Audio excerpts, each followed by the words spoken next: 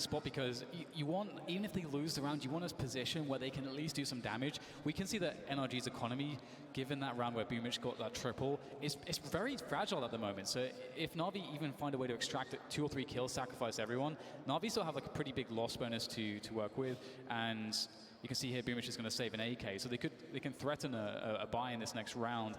It will be a strange one, but we'll see what they can muster. But as you say, James, it does seem like there's a little bit of uncertainty on Na'Vi. They don't look quite as clean and focused just yet. A slow start for them on Dust 2. I would love to see a replay of that situation on Long. It was really confusing for me.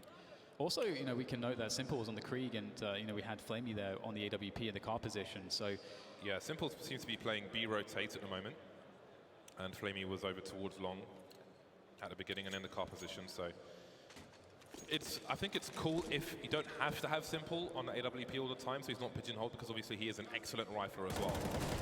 Na'Vi, with all those stolen weapons from that round prior, they are able to buy once again. Flamey still on the AWP. Ooh, that's really unfortunate for Ethan, taking one in the face, and Boomich continues to rain hellfire through that smoke. So he's having a look towards Shaw. He's got to be careful. That's a very precarious position to be in. And we've got a swing, a wide swing from 2 NRG players, and they realize that the rest of the Na'Vi are out of position. Flamey could get caught as well, making his way towards that car. You can see him out in the open. If Stanislav can bait the shot, then he can punish. Again, just poor position for Na'Vi. It's used in a really awkward fight with Stan now. 3 players remaining for NRG. That's a big headshot for him. They've still got shots, and now they can plant the bomb for the short position. Yeah, Stan's doing a great job in buying time, creating so much space for the team. Beautiful call. They understood that there was an area on the map open. They took the gamble. Pays off. Now it's a retake, but it looks better for Na'Vi. It's a 3v3. There's time for them to go for this. There's no kit on any player that's currently standing, so that's an issue. It's going to force their hand to play a little bit more quickly than maybe they would like. And here they go now, moving into position. Cirque is blind. He's going to take the peek there. Can he find an angle? Great stuff. Damage is huge for Na'Vi. Stan has to do everything, has to get the ace, but it is going to be simple to save this one with the help of Boomich. Defuse will be underway, and they will collect themselves an AWP, I'm sure. Na'Vi. 3 rounds now for them. Creating so much space. He's going from long to short. I don't know if there's an area on the map open. They took the gamble. Pays off. Now he's trying to target him or something, but they seem to got caught off guard there towards that short position. The angle he was holding, I don't know if he was just aiming to spot and not necessarily fight to the death, because that is an angle you would normally see with an AWP, where you can take a strong shot to the chest and just fall off. But again, Na'Vi looking somewhat brittle, but they do come out on top. Now we see some limitations. Tarek is down to a Desert Eagle. Cirque is still on the AWP, and we've got double ops now for Na'Vi. They've taken the opportunist AWP from their opponents, it seems. Simple and Flamey with the AWPs. You've got a French gun for this one. Na'Vi will start strong towards Long, as you can see from the radar, and now Electronic is rotating elsewhere. Use and Flamey will remain, but Cirque gets a nice entry onto the B bomb site. They can try to use the time afforded to them to find a hole in a Na'Vi defense now. Yeah, that's such an important kill, because it might create problems here. Simple has to do everything towards this B half of the map by himself, and that's a nice find from him into middle. But you can see he has to be really cautious here, because players could be coming from the tunnel as well. He has Electronic in front of the smoke for support. That's decent damage. Simple goes out to finish it off. Space now for more players to push through that smoke. Na'Vi are looking strong in this defense. It is desperation mode for NRG. They have to try to get into this B bomb site, and Cirque's going to force his way in, or try to do so. Quick flash over the wall from Simple. They do not want this bomb site to go NRG's way. Not committing into the site just yet. Flamey's on the rotation. He has an incendiary for below the window, should they choose to do that. There's a HE for Simple as well. He can throw that behind Big Box off the back wall. That's a common place, but he's going to go through the doors instead. That's a really nice one for default. There's the Molotov over the wall, the big Molotov. That's a beautiful shot from Cirque. 1 versus 2. He's got to find more. Over the smoke, Simple spotted him. I don't think he's realized just yet. Maybe it's a 4x3. Cirque, what are you doing? 1v1. Zuse through the door and going for the fast flicks. He's still alive. Around double stack, and Zuse will crash around. That was dangerous. That was scary. And we're just getting started. Oh my god, that was insane. We're seeing some glimpses of what made Cirque so ridiculous, or in this major so far. We're really starting to see what he can deliver on this big stage. It's like he has more comfort. That experience building into this major is really paying off, and that was a dangerous moment. One thing that's really interesting too is that NRG, their economy's not great, but they know Na'Vi's economy's not great either, and they did a lot of damage there thanks to Cirque. So there is an argument to invest here for NRG, but we'll see what they decide to go for. Simple. he really found himself in key positions. What a solid round from him. I think that last word started with a B that he was saying there. I'm not sure what it means though. More shortcomings. Boomich on the auto shotgun. Auto shotgun on Dust 2. Not something you see every day, but there's a lot of pistols here for NRG, and not much in the name of grenades. Simple starts strong. Breeze taken out towards those long doors. Smoke up on Xbox, and that will allow NRG to take position on the short area. Now, it may be the fabled gauntlet run if they can even get there. The bomb has fallen off behind the Xbox. That's really going to slow them down. All right, there you go. You got the Deagle working some magic for Tarek. Okay, well, magic is definitely more favorable for Na'Vi. I guess you can pick the better weaponry over that every day. Ethan has found himself in M4 though, and he's looking to get a headshot of his own, but looks like he's going to get taken down by the auto shotgun, so that actually worked out perfect for Boomich. Manages to recoup all of his investment and upgrade to the M4, so definitely a big win getting that auto shotgun out. We are tied 5-5. It looked really good at the start for NRG, but as soon as those AWPs came online, I mean, it wasn't the best look like immediately when we just saw it with Flamey, but then when Simple picked it up as a secondary AWP, it's really been looking good here for Na'Vi. They've been very dynamic. He's been hitting his shots. We've seen some good retakes on A. This is shaping up very nicely so far, James, for both these teams. It is indeed. 5-5. We wait to see what the buys will look like. The tactical timeout from NRG has come and gone, and the Kriegs are being purchased. Breeze has looked really nasty with the Krieg so far. A very accurate weapon. You don't have to scope in with it. It is accurate regardless. Really accurate, not 100% of course. Nothing is in Counter-Strike. But the armor penetration is certainly at that big 100%. Boomich will have the second AWP now instead of Simple. So it will be Boomich and Flamey with the AWPs. Still waiting for him to have an AWP called Boom Bitch, but maybe another day. That's a great start. It slows them down as well on their approach, which maybe buys him some time to rotate back a wall of smoke in that long position, but everyone is still alive. Yeah, so this is always a very interesting dynamic, but before I can go into that, look at this information-seeking game that Zeus is playing. He's been pushed into the dark position. This is really interesting. There's one player on the extremity there. That's going to be Ethan. He's going to be running into. Ethan's holding for a push, but from the B bomb site. And now the gun's been spotted. This should be a free kill for Zeus. He goes for it, and he'll get it. Takes a lick of damage, but that's a huge win. That might speed things up for NRG. They've got two options. They have time to recover that position, or they just let Na'Vi know what they're doing, which is not great. They can't recover that position because you smoked off the tunnel, but also he picked up the smoke from the opponent. Boomich is getting too hungry for information. And Tarek is close enough to move on to the A bomb site. This is the opening they needed, and now they're going to start to fake because the bomb's actually outside the B tunnel. He's inviting all of this utility from Na'Vi. Spam. It's an air raid. It's Call of Duty. Where are the dogs at? 3 CTs in a short position. The bomb continues to creep. Everything slows down, and are they wondering? Electronic going through mid doors, but he's still looking towards A. Tarek's being taken out, and Breeze gets a free kill. Now they realize what might be up. Yeah, they had absolutely no idea. This turned out to be such a good situation, and Serg manages to take down Simple, a free kill. You can see Na'Vi so out of position. They thought it was going to be A. It felt like that was the guaranteed play, especially as Zeus had just scouted the tunnel. He just smoked it. Why would they think any different? But now they're getting absolutely annihilated. So outmaneuvered. What a heads-up play from NRG when they saw that smoke to just go and push through it, to not allow Na'Vi to just smoke off one entire area of the map. The hunger for information is absolutely a big player in that game. Boomich going so wide. I guess he wanted to see if somebody was close long or something, but it cost them everything. Again, Zeus, he took B tunnels, he smoked it off, he took the smoke from the player he fragged, so he could have re-smoked that if they just held position. Who knows? I mean, Tarek was moving forward, so maybe he makes a play anyway, and the same thing happens. But here we are, NRG in the lead once again. There is some money for Na'Vi. They're going to go for the fourth buy. We'll see how it looks. That is such a huge frag from Cirque. That opens up the round once again. Then he punishes the rotation through that CT spawn position. So we've got FAMASes coming out for Na'Vi, but there has been a tactical timeout called by Na'Vi. They haven't had AWPs in many rounds just yet. I mean, that might not even be a determining factor depending on where they play them, but it is an indicator as to the health of their buys.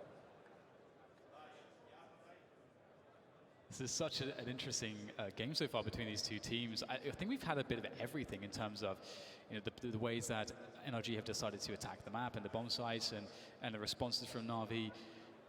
And one thing is certain, we're seeing a really good level from Simple straight away. And that's really important. Obviously, he hasn't had absolutely the best tournament ever so far, but he is a player that will always deliver when you get very deep into a tournament. And so it's very encouraging to see that. Cirque also, good to see that he's hitting his shots. And here he goes, looking for that play. The flashbang will deny him any information.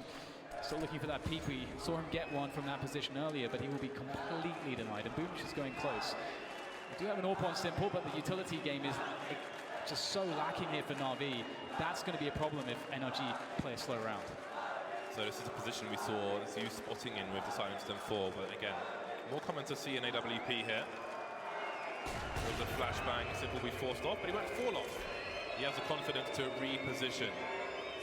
See Tarek in the short area. NRG setting up outside the B bomb site. The smoke that Boomich had has come and gone. He's got a flashbang.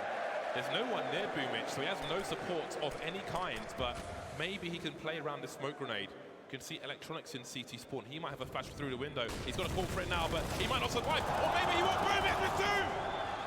But still, he will be taken down, and the bomb site looks to be going the way of NRG. And again, Na'Vi, they don't have utility. How do they get back into the bomb site with no incendiaries, with only 2 flashbangs? They don't have any positioning towards the tunnels right now, and NRG are going to take over the tunnels with Cirque. So right now, they're going to have to, if they're going for this, they'll have to use brute force. They really have to think about this, because they've got no money in the bank as well. And it looks like they may just try to go for the trades, or perhaps they're looking to see if NRG will give them something, give them an argument to really commit to this bomb site take. B, here it goes, 1 flashbang, but the double will certainly seal the deal. It has to. Na'Vi have to get out of there, but Tarek won't allow it. Oh my God, oh, that is insane. With a FAMAS. Finds that headshot immediately after the first kill. You rarely see that out of the FAMAS. Tarek doing God's work with that gun, and NRG will cripple Na'Vi. That was such a giant gamble to try and retake that round from Na'Vi. Sometimes you just got to say, we're out of position, we don't have the tools for the job. Flamey has to jump in and take all the bullets for Simple to try and trade one player with an AWP. And Tarek, I think, got all the kills there. Yeah, that was mad. You're completely right, James. It doesn't leave Na'Vi with much at all. It leaves them with nothing. I'm really surprised they went for that retake. I completely agree. Risk versus reward. Well, this is their reward, whether they like it or not, and it's not much. It may allow NRG to target 10 rounds in this half. Yeah, yeah. That was kind of suicidal. Yeah, absolutely. And that's the thing, if they had a really huge loss bonus, maybe you could make the argument, but they don't. They just don't have a loss bonus. You can see everybody's money is in a pretty appalling place. And again, getting the AWPs out is where they have the success, but hey, here comes a catwalk push. They found a headshot, and lots of CTs are moving through to try to finish things off, but Ethan will tap, and it is Na'Vi players falling down at the catwalk position, unable to recover the weaponry that was lost by by NRG, sorry. As Boomich is now the last remainder of Na'Vi with that scout, and NRG is just going to push him down, no fear whatsoever, and they will convert. 8-5. Na'Vi need to find some rounds here at the end of this first half. There's only 2 rounds remaining. Yeah, and their money is still complete arse. Boomich has 3,200. The rest of his team have just over $4,000. So much was lost in that round. Yeah, for me as well.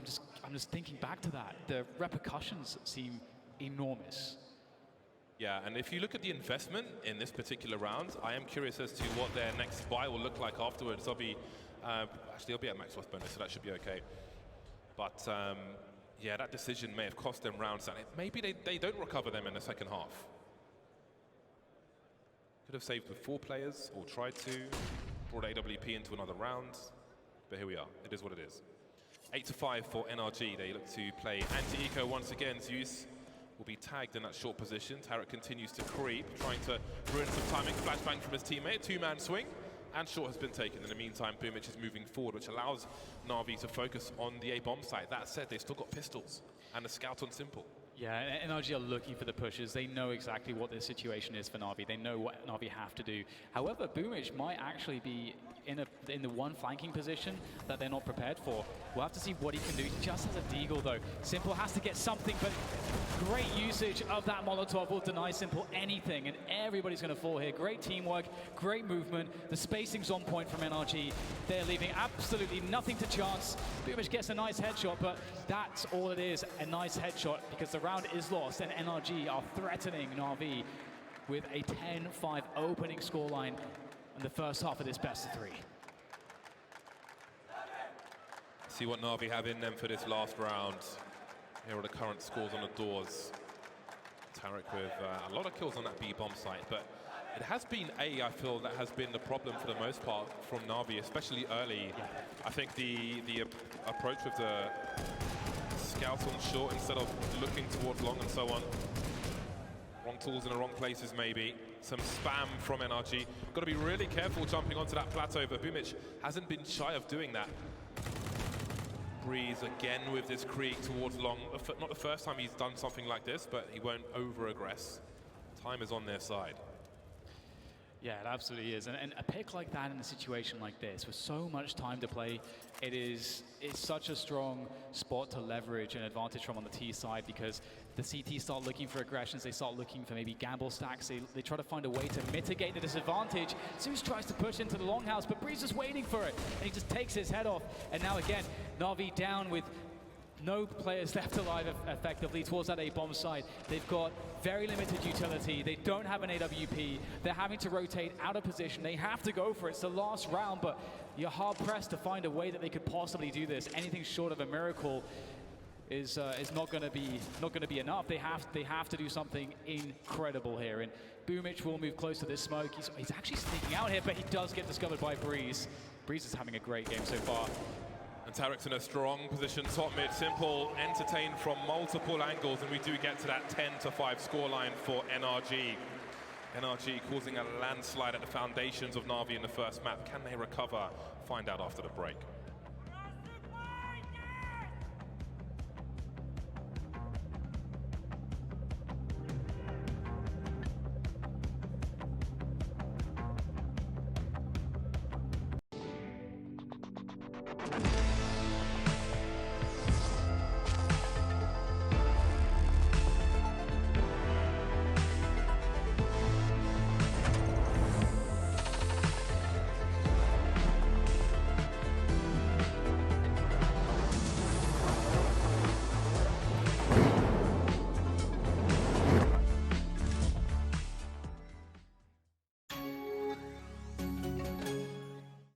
I switched to Boost Mobile and got more, like 4 lines for $25 per line per month and 4 free phones. Now the whole family can stay connected.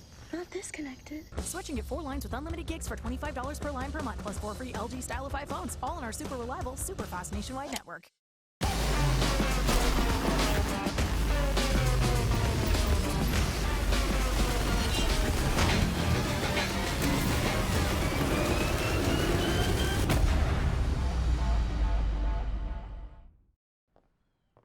Can I help you? I don't know. Can you?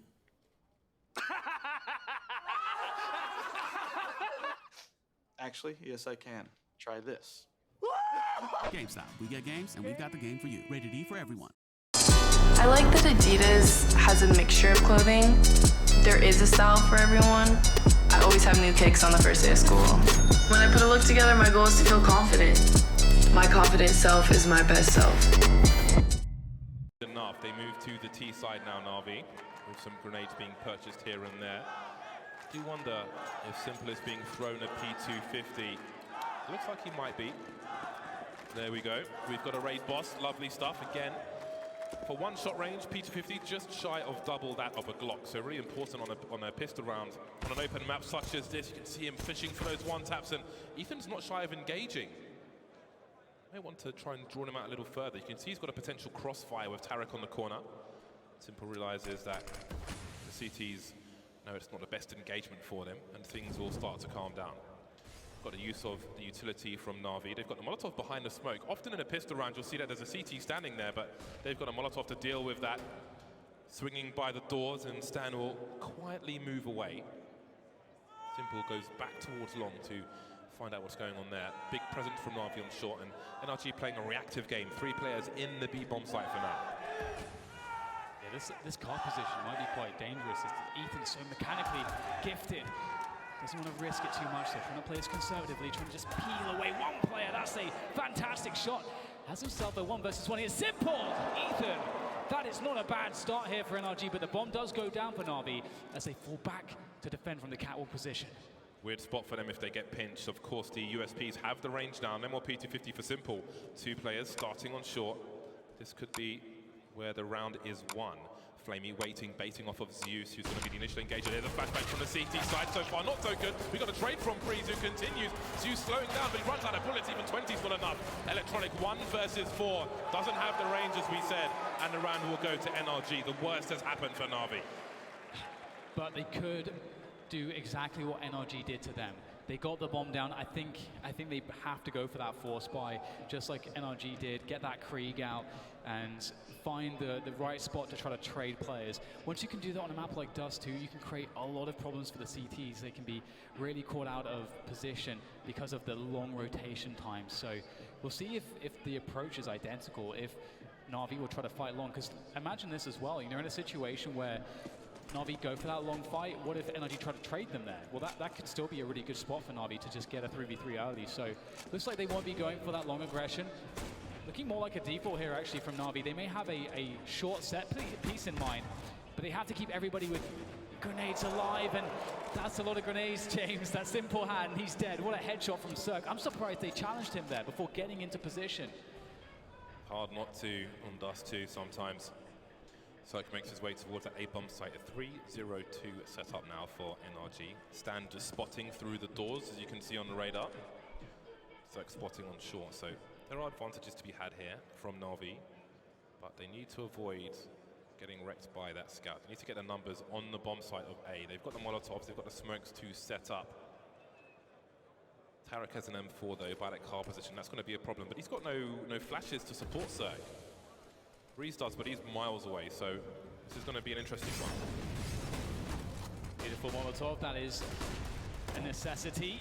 And here comes the push. Tarek is there with the M4 for support for the scout of Cirque, and Cirque's going to go deep there with that scout, trying to see what he can find. Great frags though from Flamey. It might have to be all Flamey. He might have to go for the ace here. Boomich is just on, and Deagle, he's got to get the plant down. Flamey defends so that they can get that bomb down and ticking away, and it will.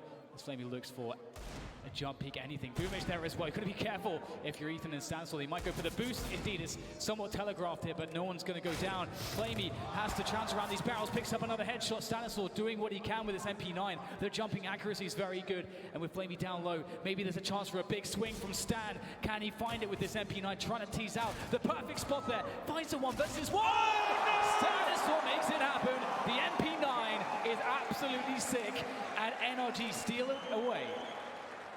Those bursts, absolutely disgusting. Stan with nerves of steel, the patience. He has a kit. He knows he has time.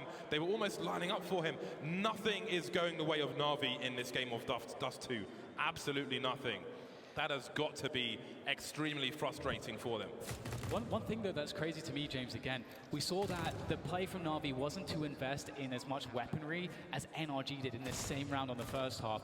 Instead, what they said is, we're going to get utility and sacrifice some weaponry to go for this set piece. And one of their players who has all the utility commits to a huge fight against Cirque at the beginning of the round and dies.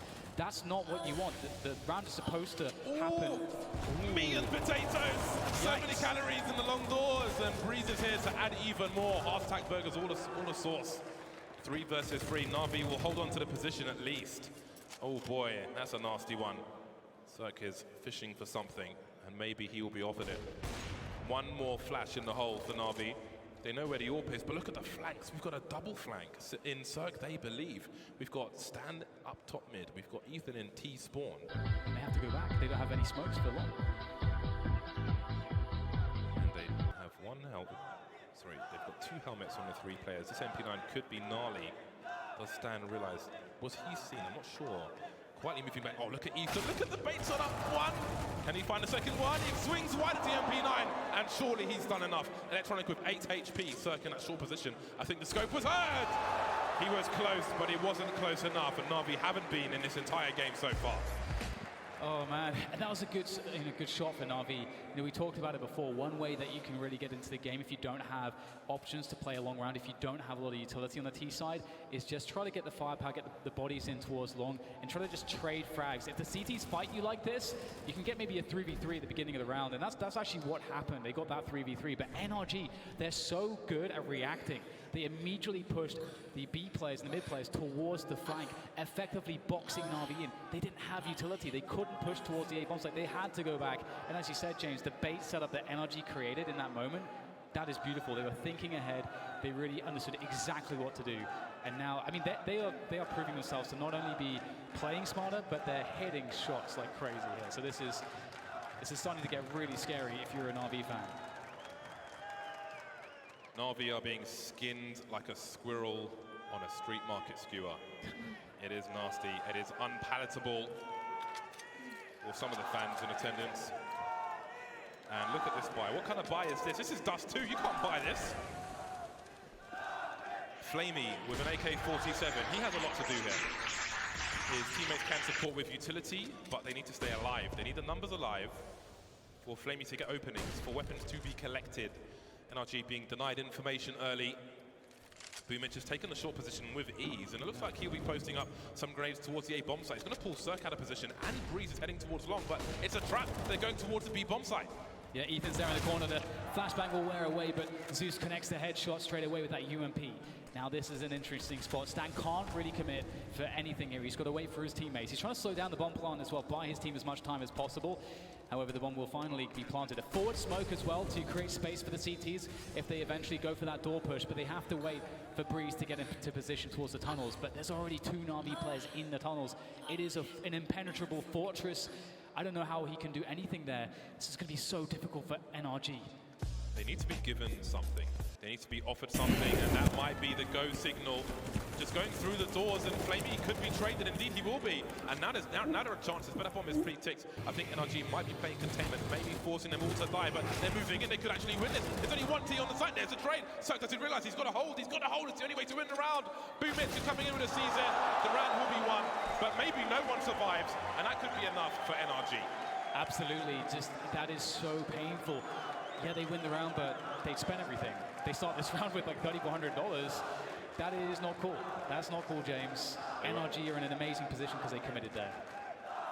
Yeah, it did break the money for NRG as well.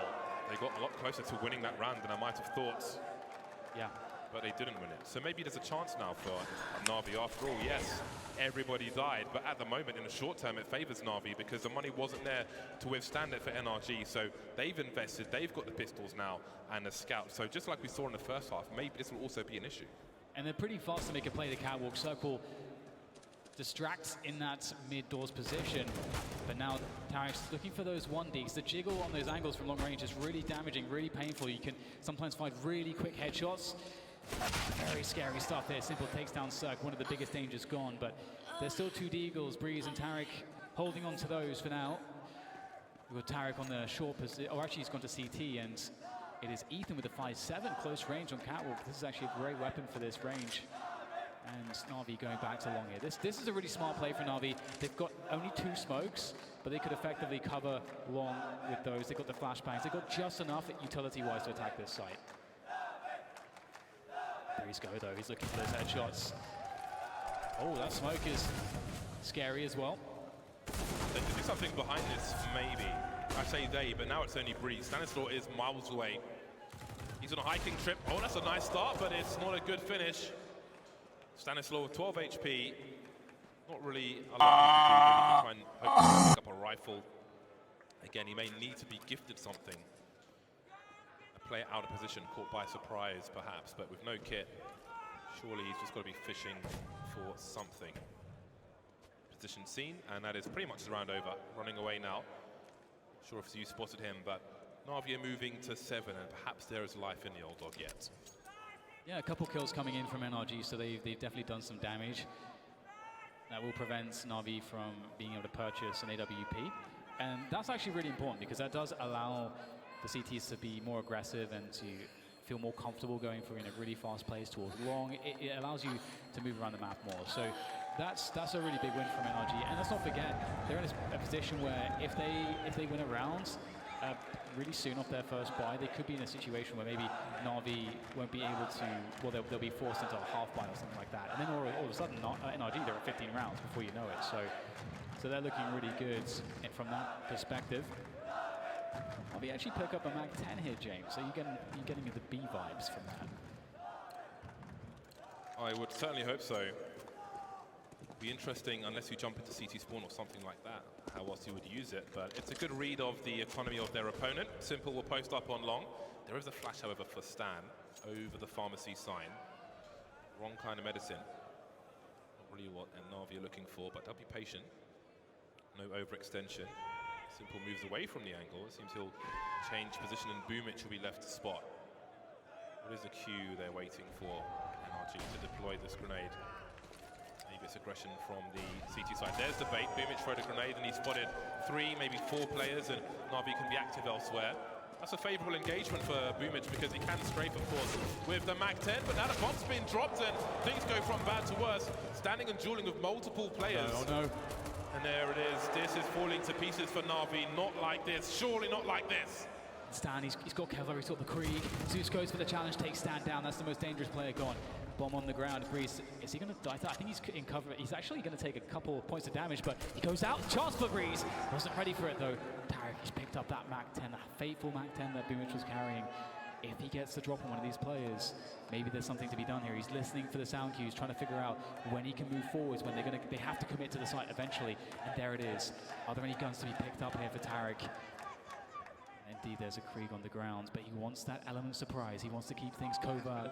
He needs to keep things quiet as he creeps up towards the window, looking to find one of them off guard. There it is. Where's the next player? He doesn't see him in time, but again, James, they've done crippling amounts of economic damage to Na'Vi. This is really scary stuff. They're winning rounds, but boy, are they becoming dangerous. Marvelous. The odds are not fantastic for Na'Vi on Dust 2 at the moment. Almost 6. If you're feeling the comeback, then you know where to go. Right, we've got NRG 5 M4A4s, and all right. We've got a dead Stan already. That was pretty damn quick. Great opening pick from Simple. That's what you want to see from him, especially when there are 5 rounds to claw back. Yeah, and that's a cool smoke to throw as well. You know, if there was to be a fast play, at least Breeze gets to deny that.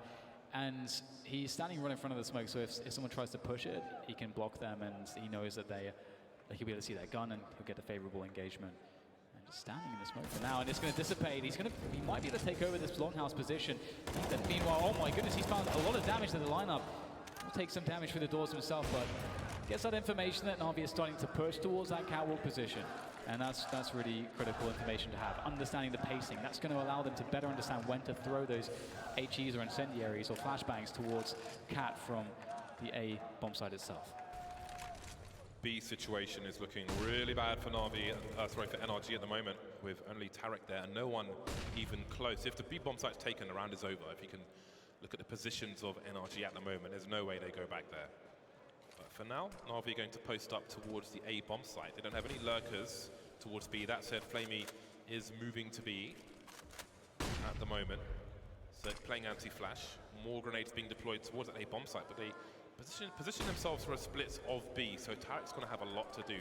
Time may be on his side. 27 seconds for him to do something. That Molotov is an issue for Ethan. No boost behind the box, and Tarek makes a forward play. He can't take the bomb out, but he has tunnels. At least that's something. Yeah, that's beautiful. That's what you're supposed to do. But look at Boomich go! He's taken down 2 around middle. That's not a bad look, and he's going to seal the deal, I think, for Na'Vi. Had he died in that position, as you say, James, Tarek, he made the right play. He knows he can't hold the site. So taking the position, which more likely only has 1 player to deal with, is going to allow you to make a retake happen. But, well, Boomich shut it down. And I've got to say, really impressive Boomich. I think one thing that I've noticed from Boomich is that he isn't putting himself in positions, or at least his role on the team, on the T side of Dust 2, is he's pushing for information. He's running fakes. He's the guy throwing nades. He's calling rotations. He's so active and communicative, and Na'Vi are going to take away everything. So they're looking better now. Start to wonder about these B retake attempts on both sides, how pivotal these rounds will be. All that success, all the shouting in the NRG booth has quelled for now. Still with a 4-round lead at the moment. But since the pistol, really, it's been 4 rounds in a row for Na'Vi, more or less. Has been a, plenty of momentum has been on the T side in both halves. And we have a tactical timeout from NRG as they discuss the round to come. They've got $3,000 per person, so there's not too much to offer in this particular round. And they are at maximum loss bonus, so we may see more toys in this round than we would otherwise see. And they've been dangerous. They've almost won a few of these rounds. Yeah, oh, for sure. I mean, that's the NRG, one of those teams, aren't they? That if you just give them a couple of deagles and pretty much any one of them can really go off. They're so good across the board mechanically, individually. They are phenomenal players, always very dangerous. And I would be pretty sweaty and nervous if I was Na'Vi when I'm going in on rounds like this. You never quite know what kinds of risks the pistols are going to take, but Simple will start off with posting up on the doors as per the usual, and he's not going to see anything. And perhaps Na'Vi can find an opening kill here. It's looking good. Electronic has the position, but he can't find a shot. It's Breeze to connect the shot. Maybe he finds another one. He'll get taken down by Boomage. Electronic, we need to see him hitting those. At least Na'Vi have the area control, and that's really important at a stage like this. In a game where they've had a lot of difficulty against ecos, against force buys. The fact that they've traded, they have 4 players alive, they have control of long, is really important. If that whole area was a question mark and maybe the rifle was collected, then things would be a lot worse. But we can see how active NRG are being. They're moving around, they're trying to preempt the plays of Na'Vi, who have no one spotting in mid. You can see Circuit's gone through middle doors. And that may give NRG the confidence to move towards A. Indeed it does. You can see their movement on the radar. So again, Na'Vi, you wonder if they're nervous, if they're going to have something that's going to be missing in a situation such as this, if no one's going to be watching their 6. For now, Flamey is, but that still weakens the play towards A. It's going to be very scary if there's a few of those deagles start flying. We start seeing heads rolling on Dust 2. Boomage indeed covering that flank, but it will be a 1v1 for Circle. All he has to do is connect that initial headshot and follow it up with one more bullet. And look how tentative Na'Vi are being, giving the utmost respect. And that's a free one, surely. Oh, he tries to shoot the backpack. Eventually, Stanislaw will peek, but there it is from the back. The patient shots from Cirque does some additional damage, but Na'Vi control the situation, bring order to the chaos, and they have themselves 10 rounds against the 13 of NRG now. Yeah, just for those of you at home who are unfamiliar, the backpacks that the CTs wear on Dust 2 are not part of the hitbox. On old Dust 2, there were some funky positions around short where you could hide in the corner. If you weren't paying attention, you might not spot a model there. They're a bit worse on new Dust 2, but still, if the backpack is sticking out, you can't shoot the backpack. You've got to maybe go for a penetration shot of the dome through the corner of a wall. NRG finally back on a buy. Feels like it has been eons. Cirque finds himself with an AWP. They've got a reasonable level of utility, NRG, and they've got a stronghold of the long position for now. So presence shown by Na'Vi, but surely there's no way they try to make a push through these doors anytime soon. A 2-1-2 setup from the CTs at the moment. He's doing it again, James. He already showed this. Stay here, does he? What's going on there? And it works again. No! Oh my God. How does he get away with that? Fool me once. Shame on you, fool me twice. And I'm a fool. Something like that. And that's not a good look for Na'Vi. They'll lose one player immediately. And the other issue there as well is that Na'Vi don't have anybody keeping tabs on that position. So they don't really know if there could be a push coming from there as also. And they're going to commit towards A, it looks like. And already we've got great positions from NRG. But NRG are not fully rotating towards A. We've got Tarek and CT spawn. So this setup from NRG is really robust. You can see Zeus going to check that flank position. Na'Vi are waiting because, again, they need to, if there is a flank to happen, they need to mess that flank timing up. Speaking of timing, we are reaching the 30-second mark. Na'Vi looks for counter grenades on that short position after posting up the smoke. They didn't get any. Cirque is waiting for the flashbangs. He's got to look for a player to potentially drop as well. But he doesn't have the angle for that. He will spot and he will flick and he will hit the shot. Can they get to the site? 18 seconds to plant the bomb. He misses. Electronic going past. Another bomb can be planted, but with 3 players alive, it won't be easy to hold that short position. Of course, Breeze has had long this entire time after his smoke trick. Going through those doors to see what's going on over there. In the meantime, NRG have got a shot to take if they want to. No nays now, though, for them. There's some flashbangs and Molotov to work with for NRG, that's a good nade. Zeus, we chunked down to 40 HP. Electronic will be absolutely pivotal. Oh my god, the timing is appalling there for Na'Vi. It's all down to Simple against 4. He's got to beat Breeze, but he can't. He falls, and that will be Na'Vi falling in this round. NRG, it's been a while since they managed to post a round up on the board. It's been 5 in a row for Na'Vi, but finally they are back with the defuse. Indeed, it has been 5 in a row, but that's history now. The next record is in favor of NRG. 4-round lead, 2 rounds away from the first map. Doesn't feel like Na'Vi have been as close as the score would suggest, but that's the way it goes sometimes. All right, let's see what both teams have to offer. 2 AWPs out now for NRG. Ethan will have the second AWP. He's headed towards the B bomb site. 3 players in the tunnels for Na'Vi. You can see Simple looking for a player to boost up. Again, you can't do that for free. If a team with an AWP has a good spawn towards that tunnel, generally speaking, you'll see the CTs drop a smoke up first. But anyway, Tarek, what does he choose to do? He's got a lot of players coming his way. Looks like a fast one from Na'Vi. He's lost his vision now with that second smoke grenade. Boomin's taken out first, though. Even with some lovely flicks around construction. Tarek goes through the smoke, but he'll be traded. That sets a 4 versus 2 for NRG. We've got Ethan showing presence, can't see anything, shooting anyway. Electronic now is in a very precarious spot. Ethan taken out by Simple, looking towards the car when Stan is. Circle rotating, so going back and forth, 2v2. And now it's Electronic, he's got a minute 10 on the clock. He knows where Stan is. Spot Breeze, but can he find the frag? He can. And he's got the bomb in a minute to go. He's got an HE and a flashbang now, which he just picked up. And Stan, no utility on him unless he finds something as he runs over. And he's got a kit. So Electronic, he's going to know that he has some time to set up post-plant here.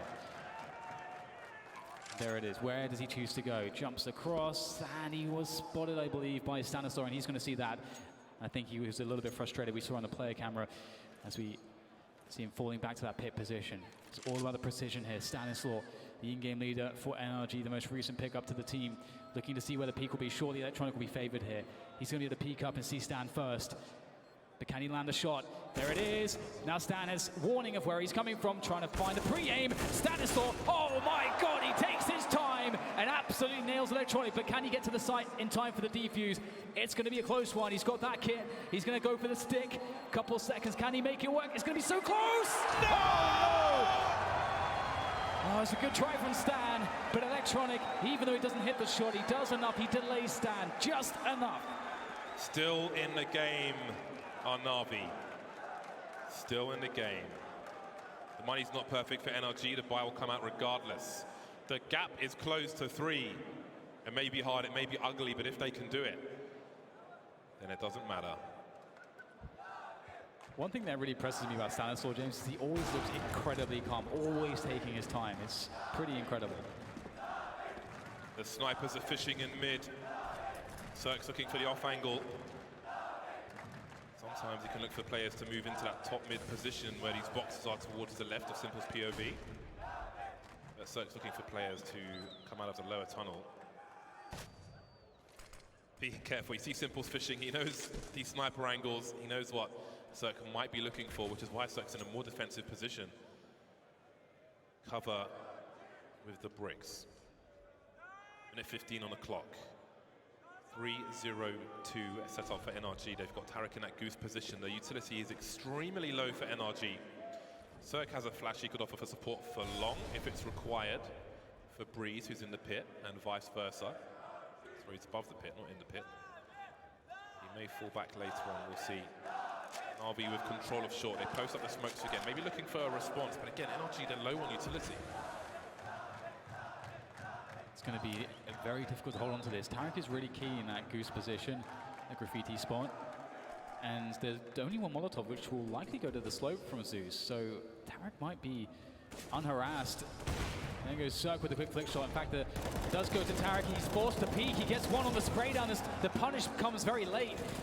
Now Breeze defends. Oh no, he drops the gun. He tries to find that next pickup, but it's going to be Flamey to take him down. Cirque trying to hit the flicks, but he's going to miss everything now as Ethan could save this one. Bomb goes down in the nick of time as Ethan waits by the smoke, waiting for Stanislaw to get into position on the flank. Panic on the A bomb site. Stan moves in slowly. Neither player has a kit. Maybe there's one on the site, maybe there's one on long. Ethan alone now, trying to back off. Will there be a trade? He's got to be careful. He's got to play the 2 versus 1. Ethan will back off and try to hold on to this rifle. And Na'Vi are going to move to 12. They looked out of it in that first half, but somehow they are winning almost every round in the second. Yeah, absolutely. It's really interesting because if you look at how NRG were playing it, I mean, I don't think you can argue too much with their approach. I think there's two schools of thought, but the approach they took was to try to continually apply pressure to Na'Vi, to never let Na'Vi get a grip of their economy.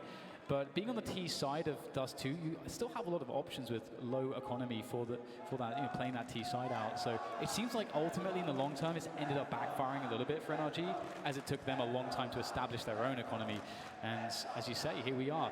2 rounds is all that separates these two teams now, as NRG sit 2 away from the win in map 1, and Na'Vi look more dangerous than ever so far in this series. NRG do not have much to fight with. Let's get into the game. The round is live. Minute 45 on the clock, and thank you. We've got a push on a short position from Tarek and Breeze. They've got a deagle, they've got 2 flashbangs. Maybe there's some kind of burst play to be had. We've got Ethan by the mid doors with an M4 as well. You can see he's snuck in. In the meantime, there is a long take. No one's really in position to do anything about this. A reposition from Breeze with a P250, not ideal as the man who's potentially engaging on the site. In the meantime, Ethan looking for information towards B. Now, he sees nothing for the time being, but does he look towards CT spawn? The bomb is on the way. Has he got some sound cues? Surely he has. He's going to have a lot to do, but there's no rotation just yet, so maybe it will be a surprise. Oh my goodness, that's a really awesome first shot just before the pop flash comes in, and he escapes down towards the stairs as well to the lower position, so they cannot trade him. That is a great start for Ethan. Also, let's look at the time it kills. The bomb was rotating all the way towards tunnels. It is not safe. They cannot clear it. Now they have to go all the way back to long, and they have to start getting a move on. NRG are going to realize this, and they can start to set up towards A. This might be a battle against the clock. Yeah.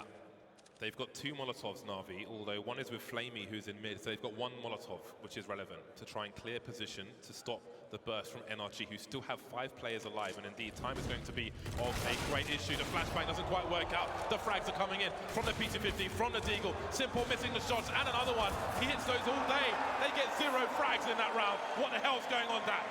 Oh my God, the one rifler, Ethan, moving covertly through the tunnels to try to get information for the team. That was the big risk for NRG. It was a play for frags, it was a play for information, but ultimately it came at the worst time for Na'Vi because they, again, look at what happened on long. They were forced to push much more quickly than they would have liked, and that allows the pistols to get to create chaos and abuse that chaos. NRG with pistols, James, we set it up before, we said it time and again, they are extremely dangerous with those pistols. After such a long, laboured comeback from Na'Vi, to lose a round like that and put their opponent on game point, just wait until you see what they have to bring into this round. This is a terrible way to claw your way back into a game and then potentially lose a map.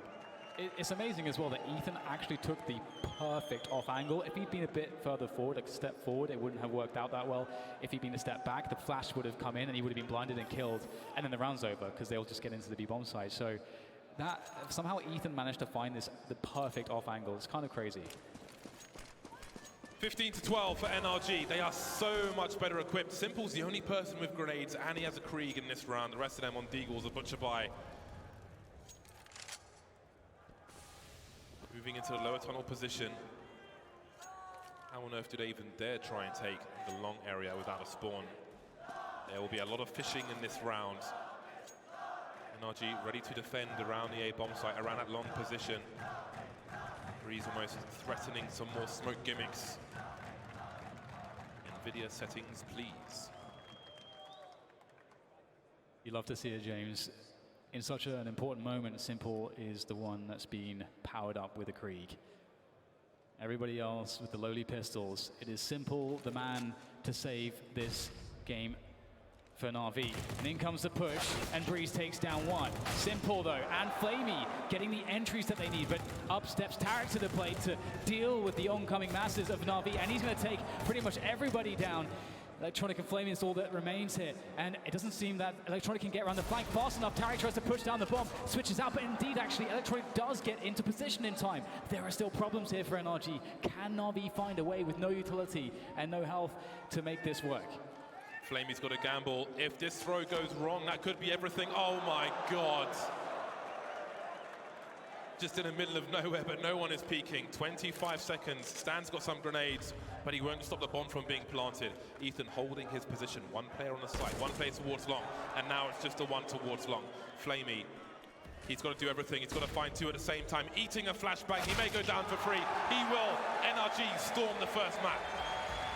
Beautiful, beautiful display of Counter-Strike from NRG. They started out hitting their shots. They started out with a game plan that was very effective. They kept the pressure on. They denied the economy on the CT side. They denied Simple from picking up those AWPs into the later portions of that first half. And honestly, right now, this team on Dust 2 is incredibly scary. So impressive. Really awesome stuff there from NRG from start to finish, really. Despite the difficulties in the second half. Again, I did want to put into question if Na'Vi just dropped too many rounds in that first half. 5 to 10. The A bomb site was a complete disaster. A really rough start to the game, and they weren't able to recover. But the fashion in which they lost that buy versus the Eco and were left with nothing to fight with afterwards, it's going to be really mentally taxing moving into the rest of the series.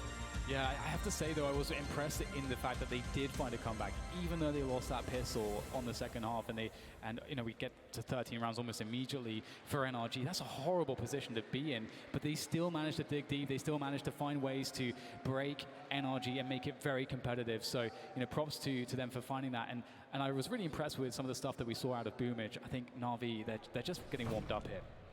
Absolutely. Again, rank 5 versus rank 6. It couldn't be closer on paper, but in the server, it looks pretty damn strong for NRG despite the close score towards the end. We're going to head to a break afterwards. Some thoughts from the analysts. We'll see you back here soon.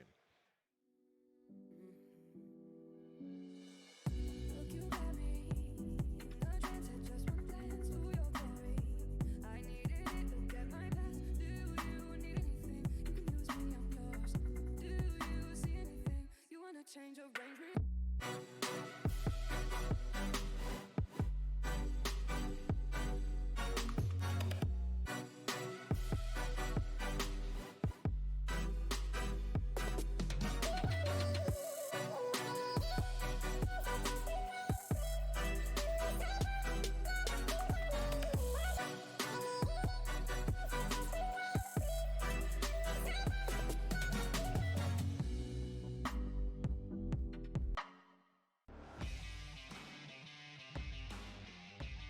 Charge up your game with excitement. Highest odds on the market.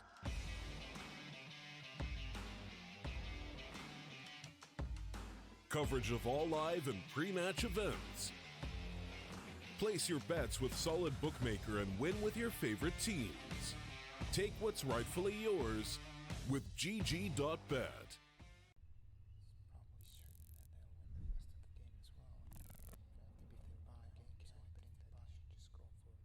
Predict the outcome, win the game. Get live coverage and schedules for your favorite tournaments. Analyze, predict, and vote to gain points. Compete with other esports fans and climb the leaderboards. Strafe, everything esports. Download now on iOS and Android.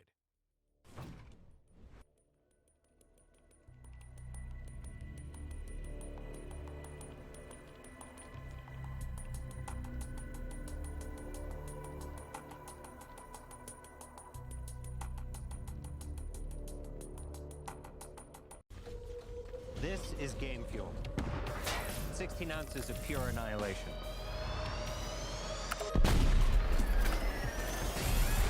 Tastes like berry-flavored wind sauce. New Mountain Dew Amp Game Fuel. Victory in a can. Does your battery deliver extra life or extra power? Extra life. Extra power. Extra life. Extra power. Extra life. Power. Life. Power. Extra life. No need to argue. Versus Copper Top, new Duracell Optimum delivers extra life in some devices or extra power in others. Can I help you? I don't know. Can you?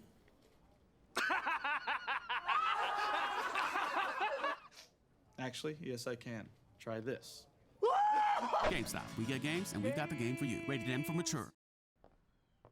Can I help you? I don't know. Can you?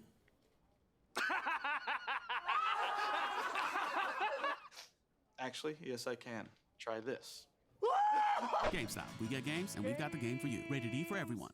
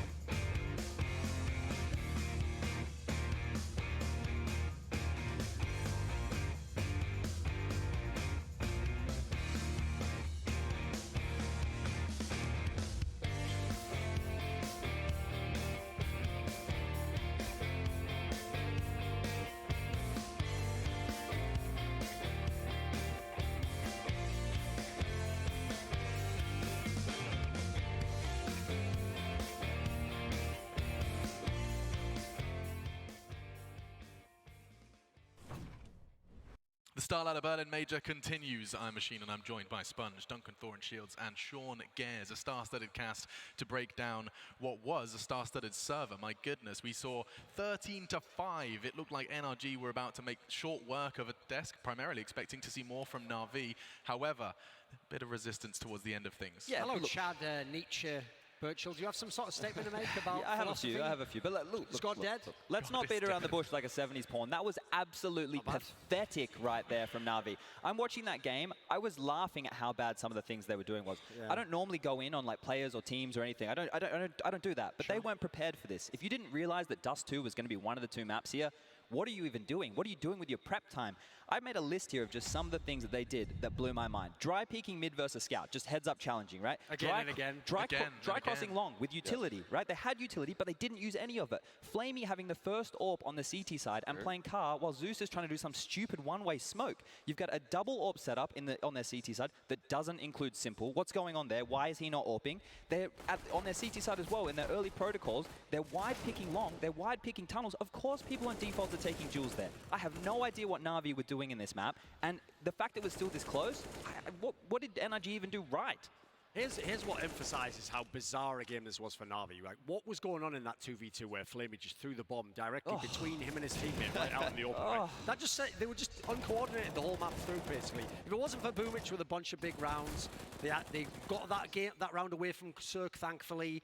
Oof, this could have been a stomp for NRG. Yeah, I agree with Chad. There's so many things wrong with Navi's CT protocols. The dry peaks on B tunnels, the dry peaks on long A when you have full utility. That kind of stuff is, I mean, it's so out of meta. I couldn't even believe my eyes when I was watching them. And it's fine to dry cross long A, right? It's fine. Do it once, maybe do it twice. But that third time that they did it, this round where they lost the eco, it's almost inexcusable in my opinion at that point. It's so obvious, especially considering that NRG had B tunnels control. I mean, there's just so many areas of this map that Na'Vi disappointed me that it's hard for me to even be remotely positive. Let's go on the NRG side, though, because this guy was a stud right here. Every time I saw him in a gunfight, he was getting the first guy at least, if not doing damage to the next guy. What a stud. Yeah, I mean, what's so interesting is, it's equal in clutches, equal in opening duels, and yet one team significantly disappointing in contrast to the others. NRG, though, Tarek, you can see him on your screens, was the standout player from them, and understandably so, definitely turning heads and popping them. I didn't even go through the first 3 rounds of the game. They won pistol, they lost a 4 spy. Okay, that happens, it's Counter-Strike. Then they did a B stack, and they had a 2v1 versus Breeze on the bomb site where he didn't even realize they stacked, and they still lost that round. Like, the list goes on here for what Na'Vi did wrong. NRG, all they had to do was play heads-up Counter-Strike, and they did that well. And Tarek, I guess he thrived in that environment because he was an absolute monster, as that highlight package just shown. I think, though, you have to give some credit to Stanislaw in this game. Like, on the T side, some really nice mid-round reads, switching up. I love that fake when they went towards B with the bomb. The 5-5 fake was they the round really that drew in so many times. Yeah, the 5-5 fake where Zeus gets the kill in upper B tunnels and the round still ends at the B bomb site. That was the turning point of the entire match. Stanislaw should have won that one-on-one versus Electronic. Yes. He played that beautifully. There are so many good things you can take away for NRG. Cirque's opening duels, he was 4-2 in opening duels. He had some nice flicks. Everyone from NRG is showing up. Yeah, and showing up in such a big way with Mirage to play. Gentlemen, it's time to put your thinking caps on. Second map.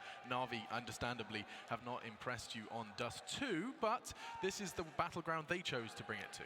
I've got a problem here. I've got to ask these guys, if they really believe Na'Vi's going to win this series, still, they have to win this map, obviously. I have a problem, because on this particular map, I always thought part of what made Na'Vi good on this map was that Simple was so absurdly good on this map, like Ziwu with Vitality. The Simple that I saw do that in the past has not arrived at this tournament thus far. Yes, that's actually something I was thinking about as well. That's what scares me the most about this Na'Vi prediction is in the past, Simple was able to, take over the B role for Zeus. He was able to opt ticket at A. He was able to control mid, throughout all the defaults of the T side. I don't know if I see that Simple here right now. And let's look at this. They've played it twice in this tournament. Once was against MIBR, who had their coach standing in, and the scoreline was still 16-11, and then they lost to Crazy 16-11. Yes. They even won a round in that Crazy game that I remember, and they got through, and then they went for a B execute after, knowing, the other team was probably going to be on this weird buy, and they just full executed from the start of the round, ran in, got mowed down. So even the calling on this map from Na'Vi has been very lackluster in this tournament thus far. any faith that I had about the big name showing up is gone. Simple was towards the bottom of the scoreboard. He was not doing anything in that match. Yeah, and something we talked about as well, you know, you guys made it so clear that it was the big stage that was convincing you. The reason Na'Vi was coming out of your mouth was because you believed you weren't going to be seeing the same performance that we've seen to get to the playoffs. One map, that was enough for you to have that confidence waver. So I will still back Na'Vi blindly just because they have Simple, right? I do have faith that Simple will show up in this game. I liked what I saw in their second half of T-Side Dust 2, some of the executes off Catwalk. I mean, yes, some were lackluster, like we mentioned before. I love it. NRG have arrived in the Mercedes-Benz Arena, one map up, and welcomes to their booths. I'm just struggling to see Simple having a good game. You know, I never would say that I've seen him having 2 bad games back to back, but like at Long there, where a player just runs out from spawn and he misses like 3 or 4 AWP shots. Sure, they're not easy AWP shots, but they're simple AWP shots for Simple. They're ones that he hits every day of the week. If they're going to win this map right here, I'm not putting Simple on the table as a player I want to show up. It needs to be Boomich, it needs to be Electronic, I need Flamey to be in there, and Zeus to make some big plays, because Simple is missing, and I can't count on him after what I saw in map number 1. And that factor, if you remember, I said before, I thought maybe if it goes against NRG, it is the factor of, oh, your face is Simple, and what if he's going off as a major? That has not been on the table whatsoever. Like, at the moment, Cirque was loving this game. He was cheering, he was laughing. Everyone seemed to be having fun on NRG, even when it was getting close. So, at the moment, Na'Vi haven't had to make NRG respect them. Yeah, I will say this. I don't think Simple has ever been good on this new version of Dust 2. I said it before the game started. He looks out of place. They have him in this mid B role, and I don't like watching Na'Vi play Dust 2. I think he can bounce back on Mirage. I think this is what they prepared for. It's one of his best maps. And I definitely have faith that at least he'll put up, you know, good statistics. Well, and a good show, fingers crossed. It did seem like it was a rather one-sided affair on NRG's map pick. This is where Na'Vi chose to take it. An interesting conversation as well is that when you saw the interviews, it's from the Legend stage, with NRG, every time they took a tactical pause, they kept reiterating energy, just maintain this energy. They've been trying to do it during their break as well. Cliches, of course, given the name, but they've been talking about this momentum, this air around the team, and as unquantifiable and as floaty as it sounds, it does seem to be working for them. Smiles, jokes, banter. They don't want to remember just how important this is. Legacy for themselves, for their individuals. The first time on the stage for a lot of them. Yeah, and look to Tarek, MVP of a major. He's won the major. Same thing that Stewie did over there at Liquid. He seems to bring that. That's what that Cloud9 roster had. They actually had some personality and some pizzazz about them. And it feels like since Tarek's been in this team, especially since Stan's come in, they're going in that same route. They're actually getting some confidence. We just saw them show personality to walking out to the stage. You guys seen that before from NRG? When was the last time you saw that on NRG? Exactly. Yeah. So they're having fun, exactly like you're saying, Alex. And it's not that I doubted them coming here. I had Na'Vi as my favorite because of the big stage. But if they continue this form of Counter-Strike, there's no reason they can't go all the way to the final. No, absolutely not. And it does look like the fist bumps are coming in, which means it's time for our second map here at the Counter-Strike Major quarter-final between Na'Vi and NRG. North Americans looking to continue to take a step forward in history. It's back over to the casters, DDK and James Bardolph. Thank you so much, Alex. Indeed, this is going to be so exciting. Everything lines up for this to be an incredible matchup. And already we've got the pistol rounds off started, and Na'Vi looking to push that B-bomb site. And you know what? NRG, they've got a few players in position for the defense here, and there's not much utility to deny them. A smoke, a flash, and a lot of players going through a choke point. Ethan starts well. There's a crossfire to deal with. Fuse doesn't know where the fires are coming from. 3 CTs here now. A Cirque's in the market, and this is a decimation. The wings are being pulled off the fly. Electronic, the last man standing, last man to fall. And that is a very solid pistol round from NRG. That is really, really nice indeed. Cirque and Ethan with perfect armor, which likely means both those players get M4A4s at the very beginning. Yeah, I love that crossfire. What a strong crossfire to play with, and especially considering there was so much of a limitation and utility from Na'Vi. They didn't really have too much to deal with that. You're really hoping that you get the numbers in and you can just trade and push forwards with position, but NRG were just so good on the opening shots, so that could never happen. And it's more or less a full eco here from Na'Vi. They've got a couple Deagles and a P250, but that's basically it. They'll go for the mid phase, which is not too uncommon. You know that the CTs might peek you, they might give you a jewel, and then you get an opportunity to get a headshot in, and that might be some of your best chances to get the Deagles working without utility. And you can see it is being played out here, but not looking too good, is it, for Na'Vi? Everybody's going down. These Deagles yet to do any damage, and now it's just Zeus, and he's got a Glock. And that's it. He has no teammates. Yeah, this no is hope and help. This is bad for Na'Vi because this is saying in 2 rounds they got 1 kill. So the CT economy is as good as you could hope for from the NRG perspective, which is more money than they might otherwise have.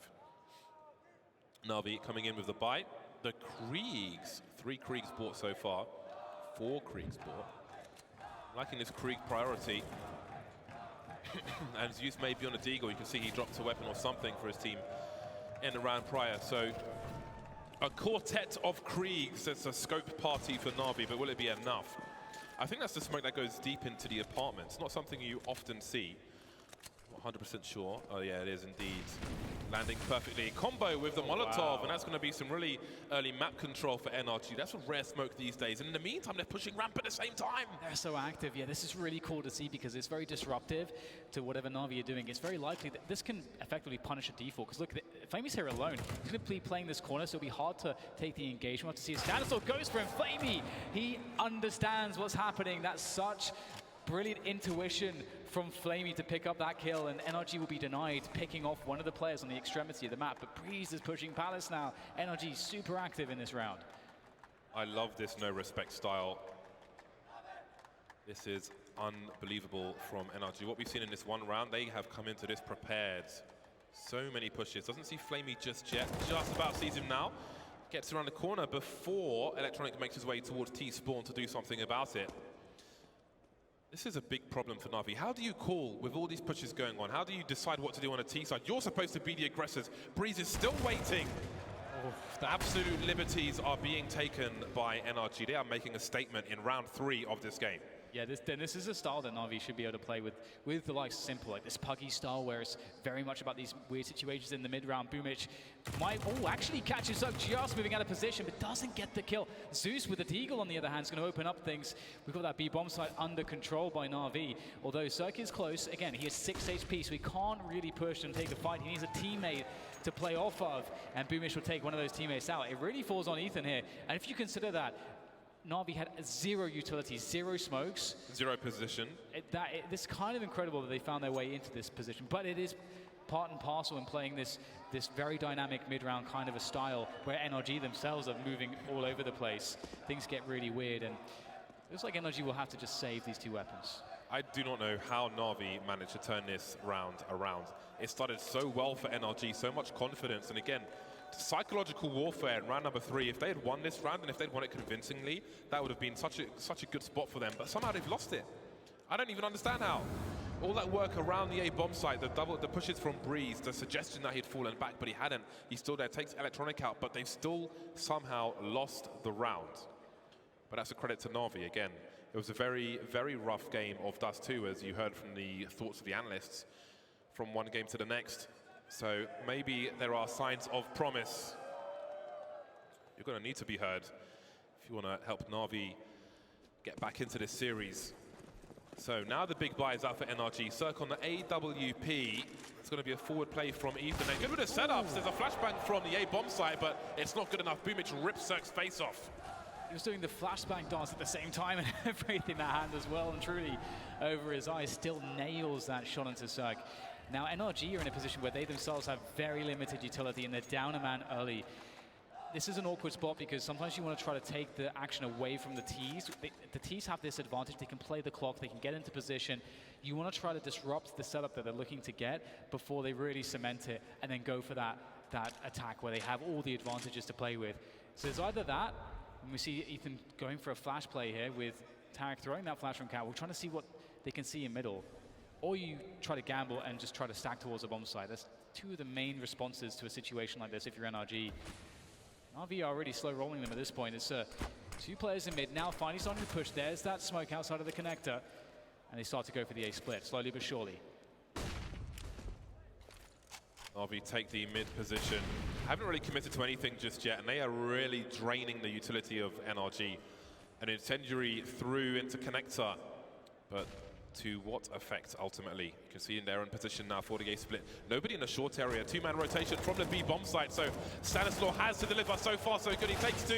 Ethan tries to commit as well. Can't do too much. Breeze is at AWP. 25 seconds. A bomb drop. They're trying to trade, but it might not be too much. 1v1, Simple has to race. Does he know? He has no idea where Tarek is. He's in CT. There's only one place really, or 1.5 places for Simple to plant the bomb, and this is one of them, inviting the peek, but there is no peek just yet. Simple realizes, oh, he's not going to go deep enough actually. He's going to be completely exposed. Tarek peeks at a perfect time, and they're back.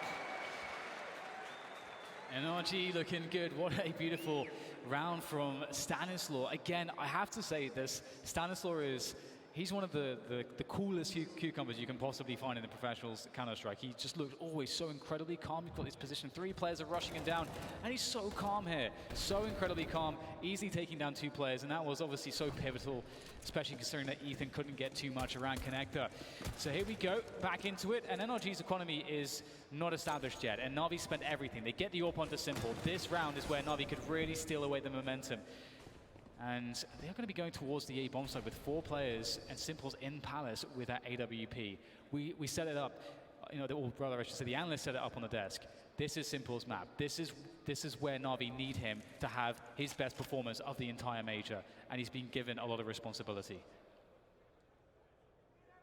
You will notice most snipers who go into Palace at the beginning of a round, they'll scope in early.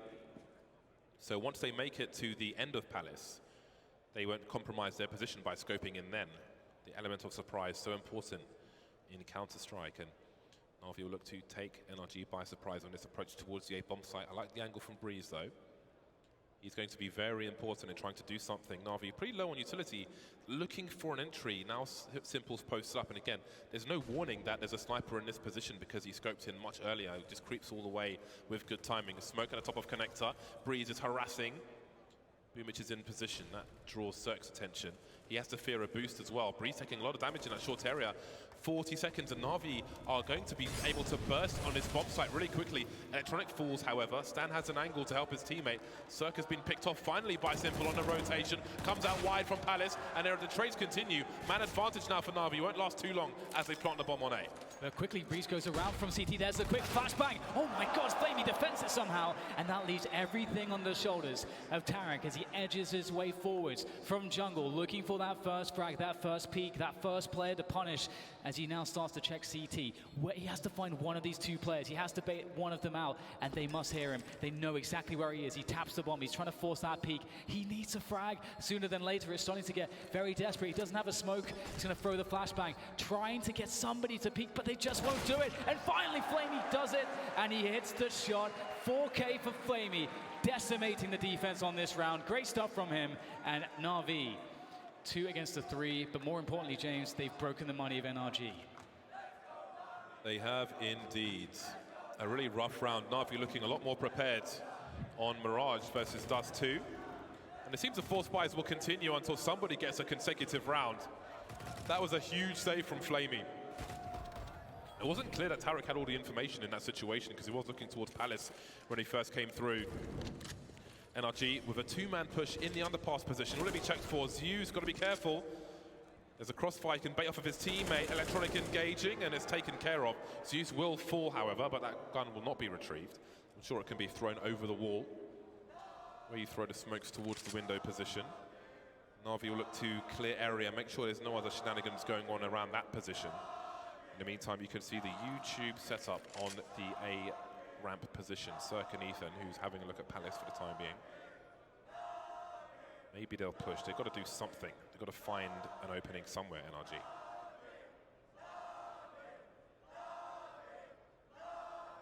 You know, NRG to be very dangerous indeed.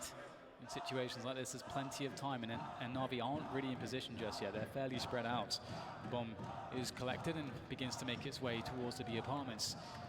Stanislaw has been actually one of the most dangerous players, and he is the guy tasked with that B defense. And it looks like actually the bomb will be rotated out now towards middle, which is sensible, moving with the pack. Quick Molotov there towards the window to deny a peek as they make their way up catwalk, and a smoke as well to be as safe as possible. Ethan, fast timing on the flank. Actually, the timing for Ethan is going to be really, really good. Stan, he needed to survive longer than that and delay them, but Flamey, he is not messing around. It looks like he's been activated, James. He's come online. Ethan picks up an MP9, and it seems it's an exit strategy now for NRG. One planted with 13 seconds on the clock. High ground is so important for the Ts and the CTs. holding the bomb site, retaking the bomb site. That high ground is often key, but it will not be challenged on this occasion. NRG will simply try to pick up something, some bonus money, a better weapon, something along those lines. Ethan seems to be caught off guard there. So only Cirque now to save his Kevlar and a 5-7. So here is that consecutive round we were looking for, and it will go to Na'Vi, which puts NRG's money in the bin. Their loss bonus is not spectacular, to say the least. Simple, not happy just yet. But perhaps it will come. Yeah, I'm really curious what NRG's approaches will be in some of the future rounds. It's been really awesome to watch when they've been deciding to go aggressive because, for example, that one round we had like the A ramp push, then the Palace push, then it just pushes all over the place, and it's really fun to watch. But of course, we saw that in the chaos that did actually end up helping Na'Vi. They ended up converting that 3v3, and that was quite a few rounds ago, and that's really set Na'Vi up, it seems, to have some of these, well, to be in the position now where they have the momentum. So another save coming in for NRG, so they can have absolutely everything in the following rounds, and they will stack towards this B bomb site, this A bomb site, I should say, moving into the Palace with 3 players and looking to see if they can catch one off guard, but there's no one there. I think Flamey got some sound cues though. You can see Electronic will post up to cover Flamey's flank as Flamey looks towards A ramp, so they have detected where most of NRG are. Who would you have for GoTV picks in this game of Mirage, Dan? For me, it's got to be all eyes on Na'Vi, because it's up to them to have a performance in this series, which hasn't happened just yet.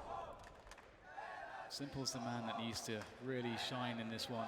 We need to see him hit his peak. We need to see him hit flow states.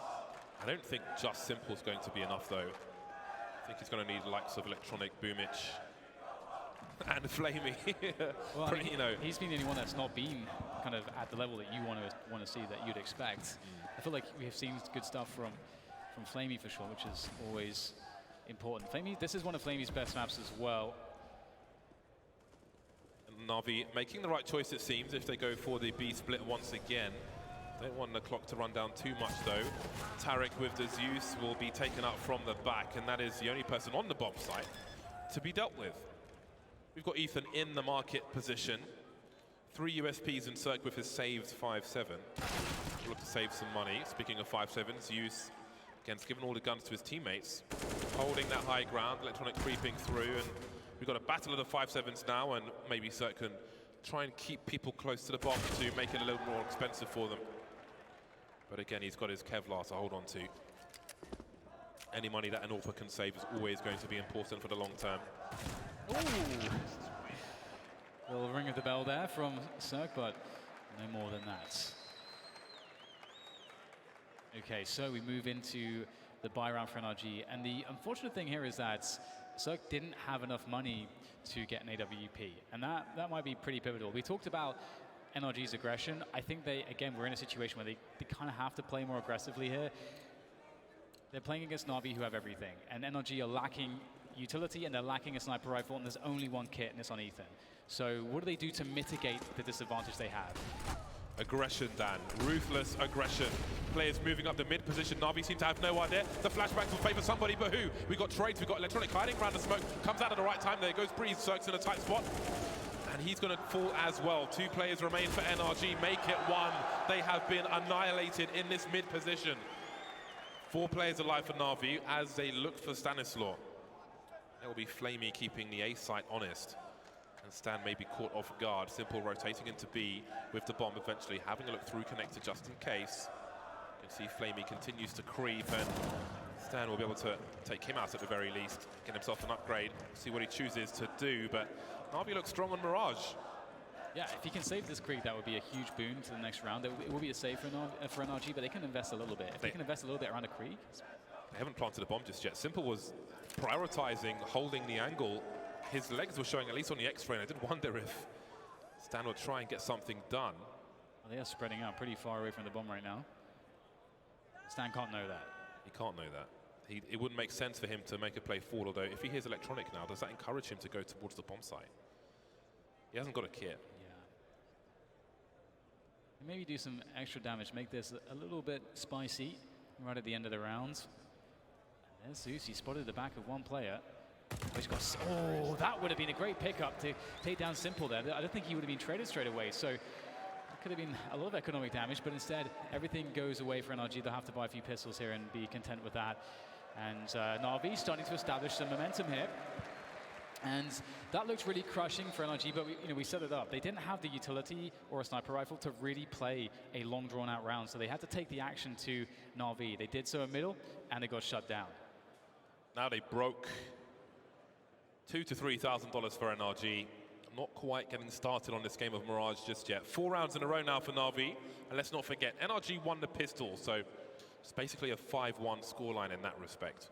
So a lot of strength for Na'Vi at the moment. Attack pause from NRG won't last much longer.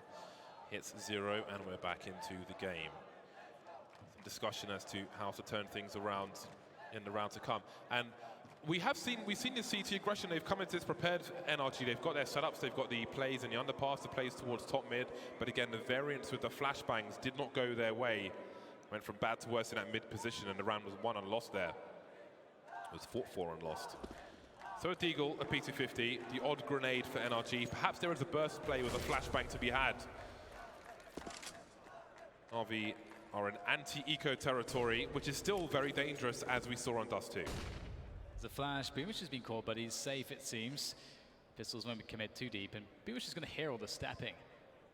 Ethan and Breeze tasked with the lone Deagles on the team, and Dinosaur goes down. There's the next peak, but it's the third one to be good. Ethan with that Deagle providing the kill that was needed, but Electronic will trade him out. So now it's just down to Breeze to get some more damage with his Deagle, but he's a bit far away from the action right now. It will be on Tarek playing Ninja with that USP. And will the flame spread to him? It looks like he should be safe. And there it is, I was going to say. Simple should absolutely see him, and Breeze will rotate around. So again, looking for that headshot. Na'Vi trying to find where Breeze is going to be attacking from. They know he's going to be looking for damage in a round like this. You know that the full buy comes in regardless. Breeze, can he steal away a weapon? Nice headshot. 3 players to go, finds a smoke grenade as well. Is he looking for damage here? The economy's pretty crazy for Na'Vi. It would be nice to get more frags, and he might find one. Playing around the smoke, Zeus gets the 1v1. And that's another round picked up by Na'Vi, but now things get serious again. NRG with the full buy, James. They're going to pick up double orbs. Indeed they are. Tarek, a dab hand of an AWP, will pick up the second one. We'll see what Na'Vi have to offer. Double the score of their opponent, but it's still fairly close. It's early days here on Mirage, but it won't be early for too long. And it's time for NRG to wake up. Let's see where Tarek goes with the second AWP. Zeus with a smoke up on short. They can Molotov connector from behind it if they want to. Simple will be going towards top mid. There's a Molotov. He's got an AWP of his own to play with. Ethan and Cirque on either side of the smoke in that connector position now. Where Tarek is standing, you can throw, well, where he was before, you can throw a flashbang without being spotted. It goes out the window and compromises his position, but he's a bit more forward now. We've got a fast boost into the window. 1:27, but Boomich gave a sound cue away, and that might be heard by Cirque, who goes to have a look through the corner of the wall, straight through the face. Close casket funeral, goodbye. That is not a bad shot to connect Cirque. That is so important, and that's going to deny some more forward positioning from Na'Vi. If they didn't make a sound when they tried to boost, I wonder if Cirque would have ran back to peek in the first place. Yeah, looking for that punish. He is successful. The utility's gone for NRG now, but they do have those double offs. They do have 5 players alive, and it's Na'Vi that's, it's on them to find a play. And they've been denied that forward positioning in middle, so all they have left there is Zeus to play the effectively just to cut off rotations. And he's going to take down Breeze. That's a big 1v1 to win in middle. And in the meantime, Na'Vi will set themselves up for an attack onto the A-bomb site. Look at the response from Tarek. You just saw him edge forward with the AWP. He needs the information now. They've lost a man. He's choosing to go passive, or maybe realizing he's being baited anyway. We've got the grenades into the A-bomb site. There are 3 CTs here, although Stan could be isolated. Cirque moving forward will never leave those flames again. Stan's going to find multiple frags. He won't have any grenades coming his way just yet from his teammates, and he will die before they can get into position. Only a Molotov to offer anyway, the likes of Ethan going through the smoke, which leaves Tarek alone. 8 seconds to plant the bomb. Can he find an angle? It's used around that default position. Simple planting. The bomb's down. He's in such a bad position. He knows where both players are now, though. Can he find the shots? With an AWP, no less, it's so difficult. quick scopes are going to have to be real here for Tarek as he pushes forwards. Does have a kick, goes wide, but Simple gets the catch onto him, and that will be another round for Na'Vi. And they are doing some serious damage now, James. NRG are struggling to find ways to take these rounds on their CT side. $3,500. Once again, NRG's economy is in the bin. See, butt off Molotov from Connector. Either side of default, can't plant the bomb. Then you can spray triple, and you got GG. But it wasn't there. There we go. Those are the flicks. So the flicks we saw Simple miss on the previous map on Dust 2, that infamous 1 round on long. I watched the Ron Rambo Kim's video about Simple and his aim and how he warms up, and those flicks are exactly, he trains for those. He trains for those flicks specifically. So to see him missing multiple flicks in that situation is quite scary stuff for Na'Vi, but you see him deliver one there, and maybe he can continue in such a fashion. Again, it is poverty for NRG. He's got a forward play from Breeze, but now he's dead. Yeah, again, we've seen a lot of rounds like this now for NRG where we're looking for them with a couple of deagles to try to get some damage in, and they got information, they got forward positioning towards Palace. Got Ethan in there with the 5-7. They smoked off a ramp, and that's going to then lead them to decide to stack towards B. And we'll see if they will get anything out of this. In comes Na'Vi towards Catwalk. Will they commit towards that B bomb site? Have Electronic in connector. He's no forward player towards A to maybe figure out that A is clear, but we'll see if that's the case here. One of the cool things about Ethan's position is if he hears the bomb get planted, he might be able to do some sneaky stuff there. With Stan staying in Palace, worst case scenario, with time low on the clock and a frag like that, he could peek out and stop the bomb from being planted, but he looks to be going into a flanking position towards the ramp, and maybe Palace would be obvious. You can see Na'Vi wondering about the A bomb site, so Stan's position is going to be very, very key. Na'Vi can hear the rotations towards CT. They know time is of the essence, and again, you can see Flamey. He had the angle for Palace, so Stan probably would have died anyway, but he's coming up towards the ramp. He can run distraction with his teammates coming from CT. He's got to wait for them to hold focus. Flamey's in that sandwich position. You can see him spraying, moving back now, but he's not thinking about the ramp. He'll dive from the CT position. They still might not know about Stan's area. He did fire a shot, but it is close comms to really clarify that. And there he is, Stan again, taking Simple out now. Na'Vi are losing position of this bomb. Circ in a 1 versus 2, trying to draw out more. He hasn't got a kit. Zeus got to be careful, taking some damage there. Circ up high now, he won't defuse the bomb. Maybe it's time to try and save the rifle. And it is 8 rounds for Na'Vi. No kit, no chance. It's a good effort, good damage done, and that's going to be a great weapon to carry into the following round here for NRG. They need to start scraping together some rounds. It is getting worse and worse as Na'Vi move to 8. NRG will have around $6,000 on pretty much everybody, and with Cirque saving that AK-47, he can drop that to a teammate, pick up an AWP, and I wonder if we'll see a very passive approach for NRG now. They've really tried to disrupt Na'Vi's game plan by getting those kills, getting that pressure on very early, by taking forward positions away very early to punish defaults and so on, but it's not really panned out for them. So at this point, you may just expect them to play more passively and see if that change of pace will work out. 8 rounds for Na'Vi. Double ops once again for NRG. It has now been 7 rounds in a row for Na'Vi by elimination or detonation. That's just not a nice way to end your participation in a round, getting blasted by the rug shop, which is not even open, can't even buy a rug. Right, again, excluding the pistol, NRG have won 1 round out of 11. Out of 9, rather. Boomic makes his way towards the mid position. Cirque delivers a kill, but he might feel like he's stuck in the corner of that window. Tarek goes aggressive once again towards B bomb site. So many targets, hard to see through the flames, but he manages to escape. But can he get into a better position? Seems to be want to go towards Van again, but that's aborted. We've got Cirque here as well. Simple takes one in the face. 5 versus 2, 5 versus 1. This is a kind of round that NRG need. Victimization of Na'Vi and surviving in the numbers. They will all survive. Only Tarek taking damage. That is exactly the round that NRG need. It is not too late to have a close score at halftime. I got to say, James, I think that was salvageable for Na'Vi. I think when Tarek gets that first forward kill, Na'Vi is still not committed to the push. And you've lost a man, and the CTs know exactly what's going on. So there is it's very difficult to call an abort in spots like that. But, you know, you got to credit NRG for just landing every single shot. Tarek was flawless, coming in as well to really save it.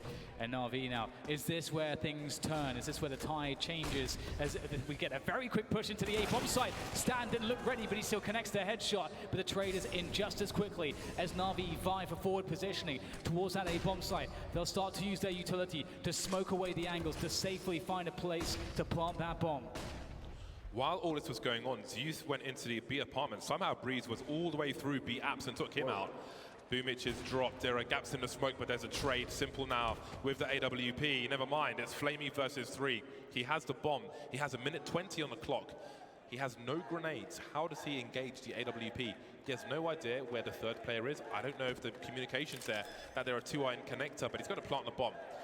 His options are limited. The CTs know he can't go to CT. He can only be on the site, on the ramp, or in the palace. So difficult, back against the wall, nowhere to go, has to land every single shot. The grenades start to do their damage, and there's just absolutely nothing he can do. The round is taken out of his hands, but you have to ask the question, how was it that Na'Vi were dying just planting the bomb after running their little set piece there, throwing in the utility? How is it that they were just getting annihilated trying to plant that bomb? Yeah, it was planted for everywhere, one of the everywhere plants. I don't know if there was, it was through the corner of a smoke. There can be gaps there. But for whatever reason, here we are. NRG are clawing their way back into a reasonable score at half-time. There's still money for Na'Vi. There'll be another full buy, though it will be without an AWP. Maybe favoring the rifles. You don't always necessarily have to have an AWP on the T side of Mirage. So this is not the worst thing in the world. Seeing some more aggression from NRG. That smoke up top. Simple will be creeping behind it, but he will be devoid of information. You see the Molotov in the corner, where that gap is. Na'Vi have got a lot of players in the apartments at the moment, some moving towards the bottom of mid. Once again, there are 2 players for NRG in that connector area with very nice timing of the grenade. One to keep an eye on. Circa's repositioned now. 1:20 on the clock. Well, Electronic already in that forward spawn.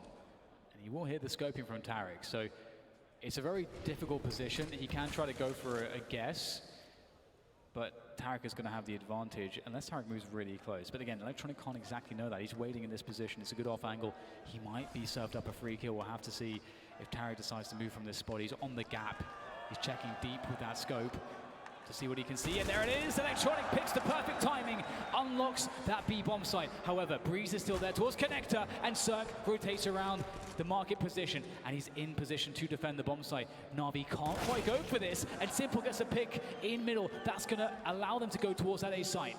Boomich is in jungle. They've got strong positions on A. They just need to get the bomb there. However, Stan has rotated towards CT already, and Breeze is going to be an issue. He's ahead of the Molotov. Flamey could get caught with a grenade in his hand. That's a huge frag from Flamey. 20 seconds, but Stan has taken the A bomb site. Simple is down. How do they plant the bomb in a situation? A flash easily avoided by Stan.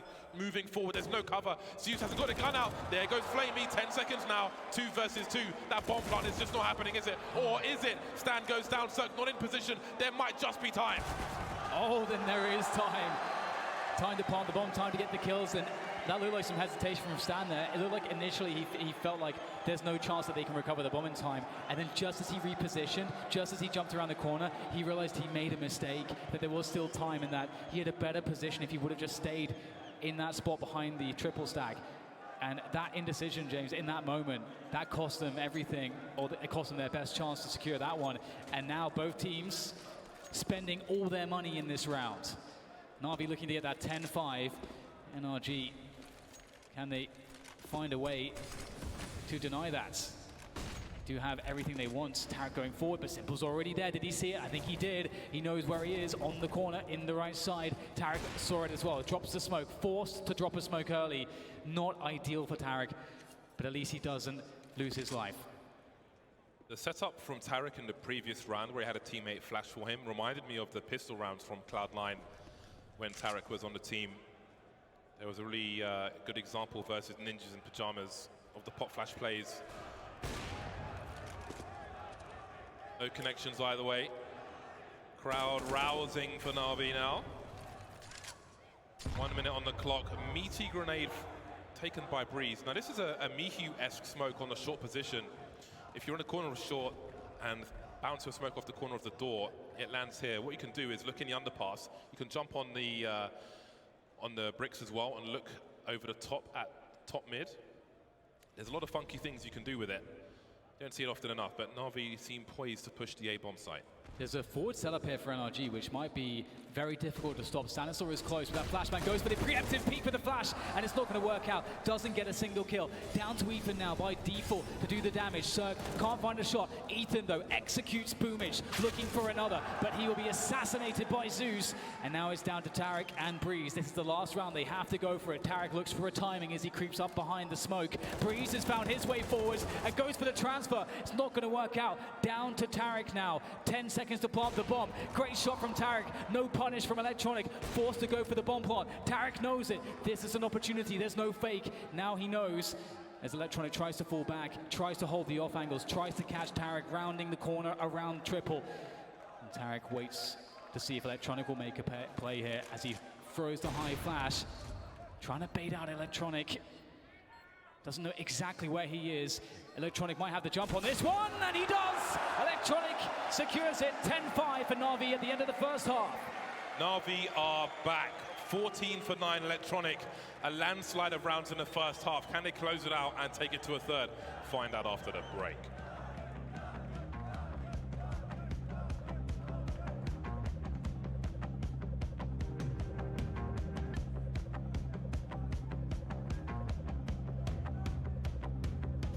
I switched to Boost Mobile and got more, like 4 lines for $25 per line per month and 4 free phones. Now the whole family can stay connected. Not disconnected. Switching at 4 lines with unlimited gigs for $25 per line per month, plus 4 free LG Style 5 phones, all on our super reliable, super fast nationwide network. Can I help you? I don't know. Can you?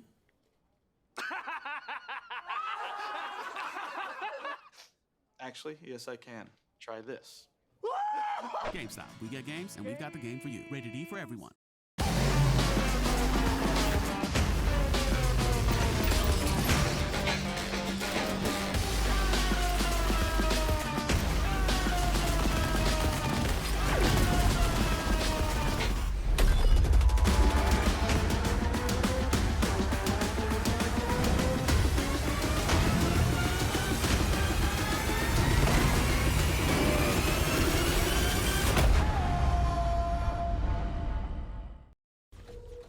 This is Game Fuel. 16 ounces of pure annihilation.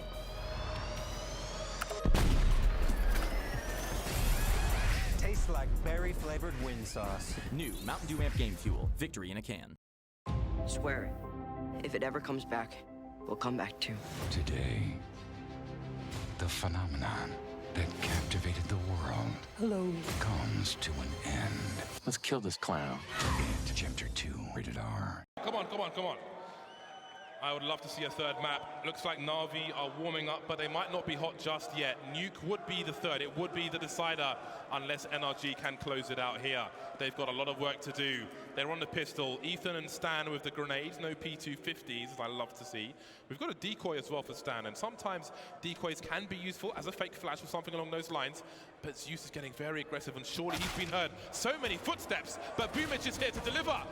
That's a good opening kill. He'll at least lighten the push into that B-bomb site, but it's just going to be Electronic who's there. He's not looking confident to go through the market just yet.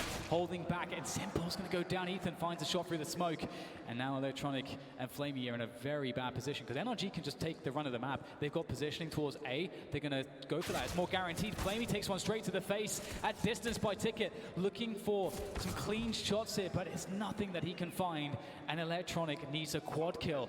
A clutch, but he's absolutely denied, and that's good to see for Ethan's sake. James, he had 3 kills in the first half, and now he's got 3 kills in the first round of the second half. So welcome back to there you Ethan. go. He's doubled his score. Really nice. So that gets the cheap helmet after the round. It was your turn, by the way, Dad. I'm sorry. I wasn't lying. I made a mistake. 4 rounds for Na'Vi to consider their options to try and thwart NRG from a comeback. And there will be a force buy in this round from Na'Vi. We've got Simple with the Scout. That's something we love to see. Go-TV pick for this round would be Simple. The moving speed of the Scout is just so nice, it's refreshing. The flicks can be quite solid. I was wondering if he's looking for a timing pick. or timing attempt through the smoke, but he does not reveal his weapon just yet.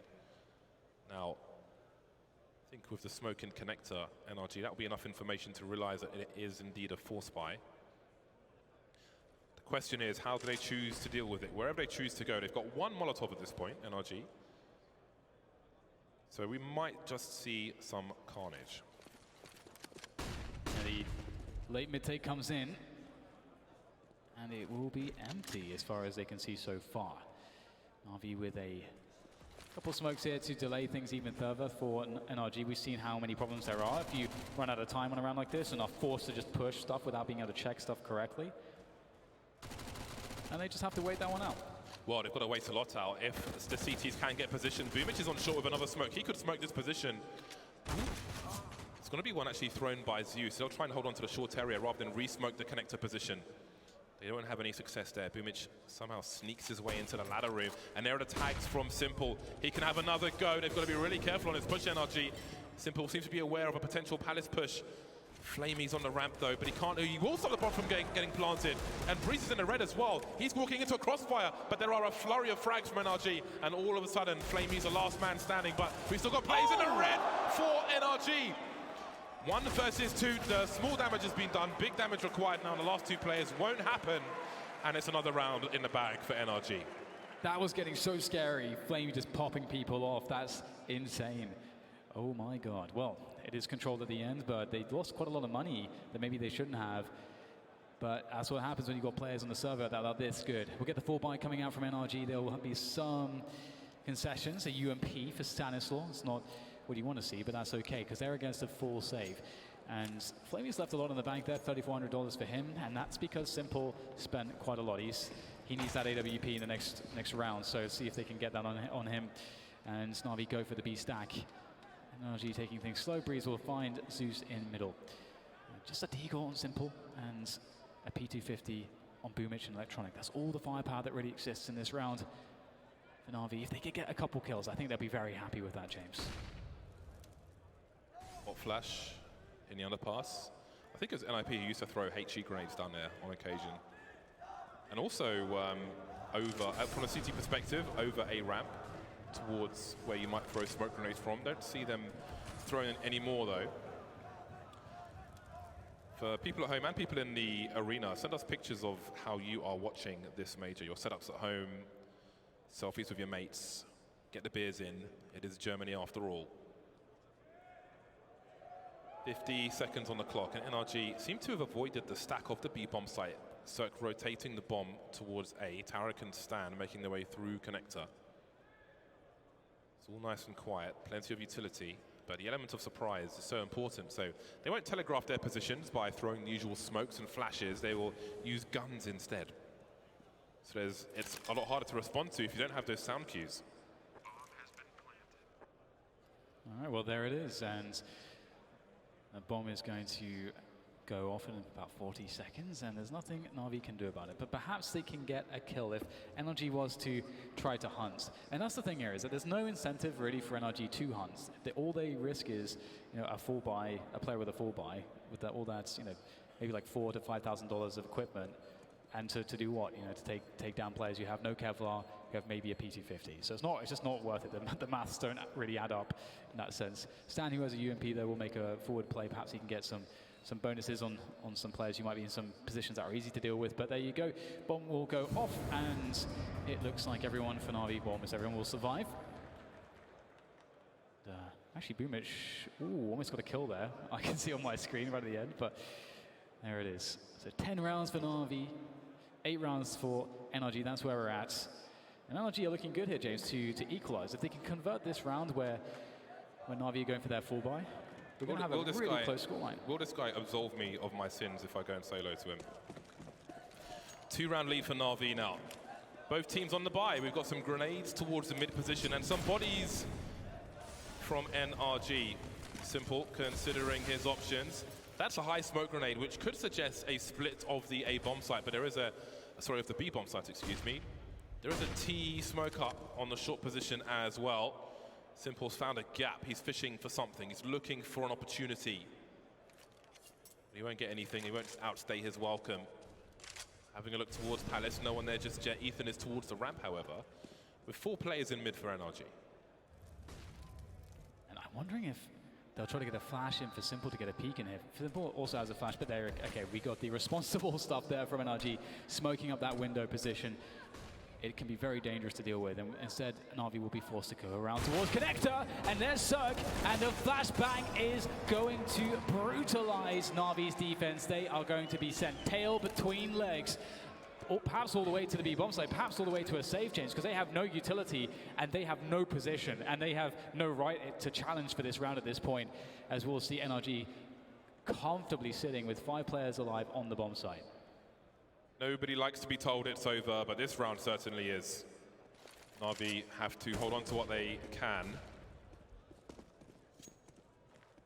Maybe some memories of the first map going their way. Again, if you are just joining us, it is 1-0. A convincing 1-0 in the first map to NRG.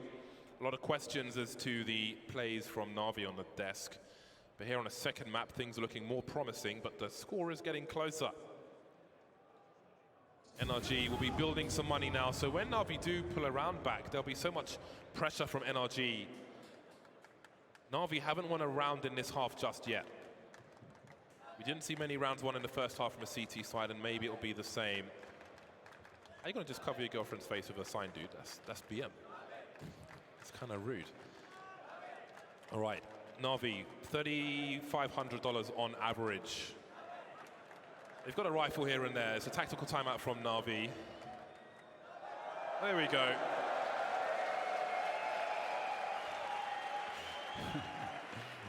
Yeah, I'm curious what the options will be like here for them. They may try to go for an approach like we saw NRG go for on their CT side, although it didn't really work out too well for NRG, where you try to be very disruptive at the early phase of the round. So in the setup portion of a T side, you're looking to take down a player. You're looking to cut off certain areas of the map where that T game plan is built up around to kind of cause chaos and to really throw the T side into a mid-round situation where you perhaps maybe even have the advantage in certain cases if you manage to get the kills. And that might be the play here for Na'Vi, but considering that they only have 3 rifles here and a lot of utility, they may opt to play quite passively and just try to spring on NRG. It is denied for NRG at the early portions of this round. NRG is spread out towards the apartments and a ramp and Palace as well. So looking to play a slow rounds, try to get some information as to what Na'Vi are up to. And Na'Vi have dumped all their utility right at the beginning of the round here, James. 5 smokes were up at the same time a second ago. 4 smokes remain, 3 of which are with NRG. So with the map control they have, Cirque passive towards top mid, 2 players in the apartments, Ethan on the ramp and Stan on the Palace. The initial goal of NRG is to look for any pushes from Na'Vi, and with 3 rifles and 2 pistols and not the whole world of utility, you would expect the CTs to try and make some kind of aggressive play, but maybe Na'Vi know that they are expected to do that, so they won't do anything too crazy. But we've got a very deep smoke grenade being thrown on the B bomb site from Zeus, who has one of the 3 rifles. Boomich still with some presence in the mid position, but NRG have rotated 4 of their players towards A. That timing is absolutely perfect, isn't it? Yeah, that's a great way to start, and maybe that gives them a clue as to what's happening. 4 Na'Vi players rotate in. Flamey's here close behind default. Boomich picks up another one. Now NRG are in trouble. Boomich absolutely decimating absolutely everyone. What a play from him. That is amazing. Picks up that first one through the smoke, swings through towards bench, and cuts down the push before it can even get started. That is what you need to see for Na'Vi. And James, they had nothing. They had they had 3 rifles. That is a lot more than nothing. And a handful of grenades. They didn't have an AWP. They did not have a full buy. They do now, though. They take the AWP away from the previous round. 2 players with pistols pick up some rifles, and their buy gets a lot stronger. Not losing a single player. That is, well, it's perfect. NRG offering a fast round towards the A bomb site. There's a deep HE there, which will do some nice damage. Flamey trying to fall back. So many flashbangs stuck just behind the triple position, waiting for somebody to move forward. This can catch players off guard. Out he comes. Tarek, though, will hold things down. And Na'Vi are back where they started with 3 rifles once again. They might be able to go for this one, though. We'll see Simple's in the forward position. He's going to actually get out of the connector. It's a little bit hot over by connector. 3 Ts are in that vicinity as Previous goes in to try to cut off the rotation out of middle and try to do more economic damage. But it looks like Na'Vi might be able to keep these players all alive here. Zeus is perhaps at most at risk at this point, but he also is in a fairly good position to move towards market safely. And indeed, for now, Na'Vi will keep all these three alive. Okay, well, I spoke too soon. Zeus goes back to the market, and he gets punished for it. As Boomage tries to hold towards T-spawn. This is a problem. Once again, let's not forget, Na'Vi have won 1 round in this half, and the round they win is where they have 3 pistols, and NRG essentially push into a stack. So outside of that, which you cannot expect to replicate, we need to look at these buy versus buys, and they're not quite working out. NRG just turning the knife in the side of Na'Vi, a fast play into the A bomb site, abusing the numbers advantage before Na'Vi can really even just post up in that round. However, Na'Vi able to buy around what they had thanks to that eco round. So it's buy versus buy once again. Yeah, that A fast A contact is so strong sometimes, but maybe no time to go into that because we get a round towards B that's just as quick. They have to wade through all the grenade damage, and it might be too much to handle. Breeze with an important kill onto Boomage, but the problem is that they're not out of the apartments just yet. Simple taking down player after player, and now it's down to Tarek against 3. Has to find a way to deal with Simple, but they are locked away in the market position. Tarek, if he can make a forward play here, maybe that's it. Takes down Electronic, quick flashbang through the window, trying to get some information, trying to get another player down, and he knows that actually he's pushed them all the way back in market. He's created so much space for himself in this 1 versus 2. Unbelievable effort from Tarek already. The area he's just forced away from the CTs is ridiculous. Now, where is he? That's the question. We see a rotation from Simple, creeping on shot, but he's missed his shot. 1v1. He doesn't know where Flamey is, but he may soon find out. Straight into the crosshairs. Tarek with a nuclear clutch, and the score is tied.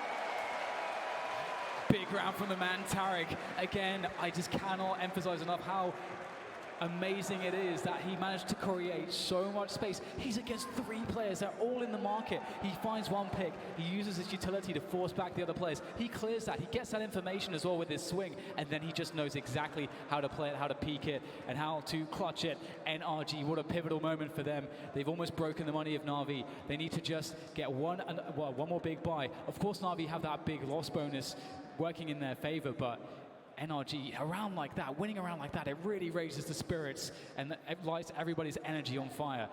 They're going to be hard to deal with in these coming rounds as they take the tactical, actually, NRG, even though Na'Vi were the ones to be on the receiving end of that clutch. Just imagine the thumbnail that's going to go along with that highlight for Tarek on his YouTube account. Eyeballs going to be all over the place. That was something special from Tarek. It's a rousing clutch from Tarek. It's a rousing clutch. It's what they need when they've got so much opportunity to take it in 2. Once again, both teams are somehow on the buy. Breeze has got a Mach 10. Only 1 player doesn't have a helmet, but that moving accuracy can be enough to drive bys. The 2-pack and Biggie weapon. Stanislaw gets taken out by Simple, and maybe it's his turn to deliver now. Lovely frick from Simple. Simple and Electronic. That's the duo you want activated here on Mirage. Zeus falls on the B bomb site, being victimized by what remains of NRG. Tarek dropping off, Cirque staying on the high ground as they try to defend B. And this is a problem, it's a 2 versus 4. Simple started it off so well, but very good call to get straight into B. They had a timing window in the 2v1 and they took it. And now Cirque and Tarek are the ones left in this 2v1. They've got time, they've got post-plant positions. Na'Vi will be coming in from pretty much everywhere. Tarek will find that out the hard way, taking some damage there. Down to 46, Cirque with a fantastic response. Knows one is in the apartments. Running distraction. Cirque, though, he is no fool. Picks up another kill, but it's all on him. A 1 versus 4. Cirque with 3. 1 more to go as Flamey makes his way forwards, and Cirque knows exactly where he is. There goes the flick. He can't land it. It's almost there, but Flamey takes the kill. But the time, James, there's no time, and he's going to fall back, and Cirque has done it. That is outrageous. How are NRG pulling these rounds back? I can't imagine the dent that will do to the morale of Na'Vi. NRG cannot be stopped on Mirage. Whether they go A, whether they go B, they victimize Na'Vi time and time again. Still, the only round Na'Vi have won in this half is the round with 3 rifles with an A stack. That's it. That's the only highlight they've had. Cirque 21 for 12 at the moment, and he's looking for more. He's hungry for more. He's got a Krieg on this occasion, of course. He did die after winning, well, before winning the round, or I guess during. Anyway, NRG posted up now on the A bomb side. They're keeping it extremely simple, not doing it overly complicated. just bursting from site to site. Minimal time for Na'Vi to respond. Yeah, keeping that presence really high here towards that A-bomb site. Lots of grenades going in, making it really difficult here for the CT side to hold on. It's going to be a huge challenge to get back into this bomb site. They do have retake utility. Boomich with a forward position. They haven't spotted him just yet, but Stan turns around in time, deals with Boomich, and now there's 3 for Na'Vi coming back in for the retake. You start to wonder if it's the end of the line for Na'Vi. 3v3 with, they've got a defuse kit on Zeus, who's in that short position. They seem to be considering it, but surely that is the big red button. They've got to cancel. They don't have position. They're limited on time. They've got to hold on to what they can. And once again, NRG will expect an aggressive play in the next round. They know Simple's alive. They know there's an AWP. And they know they're 3 rounds away from victory. NRG are really stepping up here. It's so good to see in a playoff format, and they are pushing Na'Vi to the limits. Na'Vi need to find something. Na'Vi's economy not in the best place in the world, but because of the loss bonus, of course, they are able to get the buys in, and the AWPs will continue for Simple, which is perhaps one of the most important things, of course, for their success on Mirage. And NRG, I feel like, James, they're entering this territory where it doesn't feel like you can make any wrong move. Everything your intuition is telling you is exactly what you need to do to win. They can move forwards throughout the map with so much fluidity, with so much confidence. In terms of form, they might just be the best team at the major right now. It is crazy, isn't it? Cirque is 22 for 12 right now. He is having quite the game. And Tarek as well, 18 for 14. They're doing some damage. Yeah, but let's not forget, Na'Vi were looking strong earlier. And there's only 2 rounds between the teams. That said, Na'Vi have won 1 round in this half. And the half is almost over. And if the half is over soon, they may not have any more halves to play in this major. Simple on AWP. The only one on server for this particular round. Waiting. And again, NRG may be looking for an aggressive play. They will, for the most part, keep things honest, and that's a great response from Zeus. About time he inflicted some pain on his opponent in this position. And that does make things a little bit easier, but of course, so much more work to be done. Again, you know, NRG have shown now time and again that they are really confident in these clutches when they're down a player or two. They still manage to find a way back into the rounds, and they have middle, or at least they're working on full middle control. Of course, they need to get connector or shorts, and they are working on that connector control now. We get the deep connector smoke. That is the must-learn smoke if you are going to be smoking that position as a T player. So you can take it over, and we'll see Ethan moving forwards there into position. And Simple is key here. The one thing that blows up a play like this, push through connector, is the AWP from Ticket. They're going to be low on flashbangs, but they're high on rifles. Flamey delivering from default. Simple has nothing working for him right now. Flamey so key on default. Doesn't know where Stanislaw is just now. The bomb's on the floor. The rotation's coming in, and the time is low for Stan. He sees the shadow. He's looking for the trade fraggers. There's one of them. He can't find anything. He finds something now. 20 seconds. He can still do this. Rotating around default, but Flamey is not shy. He's not afraid. And now it's 12 to 13. You can see how badly Simple wants this. You can see the fist pumps. That's so mad. I feel like if Stanislaw doesn't have so much time pressure, I feel like he gets that kill on default. You can see he was waiting for the peak, but eventually his hand is forced. He gets the nade out, and that's the moment where the big peak comes, where Flamey would have gone down immediately, and maybe everything would have been different. But Na'Vi, they needed that so badly. That round came at a key moment. Flamey is playing really well here for them, and it's going to be really crazy to see if they can find a way to bring this one back. Spending all their money once again, as is NRG. All the money's been thrown into the middle of the table here for this round as Flamey goes close on the A-ramp, and we'll get another fast-moving round here. The setup with Electronic as well. Trade comes in, but it will favor NRG as they push forwards. Will Simple go ahead of the smoke? He's flashed off. Surely he can't go forwards, but Simple finds a way, but there is the trade just as quick from Cirque. No molly by the bench. He gets 1 kill. He's traded. Man advantage for NRG. Plenty of time. And the bomb's going down. It's getting planted while the smokes are up. Very, very key. Also key, Boomich is in T-spawn. And Tarek is too deep in mid to hear this. But now Boomich is alone. Cirque makes his way towards the ramp. The calls for NRG rise as they likely move to 14. Boomic has a kit. How much focus will there be for NRG? Does he consider going for it? Tarek's far away. The only person holding an angle is Ethan at the moment. And there is no challenge.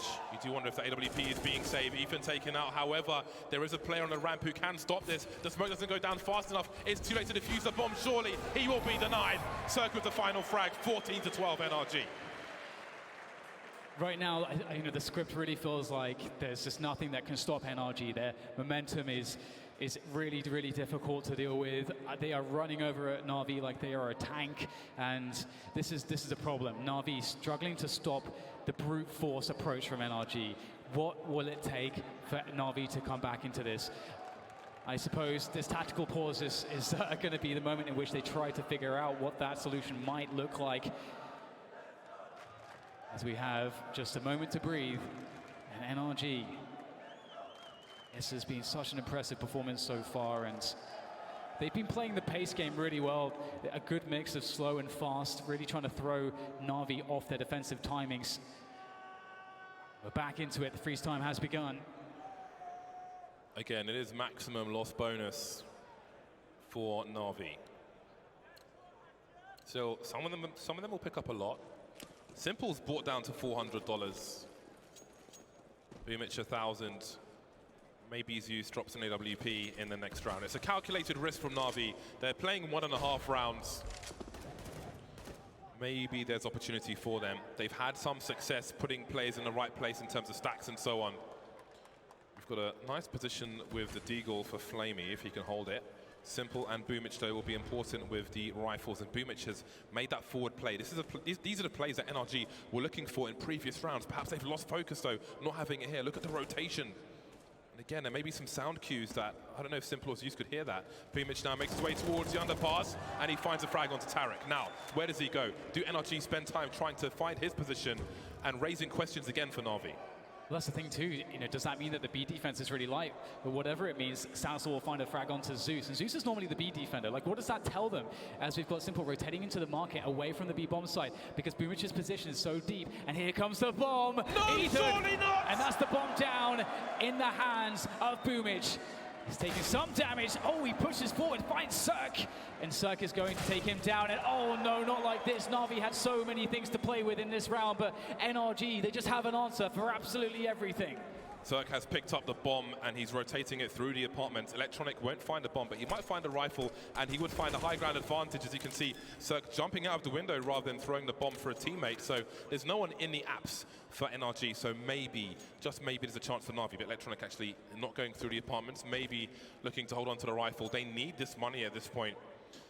Perhaps it's too late to risk anything further based on what they have. There we go. So the M4A4 and the Galil could be used in the next round. Again, it was half a buy from Na'Vi, a calculated risk, and this will certainly help them have a better buy in the next round. But with a flank from Boomic in the apartments, Ethan going into the apartments alone with the bomb seems to be madness.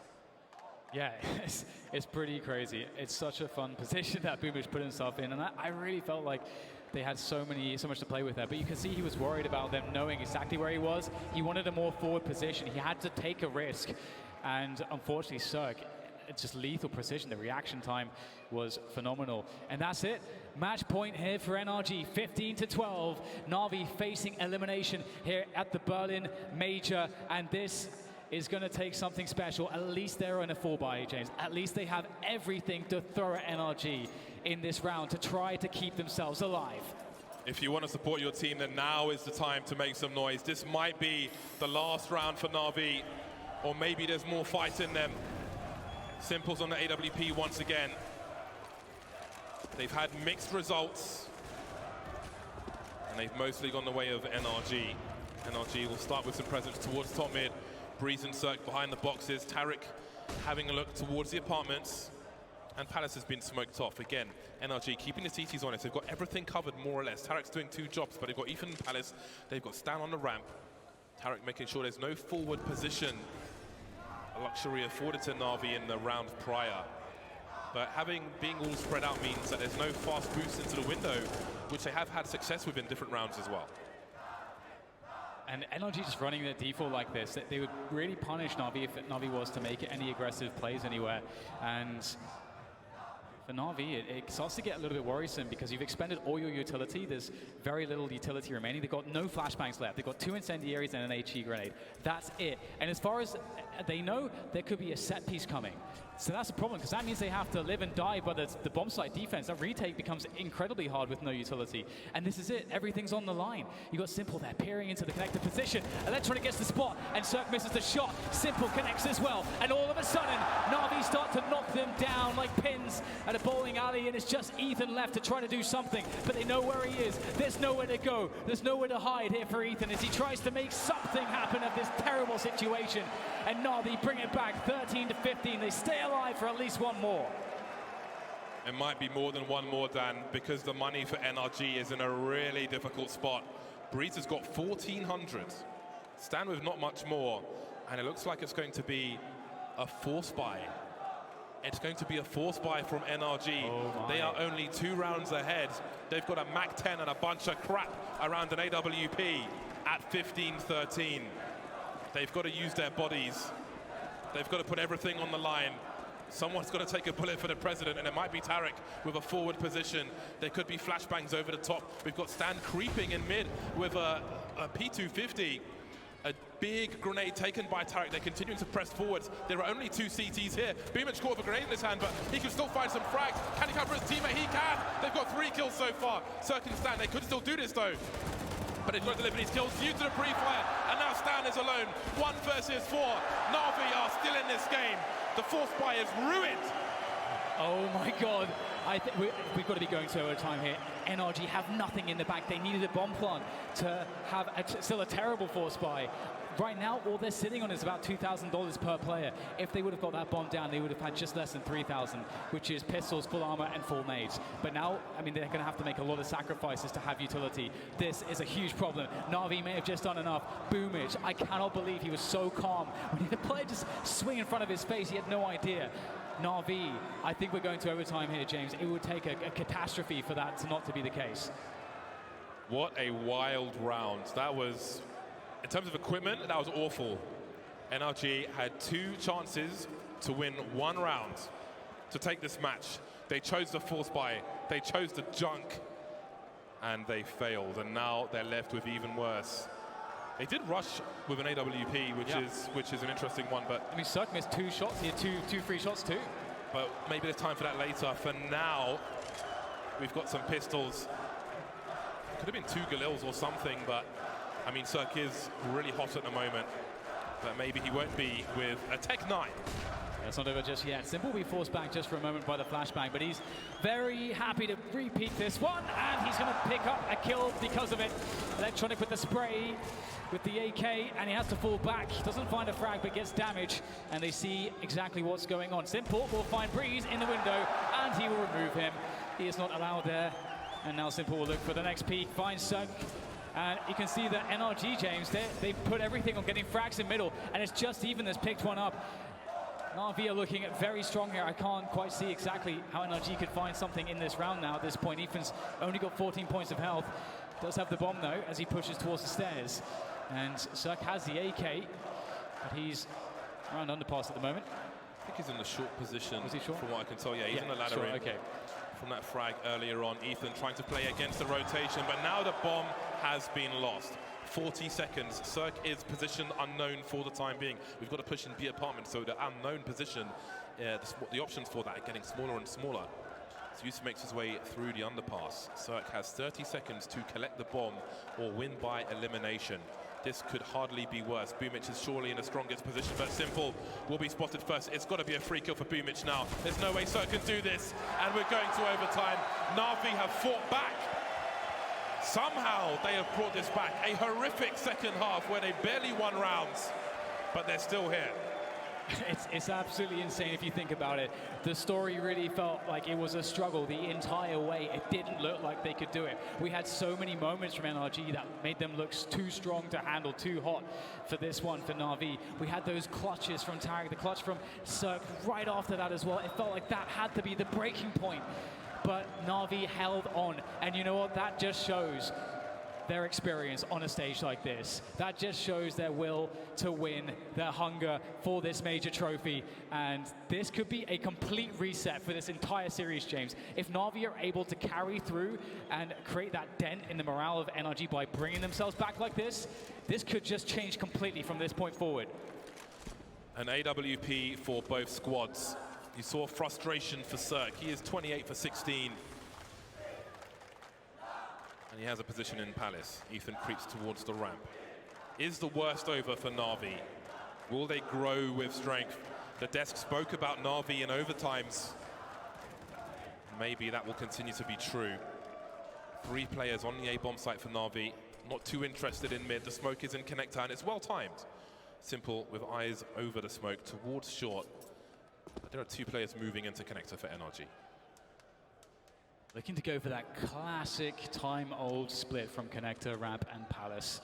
And Simple's in a great position towards ticket. Again, this is a way that you can blow a play like this up. Goes for the hardest shot there. Not able to land that one. They know where he is. Hits the second one though. Stanislaw hits the ground hard as Simple stays in position, but Cirque knows where he is. The peak is good for 2. And now Flamey, he has too much to handle over by the shadow position. And Boomich and Zeus have to rotate in for the retake. And the AWP is posted up. Cirque whiffs that one. Boomich lucky to still be alive. And he's going to continue pressing the issue straight through the smoke as the bomb goes down. He knows this might be the only chance to gain position. Gets the dink onto Cirque. There's trouble now for NRG. Boomich taking massive risks. He's trying to buy time, show presence to allow Zeus to activate. You can see him there coming up the ramp. There's the frag. They know Cirque was in Palace, but he's rotated. And now it's down to Zeus. He is in a sandwich. He doesn't know it just yet. Looking at the bomb as he falls to the floor. The first round goes to NRG.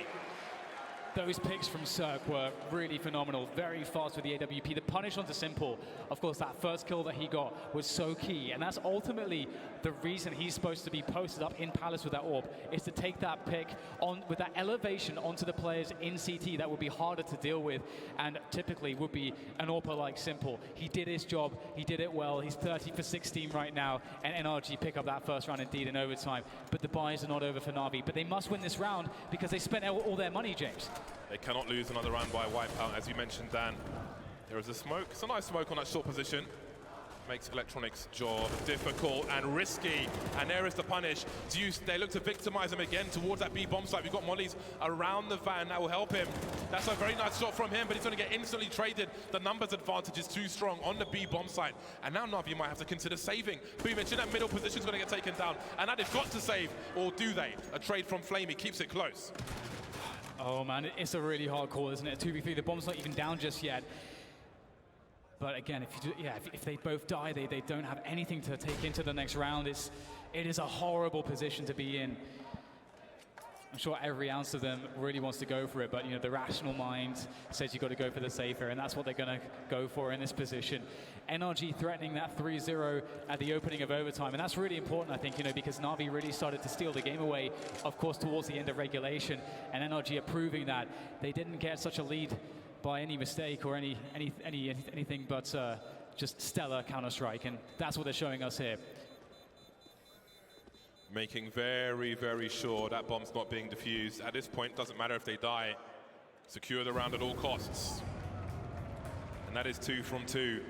And all those players see those flames surrounding them.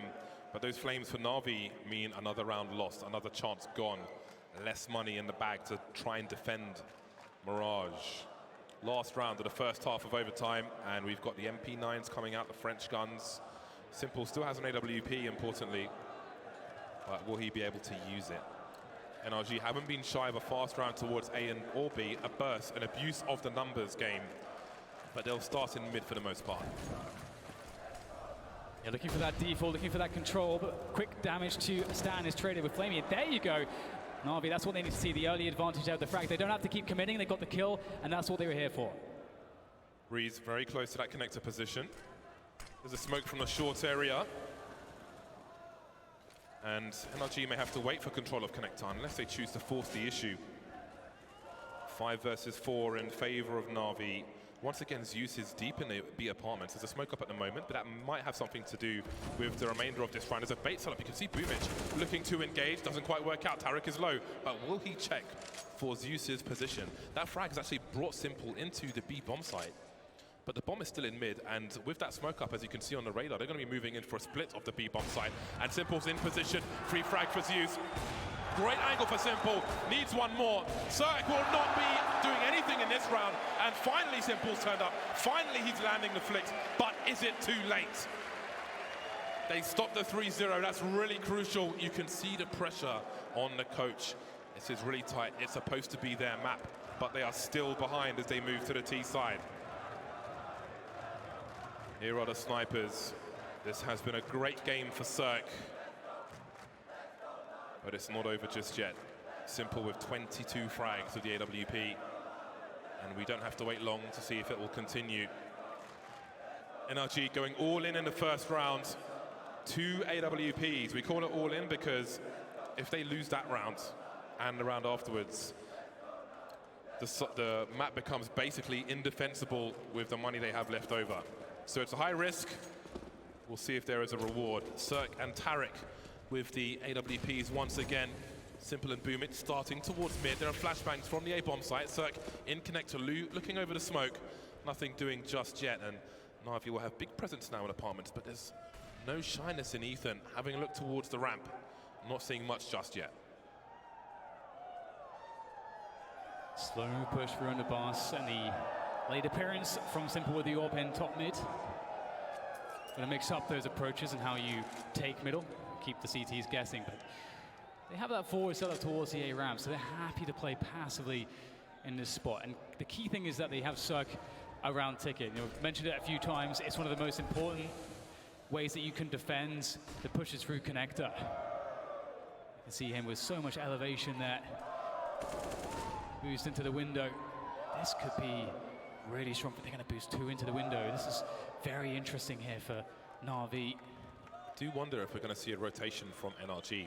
Tarek is currently playing the pixel gap towards the B bomb site, so he's got reasonable information through the B apartments, but he's just dropped off actually to throw a smoke grenade on short for his teammate, but he may feel confident enough to go straight back to his angle, and indeed he's done exactly that. So does Breeze start to rotate now? NRG are in very forward position. Simple knows all the angles though, and that is a cue to burst onto the A-bomb site. Only 20 seconds to plant the bomb. They have to get every single kill in quick succession. Ethan, he could do something about this. That's the bomb on the ground. Ethan with great spray, almost finds himself a third, but a beautiful shot from Simple saves it. But he's got to be careful here because is there going to be a push through connector? He's so exposed. I can't believe he's doing this. Falls back, manages to stay alive for just long enough, but Tarek comes in, takes him out, leaves Electronic in the clutch, in the 1 versus 2. They have no idea where he is.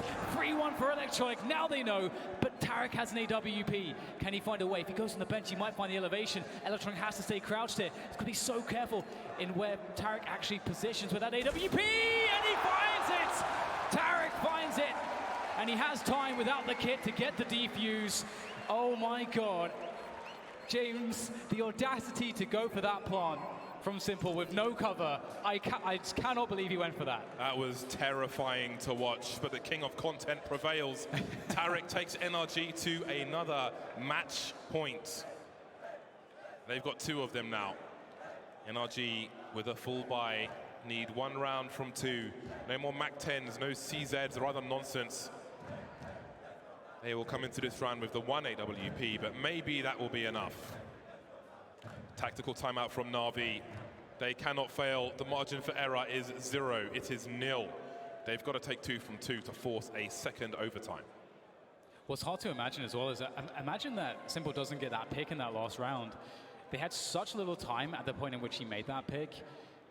Like, you know, what was the plan? You know, when were they going to actually go for it?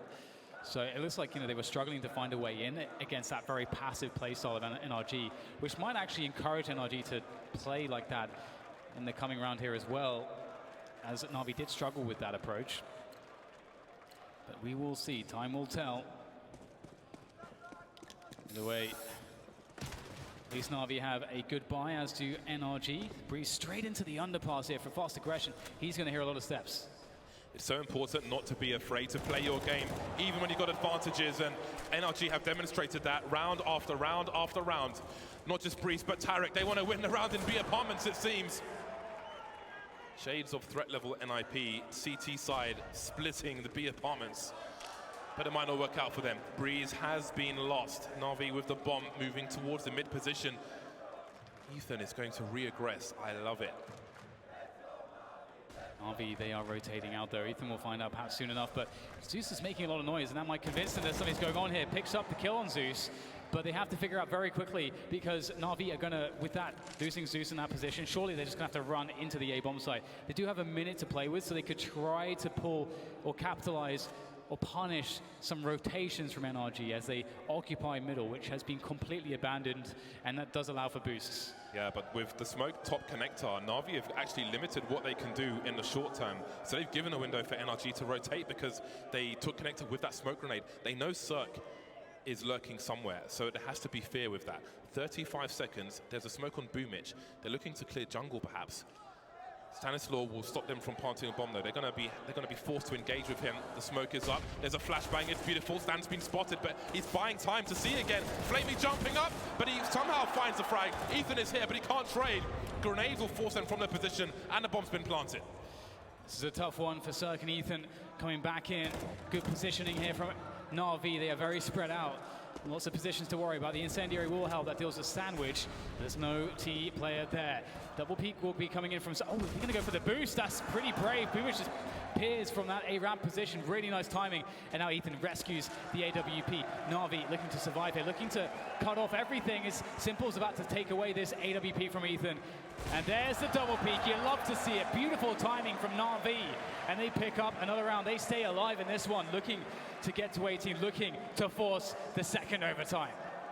One more round for either team for a very different situation. Cirque with just enough money to buy another AWP, so integral to this squad. 2 MP9s. Now we see the shortcomings when you have a big investment at the beginning, even with a back and forth. If you lose players, you lose money. Cirque in a short position, no challenge early. Na'Vi favoring presence in apartments, and again, no shyness from NRG. Breeze with a lot of information. He's in a very, very forward position. But with a player in Palace, how will they approach the B bomb site NRG? Ethan is aggressive. He's got his teammate Cirque to cover top mid, more or less, not completely, but he'll eventually fall off Ethan. Na'Vi being careful. We can see Flamey moving away from the A bomb site now. How long does Breeze hold this position for? NRG looking to win the game in the mid position, but they lose the first duel with Boomich. That is, he survives with 2 HP. What an important frag for Na'Vi. Cirque is trying to punish, normally if underpass gets taken in the mid defaults, you'll see someone come top mid, but Cirque can't find that player. Na'Vi are definitely playing a style here in which NRG can't quite understand where they are going. So that is going to be quite confusing because you've got 4 players. Where do you push them? Where do you commit them? Now more mid-presence coming in from Zeus. Stanislaw with the off angle though will win the battle. And with that, Breeze starts to move through Palace immediately, but he's very, very far away, and the push is coming in towards the B bomb site, and Cirque is here, he's ready, he's waiting, and now he is the bait. You can see Tarek is just waiting for the plays. They're running out of players, Na'Vi. They don't have anyone through the choke point, and it's Boomich with 2 HP and 25 seconds, and 4 NRG players. Spots one, but he's got so much more to do. 20 seconds, NRG need not peek. He has to plant a bomb, let alone find these players. 15 seconds, he's on the window. Again, no one needs to peek. It only gets worse, and it's a 2-0 for NRG. They've taken the series versus Na'Vi. NRG into the semi-finals. What a match it was, going from strength to strength, really showing some great form on that first map, and things got hard, things got really real on this second one on Mirage. Na'Vi, they had a good fight, but it just seems like NRG, there's just too much. The brute force approach from them was something that was very impressive. I think few teams in this tournament can really hold a candle to. At the moment, NRG might be looking like the best team in this tournament. Maybe there is a question to be asked by the teams to come later on. But for now, what a performance from NRG. And there will be no major for Simple yet. Not yet. His road comes to an end. The road for Na'Vi in this tournament comes to an end. And they've got to be disappointed with this series. Yeah, but the thing is as well, this has been such a difficult major for every single top team. Nothing has been given. We've seen upsets from start to finish, and that just goes to show the level of Counter-Strike is ridiculous, and that makes it even better for NRG that they are one of the teams that does stand tall when it's so hard. And it is time to hear from NRG with Trace down on the stage. Thank you so much, fellas. That's right, I've got NRG. Let's make some noise for these semi-finalists. Well, Stan, I've got to ask you, you've led these guys to new heights. You guys are now in the semi-finals, and you've done it the long way, the hard way. You had to go through the minors. You did it the longest way possible. Talk to me about how you guys are feeling. We're feeling great. We're feeling confident, and I blew chunks that last map, but this guy's insane, this guy's insane, this guy's insane, this guy's insane, that coach is insane. We have one of the best rosters out there, and I couldn't ask for anything more. All right, would you happen to agree with that, Berlin? Sounds like they're on your side. You guys have quite a bit of a fan base out there. Tarek, what do you got to say? I want to thank you guys in the crowd. You guys cheered us through the whole way, and you guys are a big part of how we won that game. So shout out to everyone in the crowd, everyone at home as well in Twitch chat. You guys are the MVPs.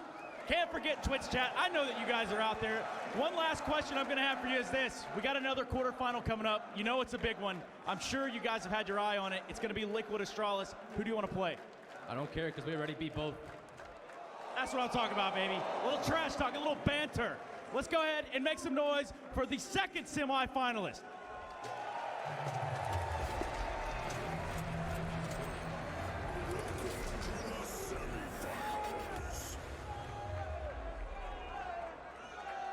Oh, the energy, you can feel it from them. NRG are off to the semi-finals. Stanislaw, quite the statement. Not only have they bested Liquid, Astralis, Na'Vi, Renegades, all teams in the top 8, and now Na'Vi sent home in 2, no less. They do not slip up. That record is not tarnished. One mess up is all they've had versus the Dream Eaters. Absolute respect for NRG. I came in here thinking Na'Vi were going to show up in the big moments, and they crumbled. But the youngsters, all these individuals right here, show up in a big way. Yeah. And they get it done on a map where, look, Na'Vi, we thought it was a weird choice. It definitely was. That's Cirque. I still can't believe what an absolutely phenomenal performance from him. I mean, you know, there's always a question coming into not only what his first top 8 playoff spot in the major, at least not to this capacity. 31 frags against not only Na'Vi but Simple performing. That was what people requested. That was a win condition. Our analysts who are joining us here, of course, Sean Gares, Duncan Thorin Shields, and Chad Sponge Birchall. It was always a conversation of, you know, if this happens, we're going to have a close game. Regardless, Cirque delivers, top of the scoreboard, and putting in quite the show, Sean. Cirque and Tarek, actually. Yeah. Those late round heroics in the B site, I mean, that's ultimately what won this game, right? I mean, once they got to OT, you felt like Na'Vi hit their stride. That's when Simple started to show up. Yeah. But no, Energy hit like another gear right there in OT and stole it. Completely. I mean, it's just a robbery for, I'm sure, the Na'Vi fans here in the Mercedes-Benz Arena. But when you take a look at the Counter-Strike, Chad, Na'Vi put up the fight you were asking for after Dust 2. On the second map for sure, right? On the first map, if you missed it, I was extremely critical. I thought that they, you know, had an abysmal Dust 2. Mirage was better, but look, this team, they're not playing as a team, right? And I don't mean that in a horrible way. You heard from Kane in the interview, they said, we have our strengths, we need to play towards them. Well, that's having the individuals at the moment go off, and you can't win a game with that alone. That was the win condition for Na'Vi, in my opinion, and that wasn't the way that they could even get across the line. What Stan's been able to do, I think he's been with this team for just under 90 days now. Daps did the foundations. Daps did a lot of the hard work. Stan's come in. He's a much better player than Daps, mechanically speaking. He's gotten teams through. He's won championships before in the past. So not only is Stan, you know, coming in here and now driving the ship, it looks like he's a leader of men, and the personality that he had right there alongside of Tarek, that's what we need to see. They're headed in the right direction, and I'm converted. And remember, this wasn't one of the NRG best maps. No. I mean, it's not the best map for Na'Vi either, but they were trying to basically pick it as a punish. So the fact that you can even go toe-to-toe with them, you obviously had the big lead throughout the game.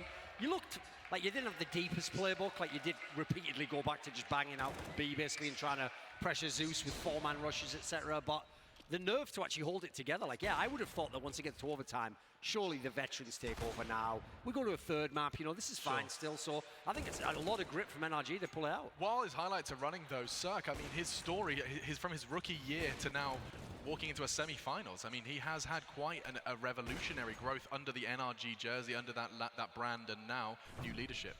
Yeah, more importantly, it's his entry frag abilities. I'm so impressed with Cirque's performance throughout this major, his ability to find opening picks. It's something that I think previously he was missing. Stan seems to, have created a system around him.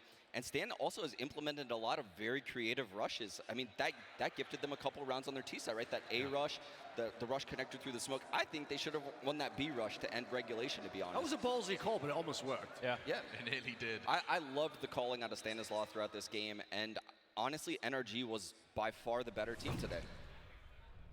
I just want to let that sink in. NRG was by far the better team today. We said that first at the minors. Then, of course, after they breezed through that, we headed to the challengers, perhaps expecting some resistance there. No. Into the legends. No.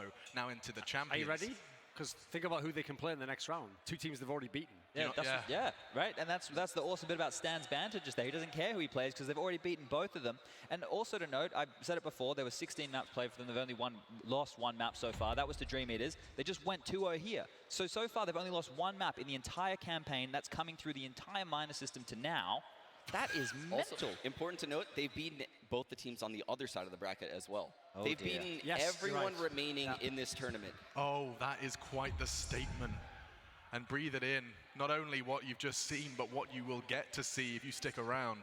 Astralis versus Liquid. As if the main course wasn't enough, we have the sweetest of desserts for this quarterfinal. You got to day. stop being cynical, guys. Like, stop just pulling against the youth. You got to believe in people. NA, they're on the rise. Well, I think Sean has to hand in his passport now or something along those lines. Listen, it's possible I think if Team Liquid beats Astralis, then Sean actually goes 0 for 7 on his pick'em. That is true. Also, if Team Liquid beats Astralis, Sean pointed this out to us earlier, there will be no European representation. You have CIS, you have Australia. I've got a more ridiculous one. There will be no Danish people in the top 4. There will be no Swedish people in the top 4. There will be no French people in the top 4. Like, what year is this? Like, is it like the 31st century or something? I'm watching CSGO.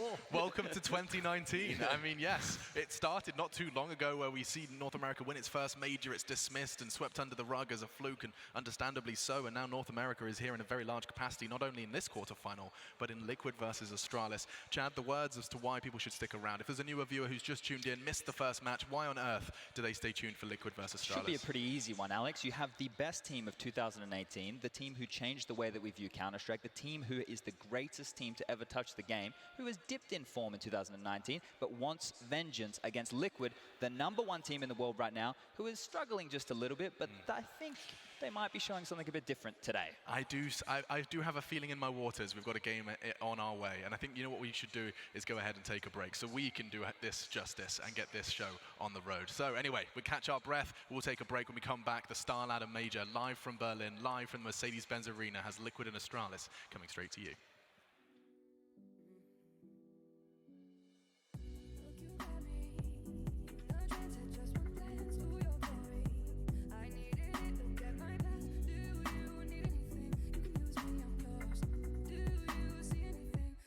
Change of range.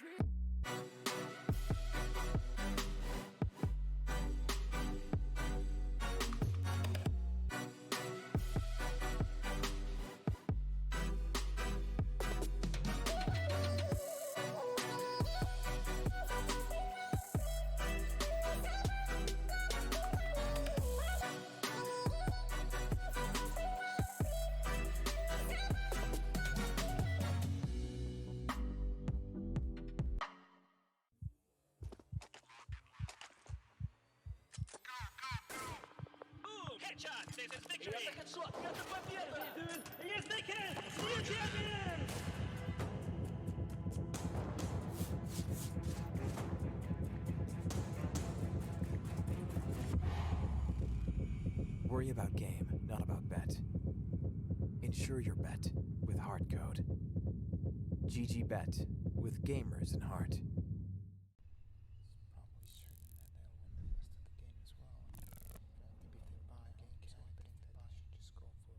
Predict the outcome, win the game. Get live coverage and schedules for your favorite tournaments. Analyze, predict, and vote to gain points. Compete with other esports fans and climb the leaderboards. Strafe, everything esports. Download now on iOS and Android.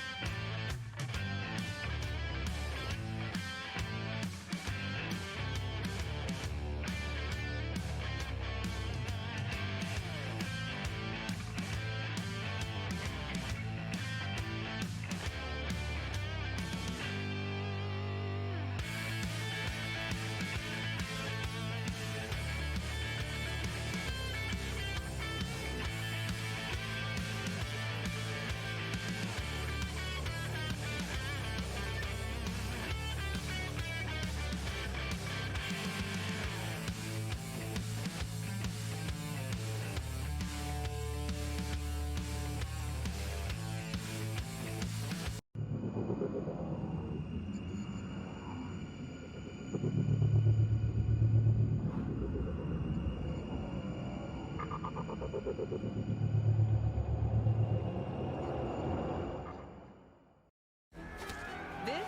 is Game Fuel. It's domination in a can.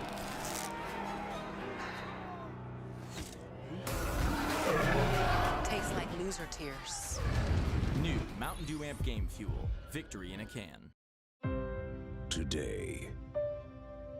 Swear, if it ever comes back, we'll come back too.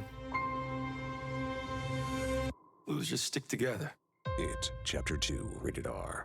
I switched to Boost Mobile and got more, like 4 lines for $25 per line per month and 4 free phones. Now the whole family can stay connected. Not disconnected. Switching to 4 lines with unlimited gigs for $25 per line per month, plus 4 free LG Stylo 5 phones, all on our super reliable, super fast nationwide network. Look at the new sled on you. Yeah, I like it. I mean, What did you pay? 7 pelts? So high? Should've used Auto Trader. It's the only one with Kelly Blue Book. What a time to be alive!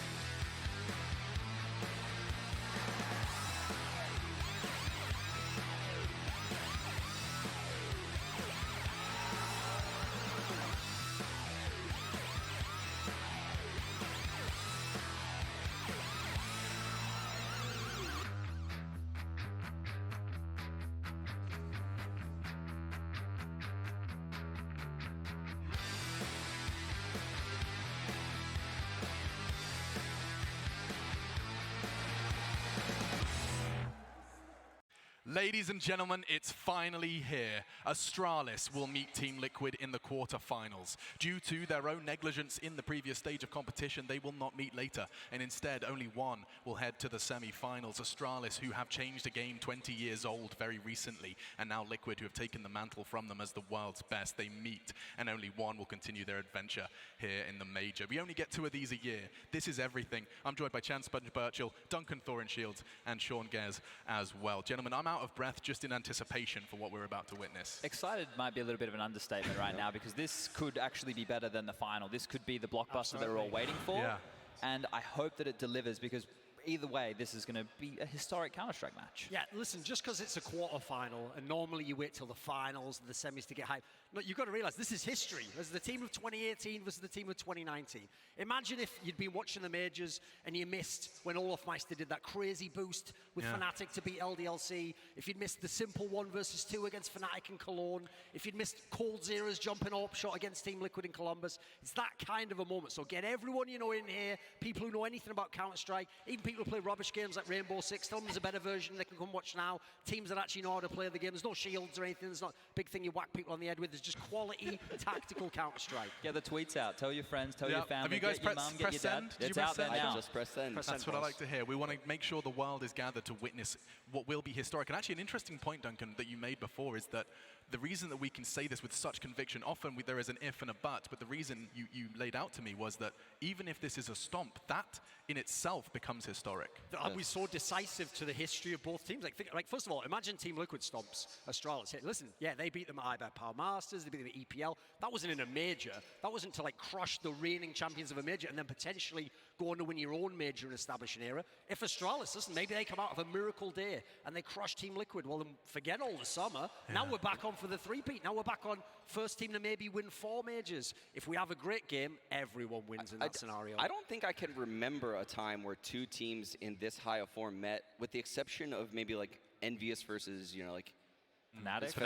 Yeah, at the time. This has not happened in Counter-Strike, in my opinion, where 2 teams have gone on such amazing runs and then have met, and we're not sure, who can come out on top. Should we do some housekeeping and outline what we're talking about when we talk about, both Astralis and Team Liquid, perhaps starting with the Danes, since that one a little less fresh in most people's minds after what has been a rather quiet presence from the Danes recently. If people forget 2018, it was the most dominant year of a Counter-Strike team ever, right? They went into tournaments starting with DreamHack Masters Marseille, and from that point onwards, they didn't let go of that gas pedal, right? They were going absolutely mental, blowing everybody out of the water. And Team Liquid was the only team meeting them in finals time after time. But they were getting to those finals, and it wasn't even close. They were having best of 5s where they were getting blown out of the water 3-0. For them to win a map, it put a smile on Team Liquid's faces, players, right? Players' faces even. And here, in this scenario, it's been flipped. We've got this year, Team Liquid, they're just dominating everybody. I'll give you a couple of little... That's not fair, though, because actually Astralis won the major earlier this year. That's true. So it's not like it was just 2018 versus 2019.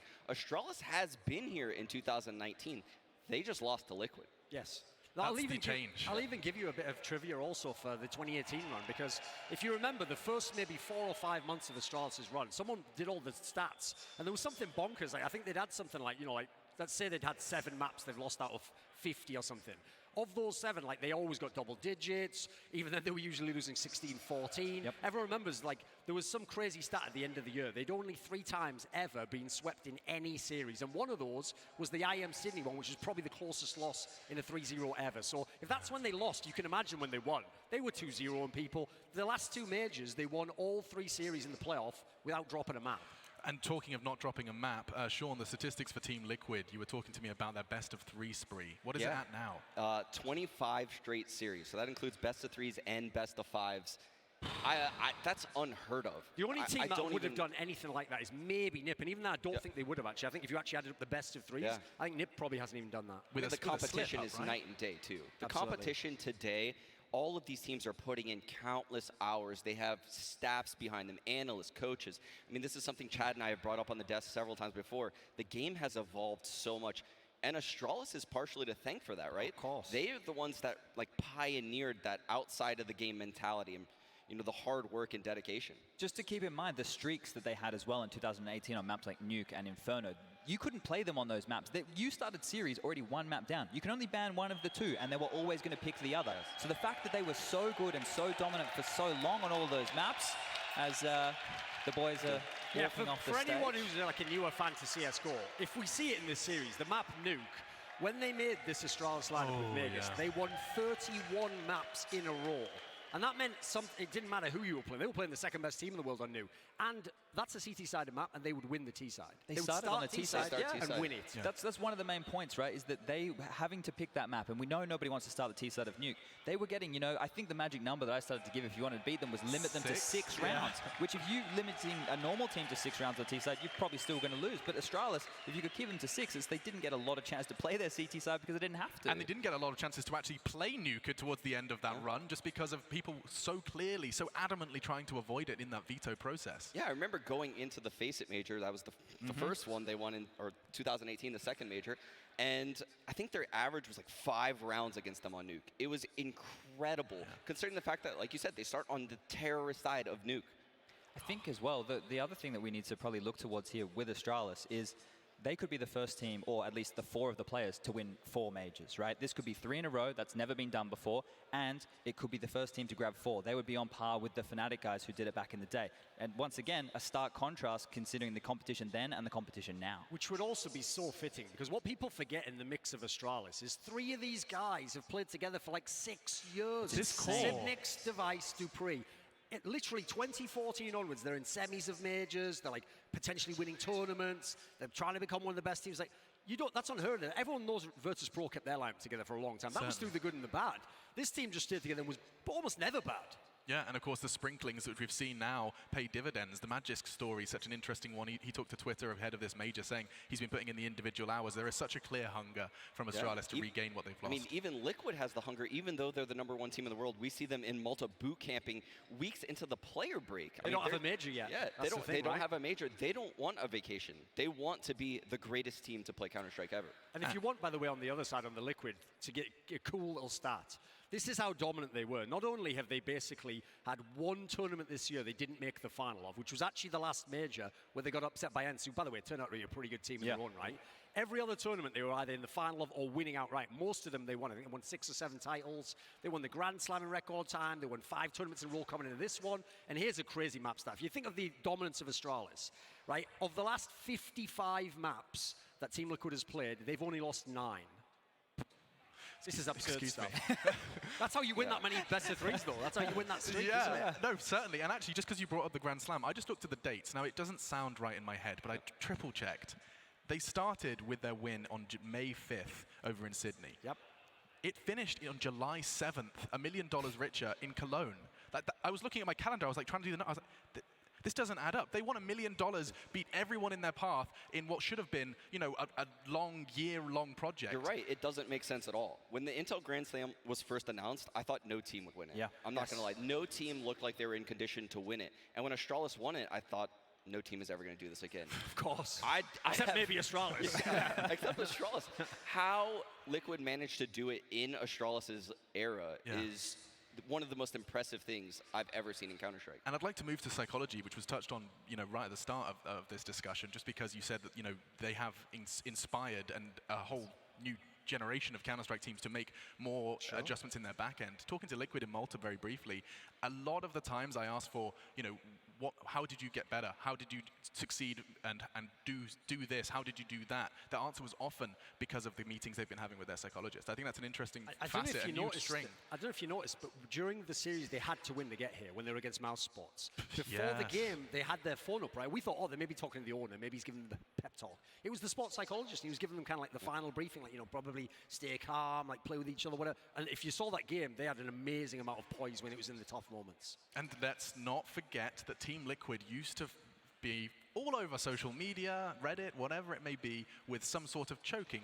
connotation. Now, that's the same Team Liquid logo that's flying here on the quarterfinal Yeah, but let's stage. apply that to that core that Duncan was talking about. Touché. Because in the beginning, in the early majors, that trio continued to choke. They were chokers. They were the original chokers in CSGO, right? Liquid took that mantle and they ran with it, and they made it quite pretty, didn't they? Because, we made some memes out of it. We had some fun with it. But both teams, if you look at their age, the oldest person in the server today will be Dupree. He's only 26, right? Everybody else is very, very young. You're looking at young players who are at the top of their game, and individually speaking, we haven't even touched on this yet. Liquid are, pound for pound, the most skilled roster we've ever seen. Have they been individually, pound for pound, the strongest roster that we've seen here in Berlin, though? I mean, have we seen that yet? No. Not yet. Here's the thing, to even say so would actually be to discredit what they did in the summer. Like, in the summer, normally the person we give a chance to not have to frag is the in-game leader. Nitro was having maps, he was top in the scoreboard, where he would, like, literally, in the final, if you go look against Vitality, he was smashing half the Vitality players. He was winning clutches for fun. I mean, everyone. Naf, Twist, I mean, all these players just have showed up time and time again. Stewie with so many impactful frags. Elige has showed up this major, right? Elige is potentially the best player in the world. He's in the conversation, He's definitely in the conversation. And Elige has the confidence to say the winner of this series is going to win the major. He said that on Twitter. God damn, Can you they have believe changed that? Look at Stanislaw, look at Elige. It's just there's some sort of belief now in themselves, which does seem to be shifting things. At the end of last year, there was actually an interview where I remember Team Liquid was going to the final to play Astralis, and they said, "So what do you think, Elige? Are you going to win the final?" He was like, I sure hope so. It's like, that's gone. Let's go ahead and get this party started on the stage.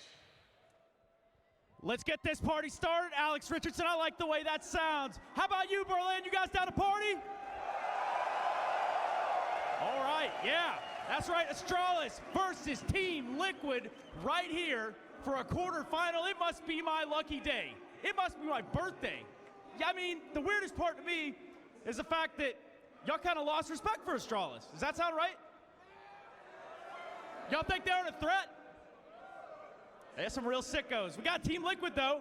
How about Team Liquid? We got Team Liquid fans? Damn, some booze in there, too. Hey, you know what? I'm done talking. I'm done talking to y'all. I'm done talking to y'all. But I need you to make some noise for these quarterfinalists!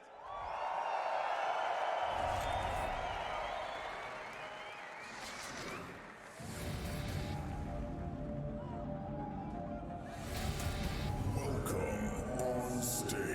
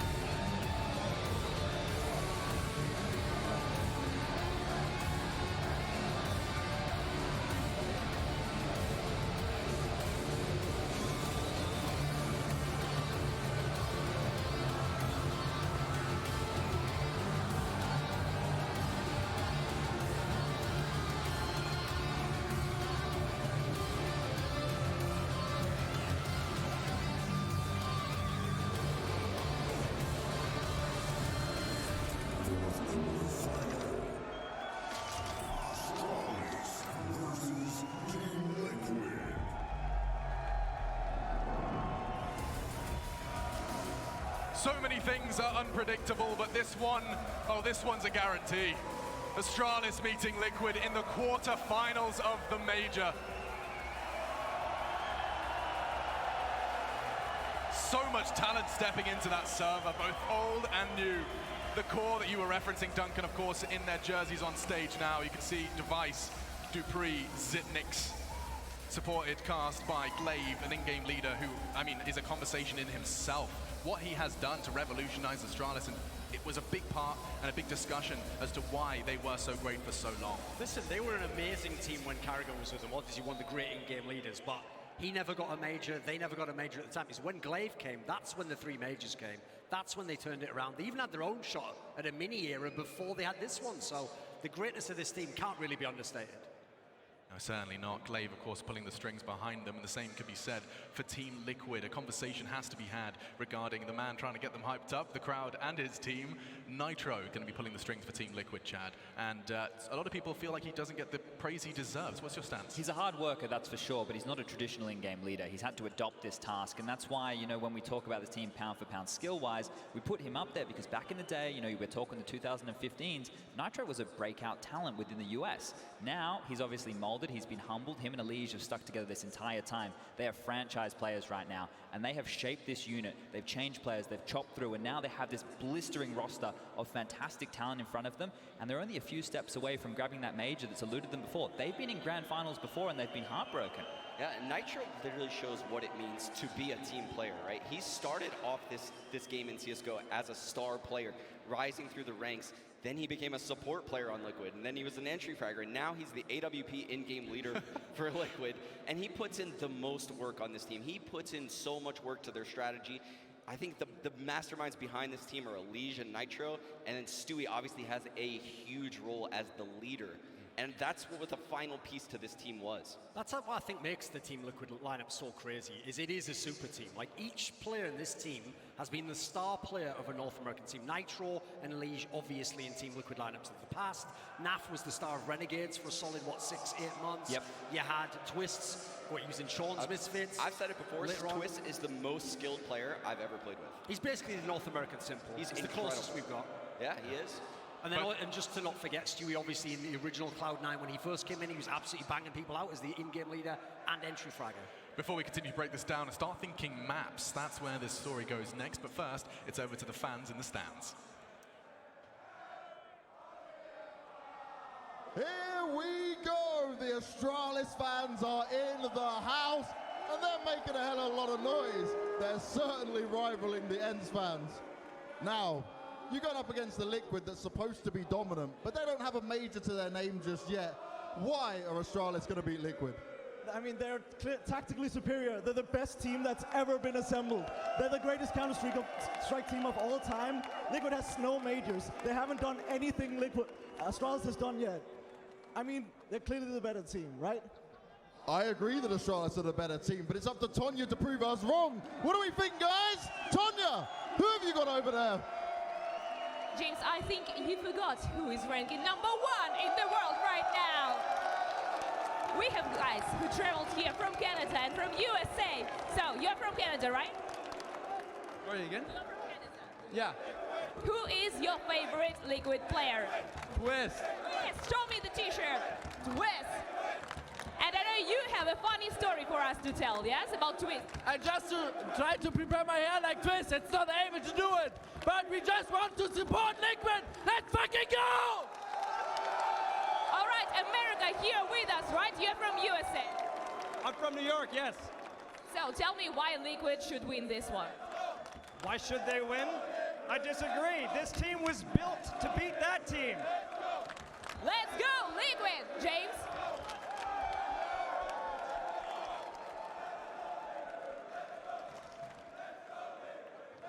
Now that is quite the statement. I don't hate that. Get that guy on the desk. That was good. Get him on the desk. Nailed it. Straight fire, I think Duncan would call That's the that. subtitle right there. Team Liquid was built to beat Astralis. And they still don't have a major to show for it. Now Astralis stands in their way of achieving and realizing their major dreams. And it's happening right here. This is not a dream. This is reality. And it's coming ever closer to getting this game underway. I did ask you before we threw over to the fans to start thinking about how maps are going to play into it. Now the veto is still, you know, it's still on the horizon. But let's set the scene, Duncan. How on earth does this this colossal Counter-Strike game get played out on which maps? I already said earlier, like if you've only lost 9 out of the last 55 maps, you're going to be pretty hard to get any maps on, but it's even worse because if Astralis wants to win this best of 3, well, there are 4 active win streaks that Team Liquid has right now. They've won 13 Mirage games in a row. By the way, they don't pick Mirage. People pick Mirage into them. Yeah, by the way, they said that they're not comfortable on that map when I talked to them at this event. Okay, liars, right? Yeah. So then they have Insane. Inferno, used to be Astralis' home map, still is one of their best right now, by the way. They've won 9 in a row on that one. Nuke, another of Astralis' best maps. They won the last 5 in a row on that one. The one they used to lose all the time to Astralis. And then they've won 5 Vertigos in a row, the only 5 they've ever played. In theory, the Joker pick that you try to get against Beating teams. Astralis. And one of them over Astralis, exactly. Yes, exactly. If Vertigo comes, So they're going to have to crack some streaks as well as history to win this game, Astralis. I think if Vertigo comes into play here, it'll be very interesting. The awesome thing about that Vertigo game is Astralis had a big lead in that first half, and in anti-Liquid fashion, they closed out that game with a comeback against Astralis. I think that was the one where, because you know Pimp loves the entry stats, I think that was the one where Stu2k had something mad like 13 entry kills, or maybe it was 13 insane. rounds where he got an entry kill, something bongs like that. Yeah. I mean, Stewie, we've seen it at this tournament as well. There's sometimes he just, at the most crucial moments of the game, I'm thinking of that long play in particular, he just grabs the AWP, rushes down long, takes 3 frags. There is still that capacity to make the plays when he has to. Well, he's the player you have to actually highlight, because listen, if you want to talk about star players, I can go with any of the others and get, you know, wax lyrical all day long. But the key thing is they didn't have Stu2k last year. And the thing that he brought was, he brought some of the attitude. He brought a little bit of the spunk to the team to believe that we can beat these guys. We can talk trash to the opponent when it's Astralis. We see Naf smile now. Yes. Naf is a totally different person. Naf used to be a stone cold killer. You didn't see him make a smile, make any facial expression. But now you can see he's fit into the game and he's fit into this team. I don't see any holes in Liquid. Well, I mean, you say that. We haven't necessarily been singing their praises so far. Exactly. So far in this tournament, they have been average, I think we would probably say. And that's to the standard of Liquid, right? We have to constantly measure them by what they've shown before. And they haven't been living up to that. Now, that is through their individual ability. It hasn't been as we would usually expect. Elige, yeah, he's been doing his job, but everybody else, it looks like they've lost that confidence. It looks like it's been left behind. They haven't been making the plays that we know that they can. And that, you can see that how that synergizes with the team, because if one player is confident and his teammate right behind him is, they're going to follow his mate in. They're going to all be pushing through the smoke. They're all going to be making those big plays. When it's, you know, a little bit more stagnant and they're second-guessing themselves and they're second-guessing their teammates, they fall back on those executes, and you can see that's not the bread and butter of their game plan. Their game plan is, we will break you with individual skill, but we have the finesse, we have the ability, we have the knowledge to bring out the strats when we need it, and then they can punish and hurt you in multiple different facets. Astralis, you look at them the other way around. You let them get their system going, they start doing their defaults, they're running you around the map, you are rotating, you are lost, and then they can step up. Then they can unleash Dupree on the entries, Maggie starting to push on the CT side, destroying everybody, Device on the AWP, just getting picks left, right, and center. It's so scary that both teams have all of these gears. If we're going to pick holes in half a tournament for Team Liquid, though, we've also got to mention that, listen, all that brilliant stuff about Astralis did stop around April. In the last few months, they haven't been in any finals. The highest ranked team they've won a best of 3 series against was NiP, with Dennis, who actually got kicked from the team. So listen, we know the Astralis of old was amazing. They've looked pretty good this tournament, but they're actually trying to ramp back up to their old level themselves. They have looked pretty good this tournament, but I will say I've never seen Astralis get rattled in the way that I've seen them get rattled recently. I've seen Device get mad. He's hit the desk. And that, oh, here's the veto right here, actually. Yeah, well, I mean, we may as well focus and turn our attention to this one. It's the big one. 7 maps in the pool, and Mirage is taken away, despite what we've been talking about. That's the permaban of Astralis. Yeah, so Team Liquid, there's his train, which you would think after seeing the game against NRG, you'd just take it out for safety anyway. Now, obviously, the picks is where it gets interesting, because on the Astralis side, the question is... Their best map is Inferno. It is, but that is the map I just told you. There's a 9-game win streak for him. That would be... such a ballsy pick by Astralis to just go straight. The daring pick is Nuke here. Is to say, listen, forget everything. Oh my God. Oh, it's happened, the curveball. They've gone and done it, right? A new addition to the map pool, Vertigo, and it's here in the quarterfinal. I don't hate that. I've got to say, when I've seen Astralis play, they've certainly shown me something. I hate it. You do? I think it shows a lack of confidence. I think they think they're the underdog. They think they're the underdog. They have to have a surprise veto in order to beat Liquid. Wow, so they've just kind of tucked their tail between their legs and played dead with the Vertigo pick. And overpass in response. And now that is intriguing. Both teams have held dynasties on this map. But more recently, and at the end of their era, that was one of the maps that was starting to fall away. You could get wins against Astralis on that. Meanwhile, for Team Liquid, listen, they've lost it this tournament, but 10 out of the last 13 they've won on that one. We're going to get the nuke ban in here. Why bother Dust playing to an this point? Inferno last 2. Surely it's Inferno for all time. Oh, I hope. Surely give me Inferno third map decider. I think if they lean towards Dust 2, then it even cements more so that Astralis feel... I think the edge. Yeah, because they're going to leave it down to a brawl in that case. For the sake of the fans, give us Inferno. Give us Inferno. There we go. There we go.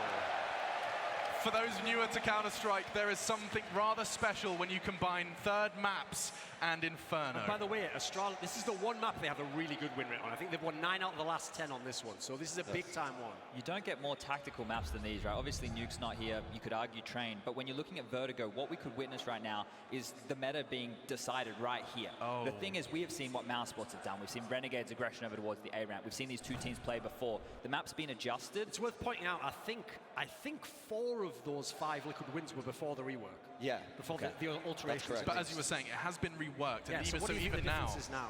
It can be scary to see what comes out here. There's some things which have been good from other teams, like the B aggression from Mousesports, the same with the Renegades towards A. They can fold these into their game plan and have their own stuff. Astralis was the first team I saw doing the plant over towards the A bomb site with the gap so they could defend from the scaffold.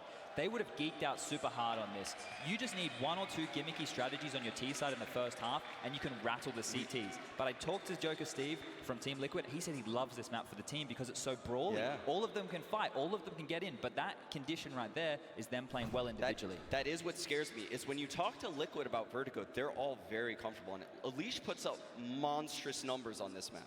He really does, and actually, we are going to be hearing from Astralis ahead of this quarterfinal. We know the veto, but let's know what they were having to say coming into this final. I think that there's no way that we could have been better prepared for this major.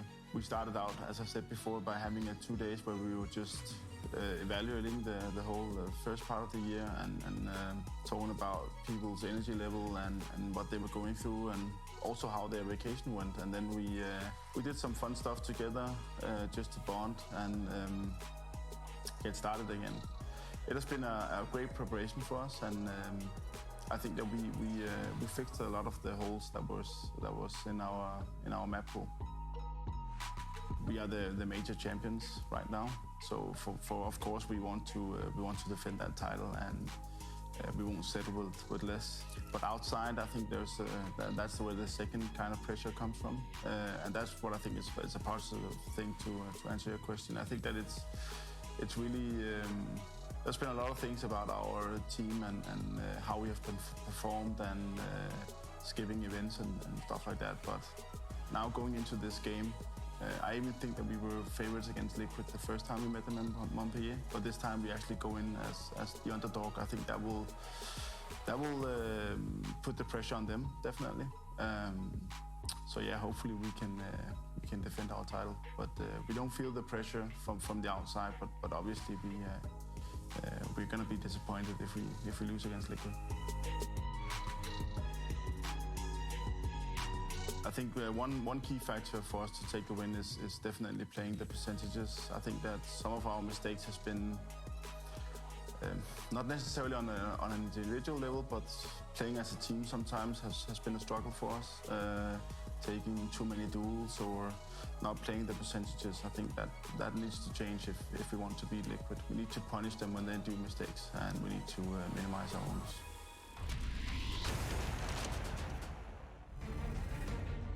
That was Zonic, the coach of Astralis. The fact that he's using words, get started again. The defending major champions want to get started, and juxtapose that with Liquid, who want to finish their dominance with their first major trophy into the booths. And that's Device on your screen. Roll for roll, Device, previous major MVP. This guy right here is a fundamental AWP player. You've got Glaive, the in-game leader who comes on in. Jacob Pimp Vinicky speaks this guy's praises, an in-game leader who can close, one of the best in-game leaders in the world. Actually, I'm going to say the best in-game leader in the world. Dupree on your screen. This guy right here, a ride-or-die entry fragger in the past. He's getting a chance to go back to those roles since Kirby's left the team. And the clutch minister himself. When the chips are down, Zipnik steps up time and time again and wins them the rounds that are unthinkable. And the latest addition, with a bit of pizzazz, Magisk Boy, also a previous major MVP. Oh, I'm going to correct you. He was Magisk Boy, but now simply Magisk. He has become a man in this team, and he really has dominated. He has become the second star to this team, right? I could even say that I think he's outshined device in recent times. I think in this tournament, certainly. But yeah, he's definitely had some incredible performances since he's joined this roster. I mean, everyone was a little bit skeptical of him, especially after, you know, that initial North run, but he has come back with a vengeance since that time. And there's an angle that people probably forget here, which is, listen, if Astralis had just fallen off normally, they just lost a bunch of tournaments and they just aren't the best now, wouldn't actually be that sexy a matchup, but because they weren't as present on the tournament circuit, they wanted a little break, they didn't want to attend all the big tier 1 tournaments, which meanwhile, Liquid was winning, kind of setting up this storyline. Well, as you pointed out earlier, I think the average age of Astralis is only 23 or something. Like, these guys could absolutely still have a prime that goes beyond. If they are peaking now, why can't they be the best team in the world? Sure, it's Team Liquids, they're a young team as well, but I think you can't take Astralis completely out of the equation and say, like, they're done.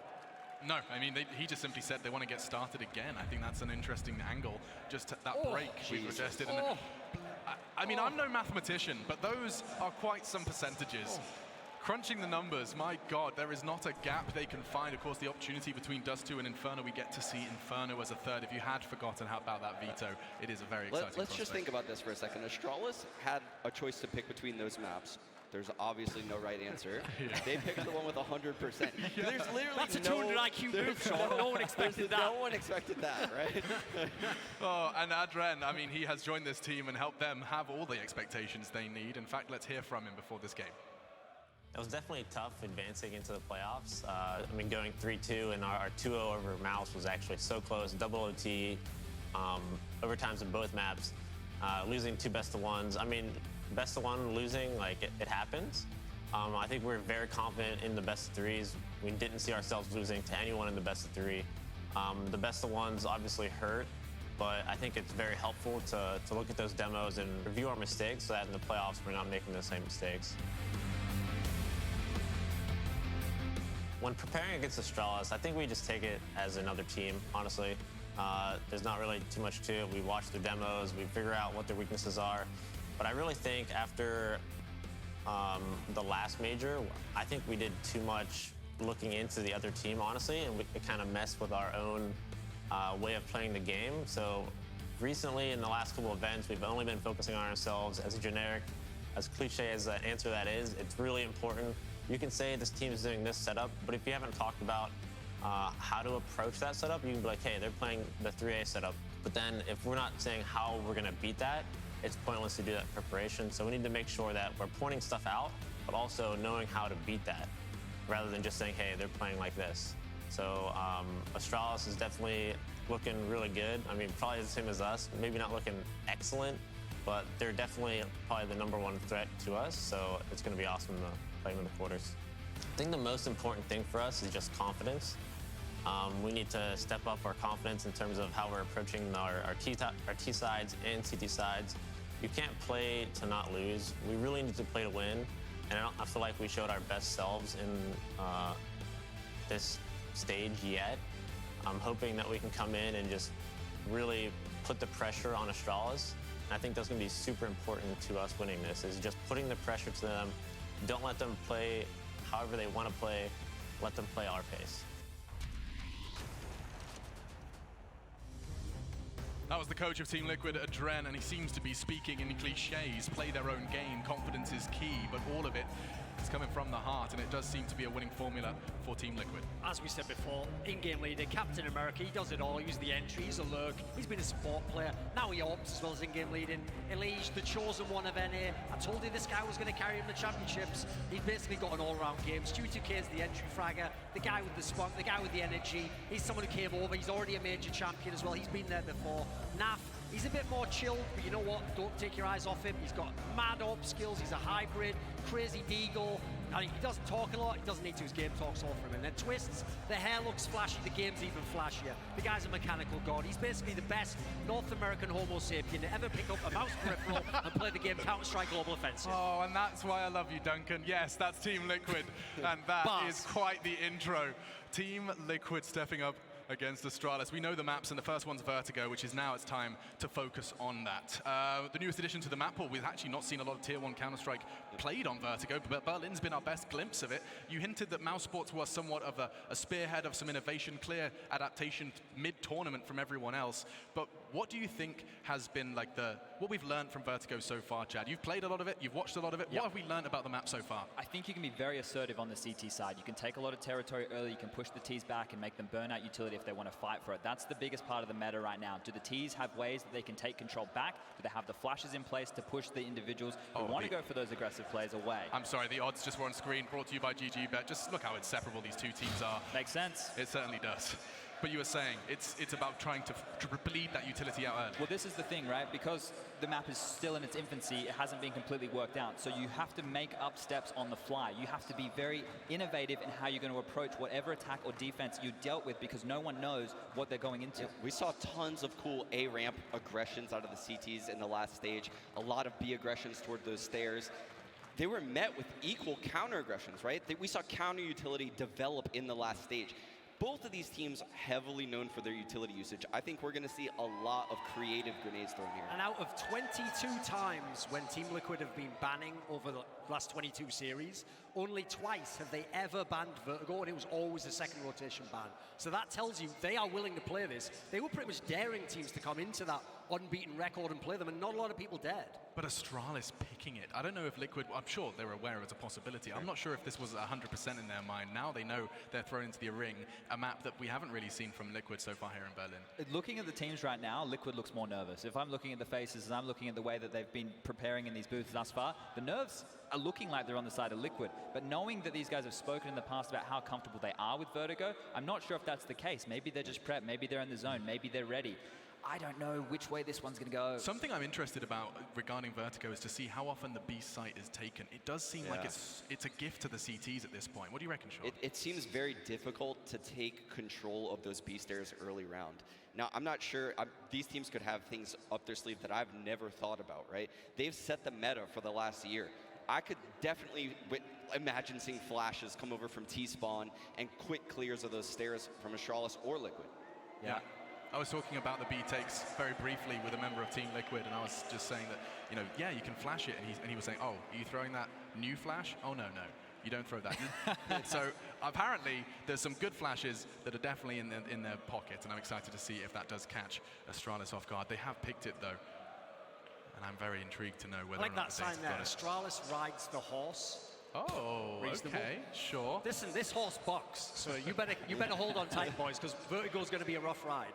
It's going to be an intriguing one, and that's just the first of the series. Let's just cast our minds. What was the middle map? I know we've got Inferno as a third. Overpass. It was Overpass chosen by Team Which, Liquid. by the way, if you saw on the Astralis score, they had something like, I think, a 75% win rate. It's obviously a map that they're winning on. This is a map historically Astralis was very, very good on, but recently, it's towards the end of their era, it became a weakness, and it became Liquid's best map. Now, in the last best of 3 these two teams met, Astralis bested them on Overpass. But that was just, I rewatched that game. They counter-shredded Liquid very hard. Similar to actually what Avangard did earlier in this event.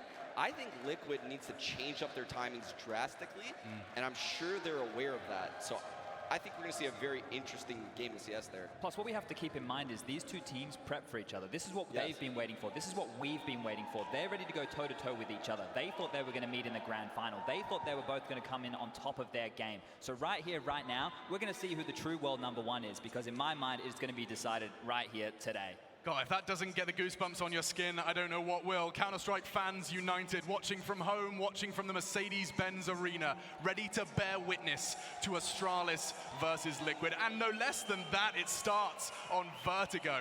The scene absolutely set. Nothing more to be said. The frags will do the talking, and it's time to throw it over to the commentators. The gift of Jason Moses O'Toole and Anders Bloom will be voicing this epic series. Oh, thank you so much, Alex. I can't wait for this. Jason, how are you feeling about this incredible game that we're about to witness? This is such an intense matchup to have at this stage of the tournament. It's going to be phenomenal. They said it all on the desk, but this is two eras clashing. This is some history going head to head, and we are live into the pistol round. Berlin, are you ready for the quarterfinals? Oh, they sound very ready, and the teams are better be ready as well. Nitro already on that ramp with Twist right behind him. They wanted to push aggressive, and we've seen a lot of that happening behind those sandbags. You could look right through them, but I feel like that flashbang sort of made them second guess a bit, and now they're just waiting instead. A lot of, look at all that. That's 3 Molotovs, 2 smokes on the Astralis side, so they just want to bombard this bomb site and let the grenades do all the rest. Nitro in a position that's not easy to clear. See if they can do this or not, Astralis. But this is such a common strategy early on. Smokes are up, the Molotovs deep in behind, Twist standing in the fire for a little bit. But he's going to be back around the corner. And look at Nitro. No one spotted him. They don't know yet. Nitro. Oh, this is so smart. And Glaive is gone. They finally check it. But the bomb has not been planted. That is a big play coming out from Nitro. Yeah, that's going to buy a lot of time. They wanted to get the bomb plant. Now that the smokes are fading, they're going to be exposed to the USP. And actually, even with the man down, Liquid still have a chance to come back into this. Zipnik's waiting for the follow-up peek, and Astralis, they have to play it patient. That's a big win. And still, though, it's going to be so tough. Run the gauntlet to pick up this bomb. Elige ready and waiting as well. 40 seconds now, and still battling with a man advantage. These USPs, they need to find some headshot. Elige with a big turnaround. Gets both Zip and Magnus, and Twist will take down Device, and Liquid will pick up the pistol. That was so quick for Elige. Nitro only gets one, but how critical of a kill is that? Yeah. That forced Astralis. They had to remain the aggressors. They wanted to just back out after the plant and play it safe. And then eventually when the smoke fades, you've got Elige and you've got Twist. And as Duncan said, two of the best Homo sapiens that North America's ever produced. So talented. And you're exposed to the USPs. 1-0 for Liquid. Man, that was well done. And Elige, he had to read that follow-up. He had to read the push coming into his right immediately, or there was going to be trouble. No armor, and just a single upgraded Deagle there. P250 as well on the pre.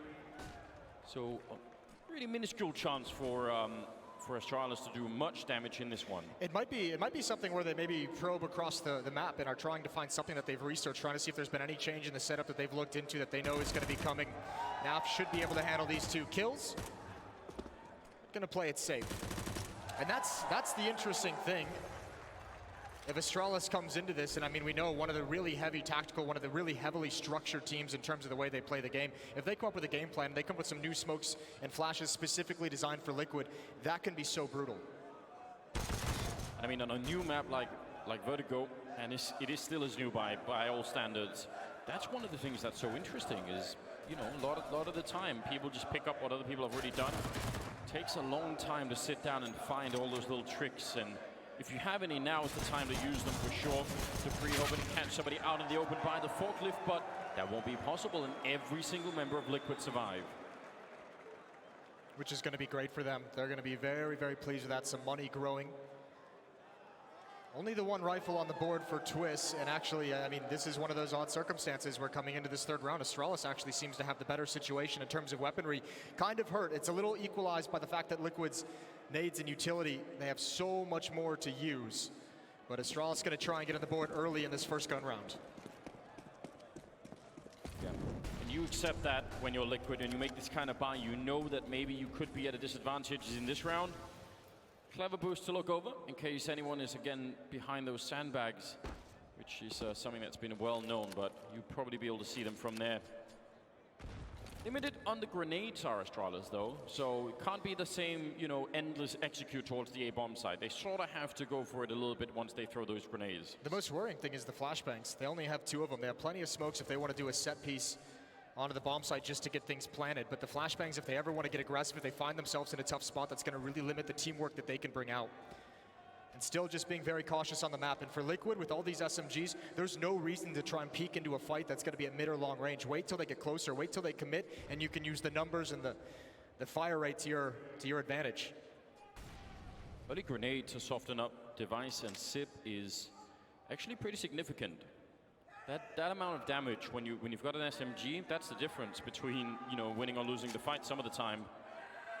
45 seconds, and Astralis is hoping right now that somebody from Liquid will put themselves in a position where these rifles are going to make a big difference. Nitro, shoulder peeking it, just hoping to put down this Molotov at the right time, 30 seconds. There could be really good timing for him. He gets the gun out in time as they come through, and Glaive, not even looking that way. He's going to be dropped now. A lot of wall banks are coming through, and Nitro feeling uncomfortable. He has picked up the AK-47 though, and I'm surprised that he's still alive. Now they've put down the smokes. There's only 15 seconds, and Astralis, they're cutting this right to the limit. There's a flank coming in as well. They've got to be quick. 10 seconds now on the clock, and that's the bomb down. Nitro with a massive defense. 5 seconds, and he's done it.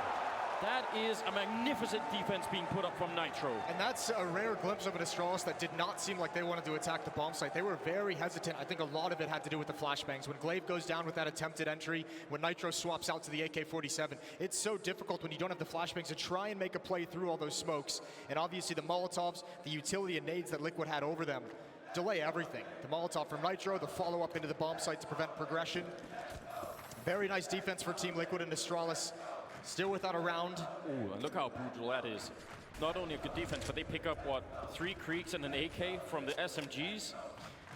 That's wild. Well, Stewie's gonna get his first taste, a 1-for-1 trade. Magisk with that deagle, so deadly, forces him into the arms of Device. Well done from Astralis so far, as good as you could hope. And Elige looking for that exact peak. The bomb's actually gonna fly off the map. It should be okay, it just comes back to right where it was dropped. It will fly back up. That, I mean, fortunately is a feature of it. Otherwise, who knows what kind of ridiculous stuff we could get into. Especially given how the bomb sometimes can tumble in weird directions. Ooh. Oh, wow. Absolutely cancelled on that bomb site. This gets dangerous. Device has the AK-47 now, even though they have no armor. Twist wanted to make that jump. He wanted to get aggressive. Just barely missed the opportunity. But now he clears out the stairs. It's tough to imagine, though, where Astralis is going to head. Nitro defending the B bomb site. Twist is going to have to move over towards A. So the defense is split. That might have to play a little bit safer just to be able to buy time for their teammate to rotate around. This deagle, this AK, and you still have the Clutch Minister on the map. Yes, you do, but they don't have any armor on the Astralis side, so any kind of fight that's a fair fight, it should be going in favor of Liquid. There's a bit of shadow showing, and Twist is going to get one, but Device quick with the return. Goes for the fight, straight up long range, and he gets Nitro. A quad kill for Device, and a massive clutch. That is, well, if it starts out like this, if this is the caliber of play that we're going to be seeing out of both these sides, I mean, it's everything that we could have wanted. And that actually turns this now where Team Liquid, you mentioned so many upgrades in the previous round, had a lot of money built up behind them. Now Astralis winning a round like this, being able to bring one AK forward into the next, they don't have to buy. That gives this an economic struggle as well in the first stages of this opening half. Could have gone for the bomb plant, could have tried to play it safe, but he figured, you know what? Catch him off guard, peeking into the rotation. That's exactly right.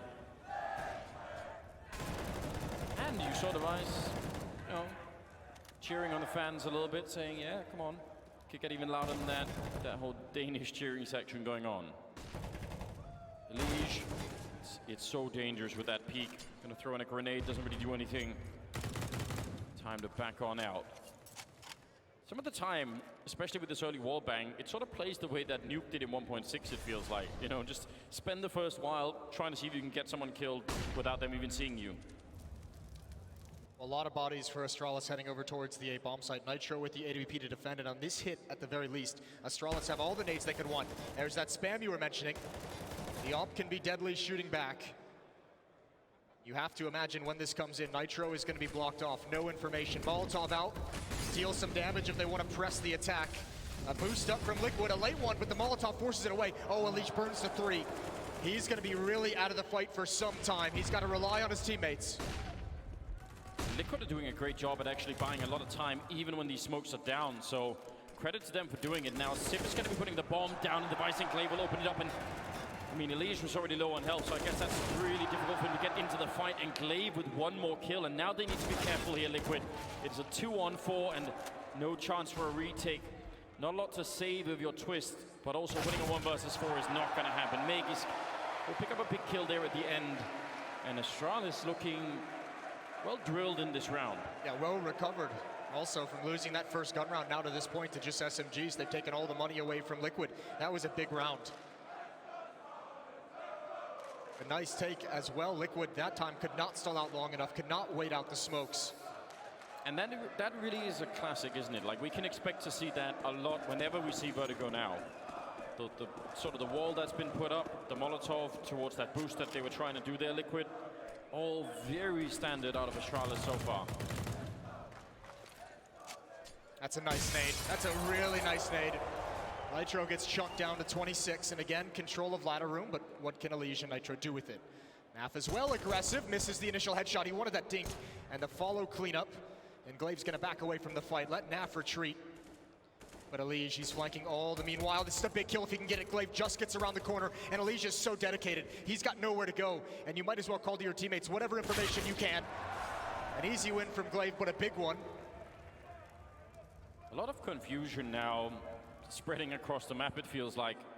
Astralis, they've got a lot of time so they can check all the corners, but I would be worried right now if I were Astralis that someone might be in some strange position that you forgot to check. So I would almost call it at this point and say, like, every 5 seconds, somebody just turn around and see if we're being flanked, because they could be almost everywhere. That's exactly what Dupree's doing.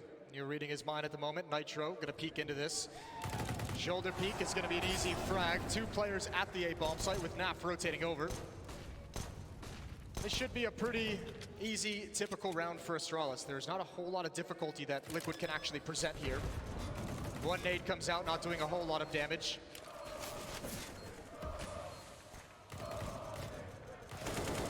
I mean, holding on to this bomb site, even when you have the guns, is very difficult. So with just pistols, you could definitely see the challenge just increases. Chance for a headshot, but Sip will be pretty quick in that moment. And Naf is going to be falling back, just hoping for exit kills. I mean, we have had a lot of discussions internally and sometimes on the broadcast about how do you do this? Like, how do you play that A bomb site? Is it better to go aggressive and try and beat them before they can get the full setup? Or when they get the full setup, should you try and get them when they're putting the bomb down? Like, try and keep killing the bomb planter, and if maybe that will work out. I feel like nobody knows for sure. We've seen examples of it working, but not consistently across like 3 or 4 maps, you know. It feels like aggression over there has to be, once in a while. Not every single time. We actually, I mean, Astralis over on the CT side, last time we saw them play Vertigo, Device loved peeking down that ramp with the AWP. So I imagine we'll see Astralis get aggressive when they switch sides. One of the cool things about, I thought he was going to jump down, but thinks better of it. Still a little bit backed up here. When Avantgarde were playing it, Jame was pretty aggressive with the AWP over on this ramp, but that was cool, and that actually had a lot of fun kills. So maybe they could put one in the hands of Stewie or somebody. Well, this is a unique setup from the defense. We'll see if Device is ready for it. He's creeping ever so slow. You have to imagine he's going to get the shot. He sees it. He fires too early. Oh, they can spam him down. Device has got to be careful. He's under a lot of pressure. Flashbang out. Twist once more. And I think this is a smart decision. Back away from the fight. You had an opportunity, but when it's not there, don't press the issue. Glaive going to try and take advantage, and I think Nitro might have just spotted him. Oh, the prediction! That is a great read out of Glaive. A missed grenade could have actually killed Device if he was in the wrong position. You don't want to do that, but it does land on top of Twist, the second one. And he's down to 13 health. Astralis trying to recover as Device finally goes down. Low from that earlier battle. Now, are they going to check where Elige is? Coming through, and some really good timing. Goes for the kill, and he's going to get a quick double, falls back around the corner. Actually a triple overall for him. That's a great defense put up once again here at the A-bomb side. Smoke's going to fade soon. Magisk wants to get this plant in. Here he comes at the default box. Elige over the top, and Magisk just knows he has to stick it. He has to get it down. He's going to die no matter what. It's all on Dupree. 17 health in a 1 versus 3. He's smoked off, and the spam comes in. Well done. Elige and Twist working together. The point man and the swing man on the defense.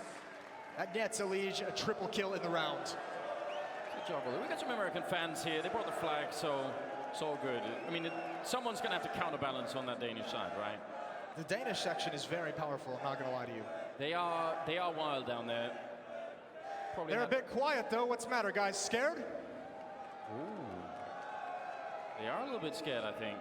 Maybe they should be. Liquid in the lead, 4-3.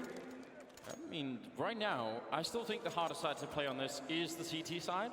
I think Liquid are doing a great job right now.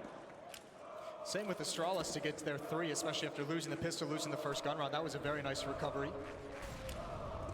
And we really haven't seen this side of the map tested. Stewie has had a quiet game, 3 and 4 for him, and now he's going to get some attention. Nades and flashbangs raining through. And he backs deeper into the bomb site. Elige close up. Naf would be quick on the rotation.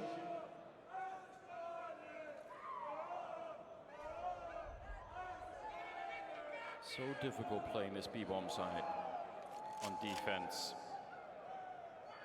If they get onto the bomb side and you're holding behind one of those boxes, actually even if they just get up the stairs, some of these positions, like the one that Elige is in, that you can get Molotov'd out. And then you're forced into one route of retreat where they're just waiting. That's the setup, right? They throw the grenade, they wait for you to walk out, or you get to stand in the fire. It's really tricky. What's so nerve-wracking if you're Liquid is just the lack of information Yeah, that too. Due to maybe the intimidating factor of getting aggressive on A, you don't necessarily want to do that. You tried it in the previous round. But you're just waiting to see the stream of utility, and you're powerless to really stop it. There's the first smoke from Astralis. Ooh, they were waiting for that. They wanted Elise to go for that peak. They'd actually been waiting a long time. Now we're down to 30 seconds. Smokes are being set up, landing pretty deep, trying to block Stewie out of the fight, but he goes through to try and help out Elise. They've got the crossfire, they've got the setup, and they're going to be able to shut the first two players coming through right down. Dupree gets one in return, but now time is running out, only 17 seconds. And they can't get through this smoke. Astralis, they might have made a big mistake here. Twist is going to be going down. Nav, oh no, he falls off the building, and now Dupree with the kill, and the final one for Maggies. What a hectic, chaotic round that Astralis comes on top of. Elige survives for so long, but the backstab from Xyp9x is what sealed it. Liquid lost track of middle, and Xyp9x is able to just walk around through the door. That was huge. All the defense had to turn their focus behind him. And obviously, we must see how Nav fell off. Yeah, I mean, it isn't the first time that it's happened, and it definitely won't be the last. Some of those smokes, right, they land on the outskirt of the building. So if you are trying to navigate through that smoke to help your teammates and you're inside of it, you lose track for just a second of where you are. Yeah, you step right off. That's not an uncommon way to go, though obviously a tragic one. Way down is, it's really far down, Moses, I won't lie. Yeah, it is a very far drop. Astralis takes a timeout after the victory. Perhaps to calm themselves, perhaps to make sure that they're all still dedicated to the same game plan. It's netted them 4 rounds, it's evened up the scoreline, and for the second time in this opening half, it's taken all the money away from Liquid. 9th round. And all tied up, although the money, yeah, definitely a challenge for Liquid here. But this is, again, because of the close quarters, crazy nature of this map, and especially because of the ridiculous aim capacity that's on Liquid, you could do a lot with guns like these. Just a whole lot, so. It just seems like another map where the utility is such a factor, and Liquid has almost none of it. 2 smokes, 3 flashbangs to work with. When you have the opposing team throwing in nades and Molotovs, it's so hard to figure out how exactly to play this scenario. Xyp9x looking for the boost. He's not going to find it quite yet. Molotov to clear out sandbags. It's absolutely empty. He's so aware of that idea, isn't he? Dupree and Glaive are starting to march in towards the B bomb site, though. So, I mean, this is Astralis applying some pressure and getting information on both sides of the map. And obviously towards the B bomb site, Dupree and Glaive are just going to call them right back. Liquid have no idea. They had just moved everyone over. The noise that Xyp9x made has pulled the whole defense into a 5-man stack, and it's at the wrong bomb site. Now Stewie's got the information, and there's nothing they can do about it. No, there really isn't. It's going to be a smoke on one side. Stewie already made it through. Could be getting himself a kill. Far off of doing that.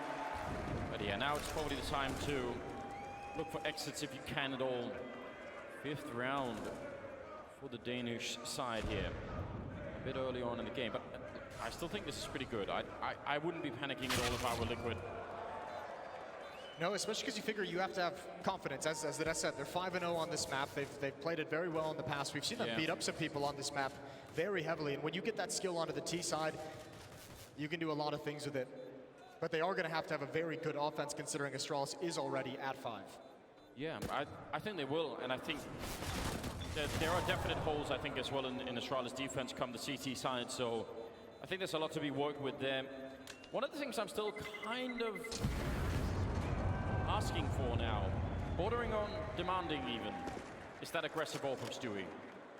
I don't really care if it's B. I would rather it be A, but if he's playing the B bomb side, fair enough, let him, but I just kind of want to see him take someone out, then fall back. And the problem, historically, the problem is, even if you're playing 5 versus 4 on the defensive side of this map, you're still not safe. But I want to see that happen a little bit more. We'll see. Put in the request now. He's had such a slow start to this game. You wonder, I mean, there hasn't been a whole lot of attention, just the one real attack towards that bomb site. This one on the Saber doesn't matter so much. So Stewie, just by nature of the fact that they haven't come here, starting this game out a little bit cold, hasn't been involved a whole lot. Naf going to be under pressure. Gap in the smoke. He spots it, spamming through the box. Going to lose that battle. The Krieg reigns supreme. Another flashbang out, and Device, he already saw this stack. He already had a shot to kill Nitro the Free for the first time, and now the second it connects, and Twist is stuck being aggressive. He goes down as well. A 2-on-4 so quickly. That is a very fast reaction from Device. He wasn't scared. He was just thinking, I'm going to try and get him. And he's ready for this next follow-up. Probably should have been a kill. Ducking down inside at 39 health. He could have gone down, actually, missing that shot. He had the right read, but... Look at Glaive's position. Glaive is just being so dirty, just waiting in the lurk to cut people off. He's not expecting that angle, though. Nice turn from Stewie, a big win, and they can recover this still. Yes, they can. Dupree on the bomb site. He's got all the health. He's got the AK waiting at the angle and almost mistimed that. And I don't know what Elige does now. 100 health, 1 versus 3.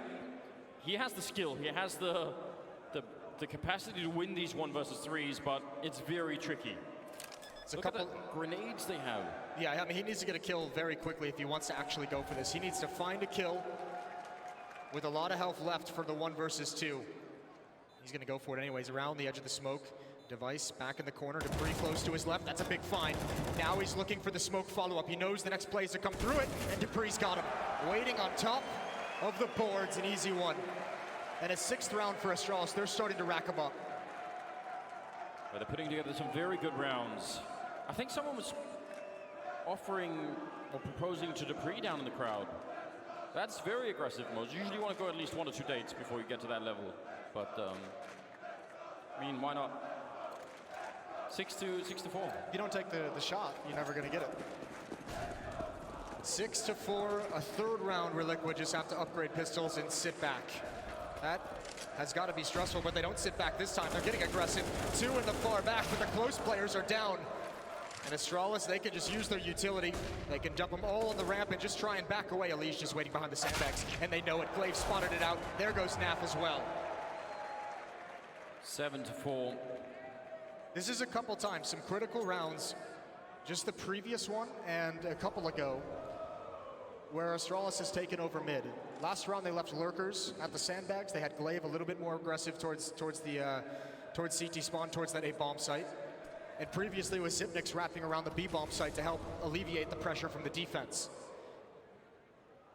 Liquid might want to think about putting a 2nd pair of eyes there to help Naf, at least in the mid round. Stewie getting a quick shot there with the Deagle. First one missed, but good follow-up, and yeah, we'll see if they can manage to recover in some of the upcoming rounds. Glaive will end the round, and that will make it 7 to 4 in their favor. Just crossed out the Liquid logo. What's going on here? That had to have been a Danish fan. Yeah. Sounds like a Danish fan. A traitor to the cause, maybe. Halfway through the tournament, just deciding to change it up. Tactical timeout now being called by Liquid to figure out exactly what's going on. Now, Nitro has picked up that AWP, so that's sort of how, I mean, I said Stewie, I'm fine with Nitro. He's an amazing AWPer as well.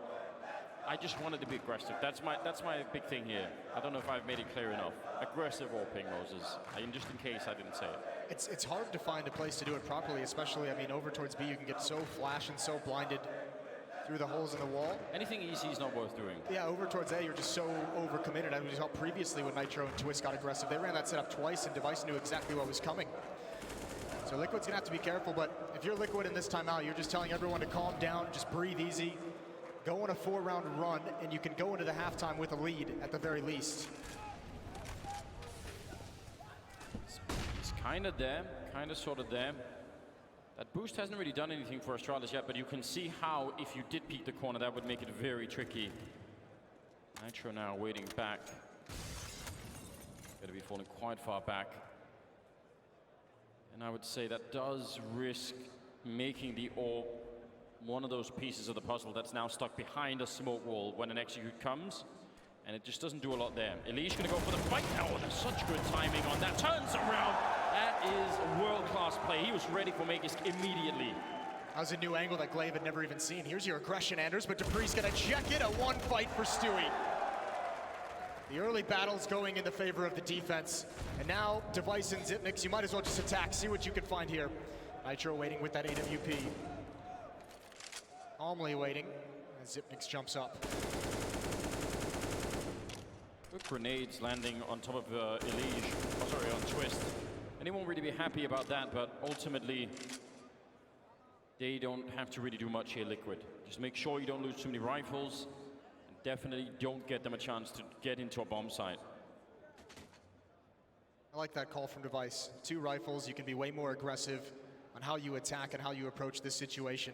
As you said, it's the rifles. It's how many can Liquid hold on that is the question now. The low HP, they are so softened up for this. Just a couple, just one awkward sequence for this defense. It can all come tumbling down. Nitro misses a shot with the AWP. Smoke comes up in his position. There goes the first. Good trade. Twist is aggressive around the default boxes, and that's it. Only 2 fall, and Liquid have their 5th. That is just fine. That's very cute. That was very cute. Got a chicken. I think the guy had a nip hat on as well. They got the Liquid logo. They got it all going on down there. A lot of love, obviously. Appreciate that. Don't get enough kiss cams, do we, at Counter-Strike events? No, I'm just happy we have, you know, rock guitar players on the exits. Those are sweet. Those guys are really doing a great job. I think they should get more credit. 13th round, nearing the end of the half here in the first map, so a lot more of this madness is still to come. I think Liquid have done I think 5 rounds is very good on the first half of this map. I think they're doing quite good. Oh, wow. Oh my God, that made me nervous. What is the matter with Dupree? What is actually the matter with these people? Well, he's in position,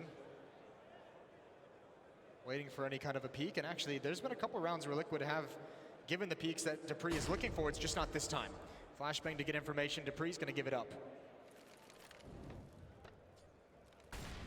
If that works, do you just win the rest of the half from there on out? Just other team can't do anything at that point. That's very obviously no work safety regulations on that T side. So it's a creative smoke, pressuring the bomb site. Twist and Nitro far back, but the bomb is on the other side of the map. It's still going to come here, and this time it's no set piece. They're not using the utility. That's the bomb. Big fight for Elise to win. The follow-up from Stewie. Now the utility dump comes out. Not a lot of damage provided from the HG nades, but Liquid is content to just put up a smoke and wait patiently. 30 seconds on the clock. Yeah, this is looking so good. You're almost at the home stretch here in a 3-on-5. Ooh, they're going to be falling back 20 seconds now. I think you just have to save. Yeah, you have to You have to run the whole way to that A bomb site. It would just telegraph everything. So save the weapons. Astralis is going to back off, and those 2 kills net Team Liquid a 6th round. So good, and this is another topic that we've been discussing. I know I've tried to mention it a bunch of times. If you're not going to be going aggressive with your AWP, then yeah, some sort of randomly timed aggressive at the end of the round works pretty well, because maybe you catch them setting up. Maybe that's exactly when they have grenades in hand or they're not quite ready for it. And that was just great. Really well done on Liquid. 6 rounds, 6 or 7, I think, doing a fine job. Yeah. What is the American version of this? Is it like OSHA or something? That's like the American. Yeah. They're definitely not at work here, are they? No, they're not certified by them. How many times do you think he practiced that before he was like, okay, I'm ready to do it in a major? Knowing Dupree, he might have just improvised it. He's not all, he's, you know, slightly mental sometimes. 7-6 into the 3rd timeout of the half, as Astralis talk things over. You gotta wonder the first time you proposed that, though. So you're telling me I'm jumping out of the building. I'm not wearing a wire or anything. I'm just gonna land down there. Only Tom Cruise does that. That's exactly right. They should have put him to do it. That would have been the get Device to do that. Maybe have him run along the windows like in that one. That wasn't really good. Well, enough about that. 14th round, ladies and gentlemen. 6-7. It's almost tied up. Glaive. Oh, this is something else, isn't it? This has always been possible, but now nobody's really defending it. Is he going to catch anybody off guard? Nitro's certainly looking for it. Well, there's a gap in that smoke as well, and at least even if he misses the shot, it looks like he might be able to see the ankles. But Glaive wanted to come up with the timing. Maybe catch Elise, who he's seen being aggressive himself from the defensive side a couple times in this half. Still just very slowly and cautiously. I mean, Astralis with control of this. It's kind of the staging area, just waiting to see if there is going to be any of that aggression early on, but no one really challenging anywhere across the map. Stewie this time alone in the B bomb site. Liquid feeling confident because they shut down that hit previously, that Astralis might go to the other side of the map, and for the moment they're correct. Yeah, they've got a very good read. I'm gonna try and avoid as much as you can at this stage getting double grenaded. That's something Astralis have done a lot. Where the crane is, they've been throwing a lot of double nades to that corner and they've hit twist a number of times. So I can understand why he's playing further back. Now the challenge is, if you play far back, how do you stop the bomb plant? I don't think you do. I think you play for the retake. We'll see how much Liquid can get done. Maybe the Molotov to slow down or force an awkward plant spot, but no one moving to actually challenge with these smokes in their face and glaive. He's just gonna plant. The flames don't touch him. Nades come out. Naf has stopped the bomb plant. He's come through the smoke, and now Liquid can get more aggressive. They know what comes next.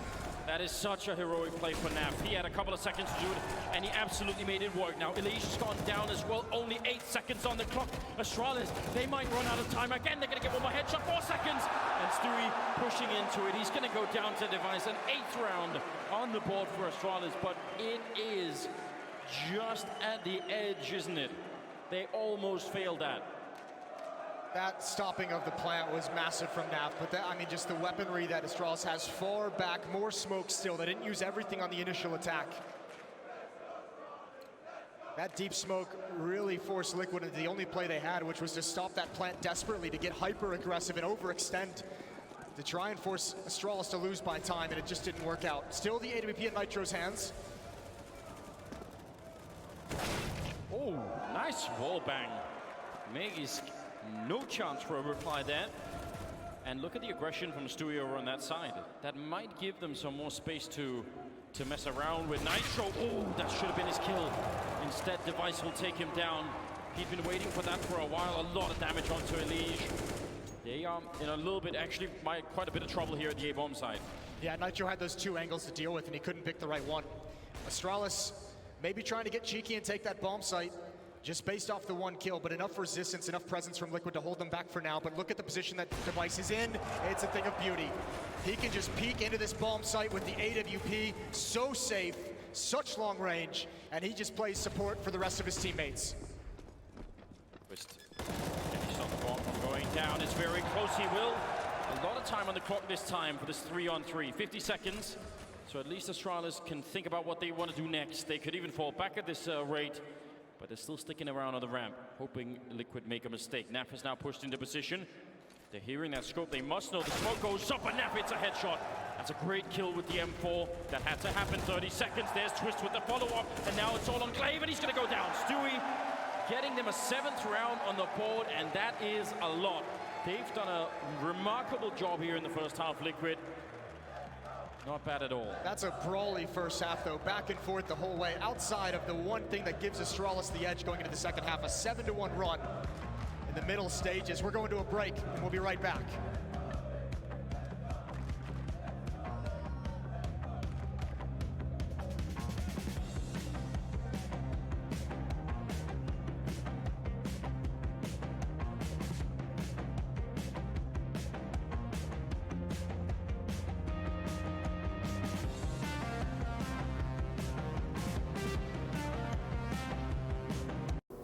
Look at the new sled on you.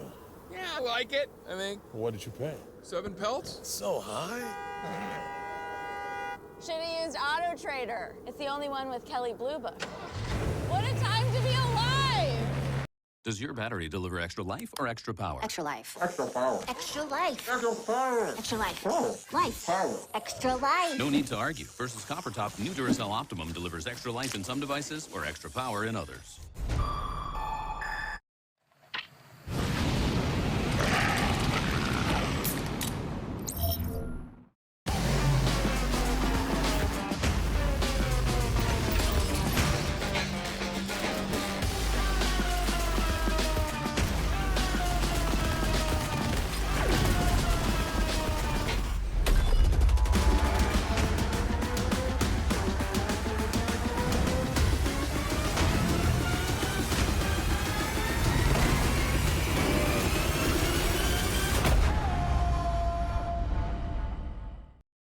Swear it. If it ever comes back, we'll come back too. Today, the phenomenon that captivated the world comes to an end. Let's kill this clown. It, Chapter 2, rated R. On the board, I think they're looking very good right now. I think it's still sketchy because it feels like Astralis has come into this with such a nice level of preparation as well. I thought that was a very well played T side from them. Here we go, flash out, or excuse me, decoy out. Just trying to put some pressure on, see if they could maybe trick them a bit, going for the early USP fight.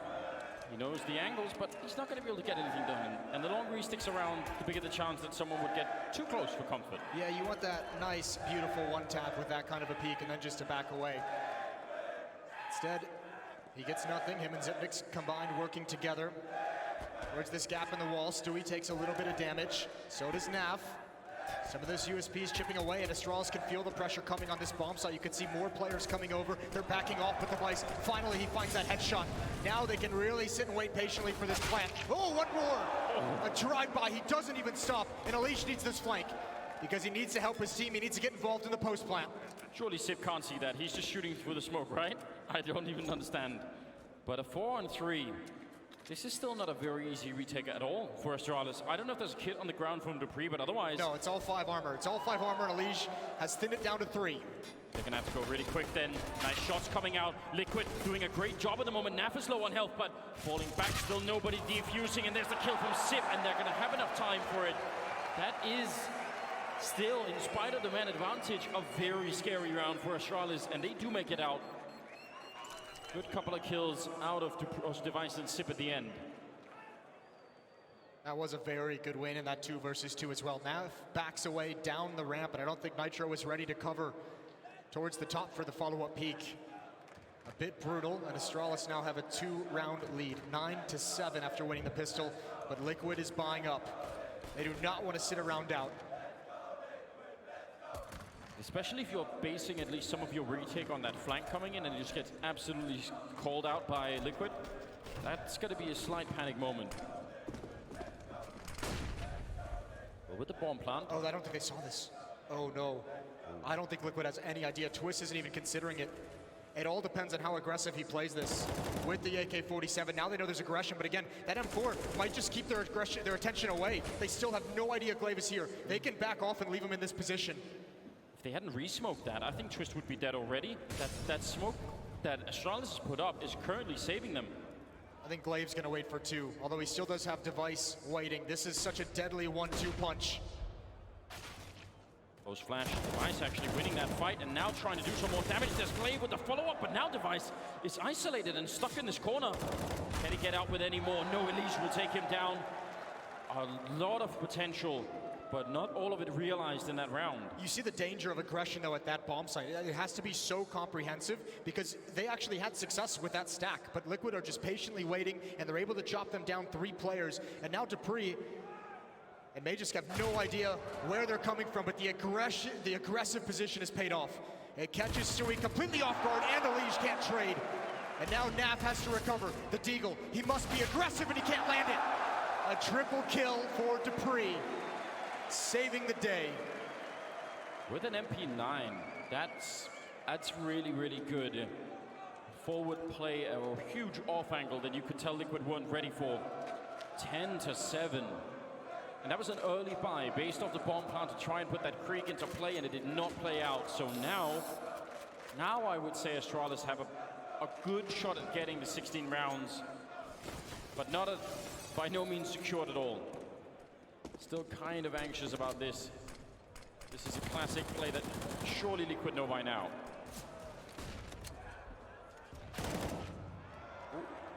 Well, Astralis is looking on point at the moment.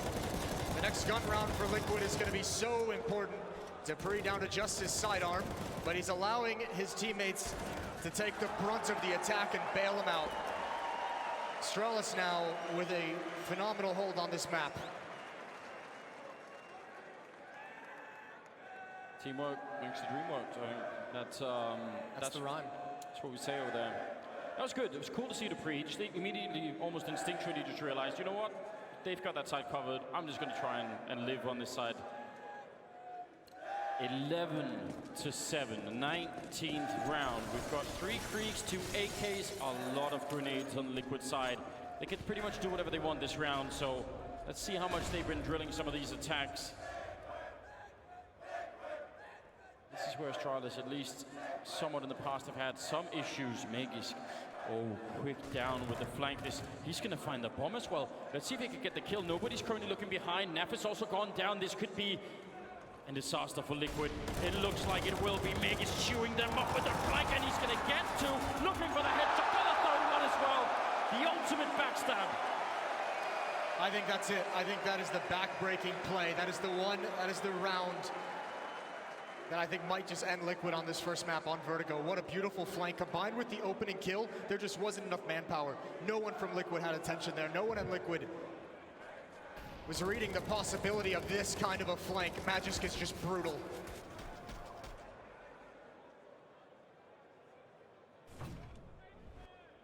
You look at a map like Vertigo and you think, well, because of that ladder in the middle, that stuff must be happening all the time, but it is very rare actually that we see that work out, because if your Megis going down through that, you might as well walk into someone who's either watching for you or someone coming back from the other side of the map who's going to shoot you in the back. So you're super exposed. It seems like it should be sort of a no-brainer, but in actual practice, it's much more tricky. Oh yeah, but you could see the payoff. It's worth the risk at time. Even Liquid, remember, Elige went down there as well at a certain point, and he actually challenged in that ladder room a number of times. So pulling it out there, Magisk obviously gets the better of that kind of a play. Back to Deagles, back to pistols and armor. And very fast pace towards the B bomb site. They do slow down once they get to the stairs. And I think Device is actually already flanking from A. Yeah, very aggressive right now, Astralis. He's cut the map in half for his team. They can just stack up 4 players here at the B bomb site and in mid, and there should be no entrance for Liquid. With just pistols, some of these fights are very hard to win. This one that goes through the grid to look down there, that AK-47 is going to be doing a lot of damage. Support flashbang for defenders. They want the information. It's perfectly timed. It's so perfectly timed. Elige is in the corner. Dupree's a little bit lucky, but he's an even better shot. Triple kill very quickly, and there's Device on the flank. He does fall, but no chance for a victory for Liquid. A 1 versus 4, and Nitro, it's just a matter of time. Looking to take as many guns away as possible. He's not going to get anything. 13-7. Another triple kill for Dupree in this round. That is what I don't think there is such a thing as a textbook play really on this map yet, but I think that should be one of them. It's that slightly delayed retake on either A or B. Get that flashbang in there. Just try and get the right timing. When you get it, you see the result. Very hard to deal with when you're just setting up that attack. 13-7 in favor of Astralis. Still on map 1.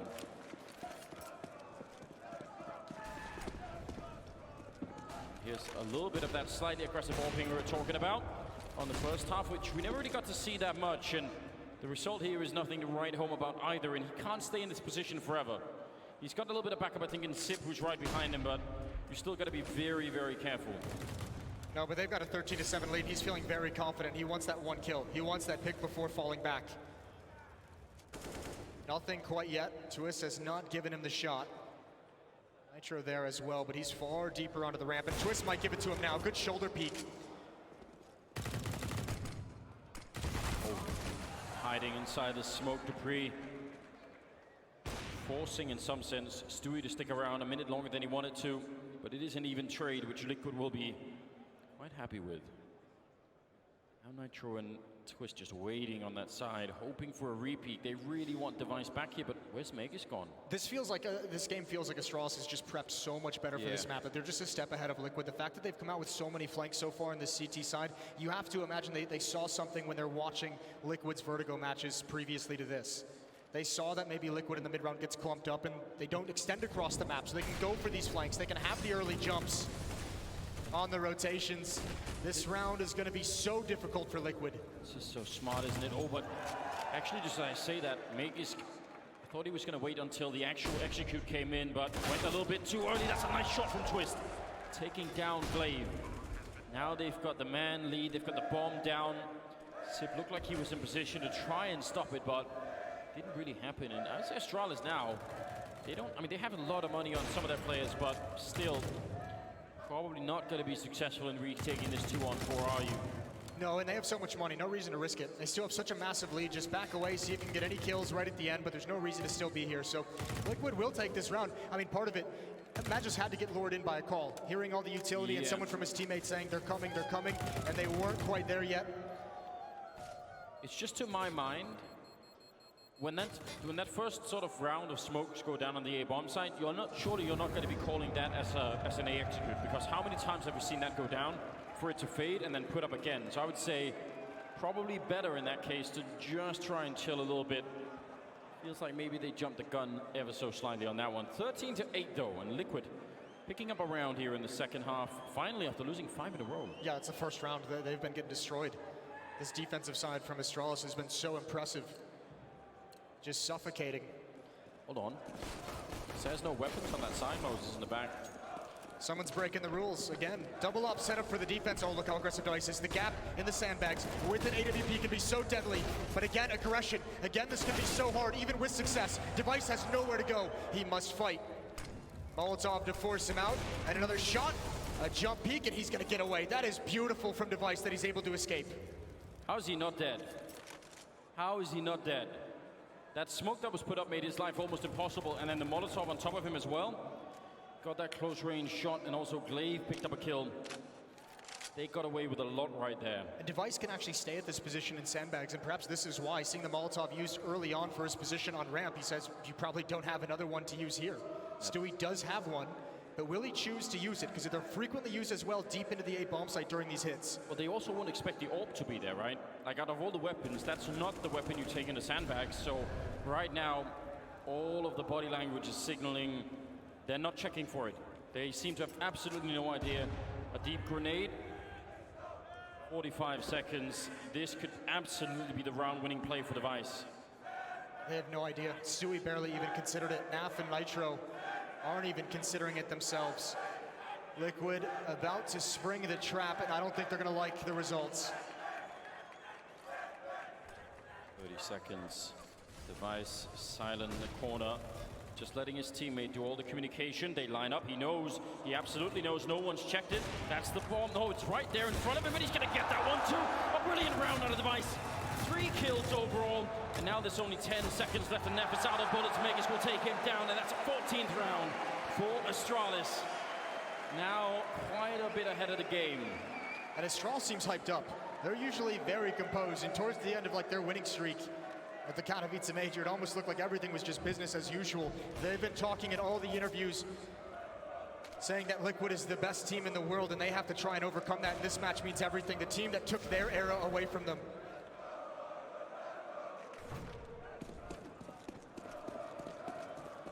Now, this was their map pick. Do want to remind everyone of that.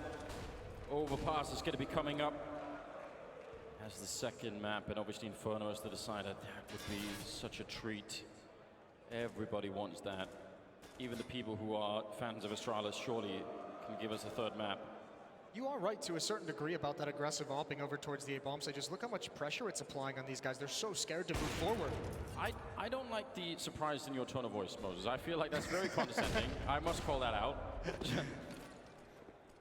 Make it sound like that's the first time that's ever happened. Well, it's the second. Still not many. Device with an opening kill. See what I have to deal with all the time? I need some pity from the crowd here. Nitro does go down, and now it's a double up as well. That does make it slightly more tricky. Look at just all the aggression across the map that Liquid have seen over and over again. We've seen Dupree push down here a number of times. Areas with the AWP, and it's so many different looks, so much utility being used by Liquid early on to flush out those aggressive positions, and no one's in them. So the utility just goes to waste, and then they don't have to use it, or they don't have it to use when they want to actually attack a bomb site. Just look at the Molotovs, right? I think you're absolutely right. Normally you want 3 Molotovs to clear out all the common positions on this map or at the B-bomb site, and now they kind of can't. Now, maybe they could get one for Glaive. That would be a common position, but he's even moved out of that one. Yeah, there's that D-Molotov, exactly that we're talking about. But again, they wanted 2 more. Dupree ready to send someone flying right off the building. Stewie gonna volunteer himself, and a second one. Great shots from from Dupree. Already a triple, and now 10 seconds left. No bomb plant gonna happen, and that will be a 15th round for Astralis. A single one away from taking the first map here. Oh, That's production value. Production. This is guys doing all the calculations. Some cool linear algebra in there, like that. Algebra? Algebra, I don't know. Just going into Danish there for a minute. I'm sorry, there. I'm so hyped up. You couldn't tell. You just switched in. It was automatic. Yeah. So watching Astralis, we got math in Yeah, as you're well. feeling very patriotic. It's two of my favorite things, really. Oh, that's a huge nade for the last round, and somehow he's only rewarded with one. You felt like the nade in that lineup had to have given him 3. I mean, it was almost perfect. They've still done a lot of damage. I think they saw that jump. They were shooting at his head. Slave says, yeah, I don't want to really participate in this. 4 on 4. Everything on the line for Liquid. Limited on the grenades once again. But at least Astralis, except for the Vice over on the other side, he's controlling the whole A bomb side. They know what's coming. Look at the aggression from that AWP and what it's affording to them. Yeah, and so many players in middle for Liquid, it's almost like a bottleneck. Like, what can these 3 players actually do? You can only really peek in one direction. That's covered by smokes. So you don't have information. A risky jump up from Alish. Here they come, trying to take the bomb site, but Dupree still stands tall with the double kill. Back into the safety. It's a 2-on-3 in Liquid. This first map might just slip away. They haven't seen the boost coming just yet, and Dupree's got a 3rd. Nafly to save the map for Liquid to keep them in this. He must have all 3 reloading as well, but he saw the jump, taking damage, and backed into a corner. Nowhere to go somehow, still does more. He's almost no health left at home. How could he possibly make it out? 30 seconds, and he walks into the fire. Oh no, 16-8. Flying off the building, walking into the fire. I don't know if there are other elements by which you can die, but he's trying a little bit of everything. That's a rough way to go, but honestly, obviously not his fault. 1 versus 3 at the end there, 16-8. As Astralis take down Liquid on the first map. Now, it was their map pick. Overpass going to be coming up, picked by Team Liquid. I don't think this is anywhere near done. No reason to panic just yet, but I mean, that's a big statement. The Death talked about it. Picking Vertigo like that as your pick kind of exceeds, you kind of give up the fact that you feel like the underdog to a certain degree, but the fact that they came in so prepared, and they just, let's be honest, they smashed Liquid. Liquid had no chance of this. Well, especially in this, I thought Liquid did a really good job in the first half, but the second half here, Astralis looked like a whole different team. I don't think I've ever seen anyone put up such a great defense on that CT side. The aggressive stances were so beautiful. They just cut the map in half. They gave all the information away over to let them know that, Liquid's not coming here. We can stack the other bomb site, we can rotate, we can flank. Astralis had all the answers, whether that's research and prep. I mean, it was just phenomenal from start to finish from the Danes. Yeah, they did a fantastic job, and I mean, some of the aggressive plays with the AWP over there just all looked really cool. So I think a lot of people are going to be modeling that in the future. We'll see what happens on Overpass coming up after the break. Stay tuned.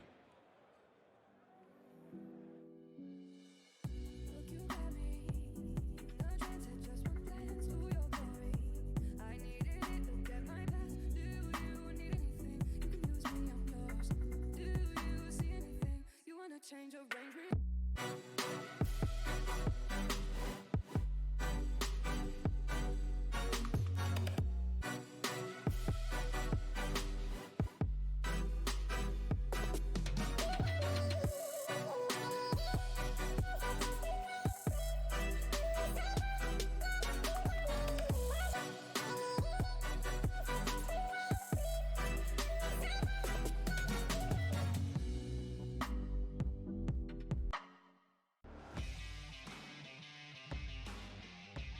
Charge up your game with excitement. Highest odds on the market.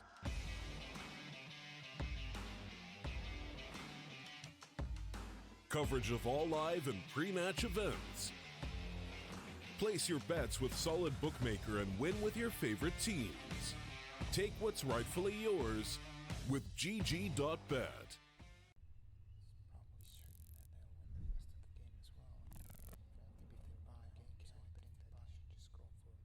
Predict the outcome, win the game. Get live coverage and schedules for your favorite tournaments. Analyze, predict, and vote to gain points. Compete with other esports fans and climb the leaderboards. Strafe, everything esports. Download now on iOS and Android.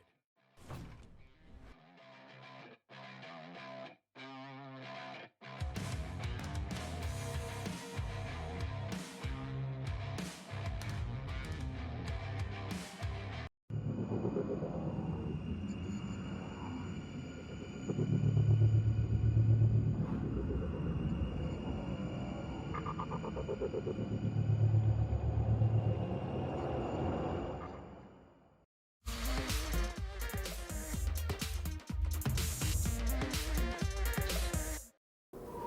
at the new sled on you. Yeah, I like it. I think. What did you pay? 7 pelts? So high? Should have used Auto Trader. It's the only one with Kelly Blue Book. What a time to be alive!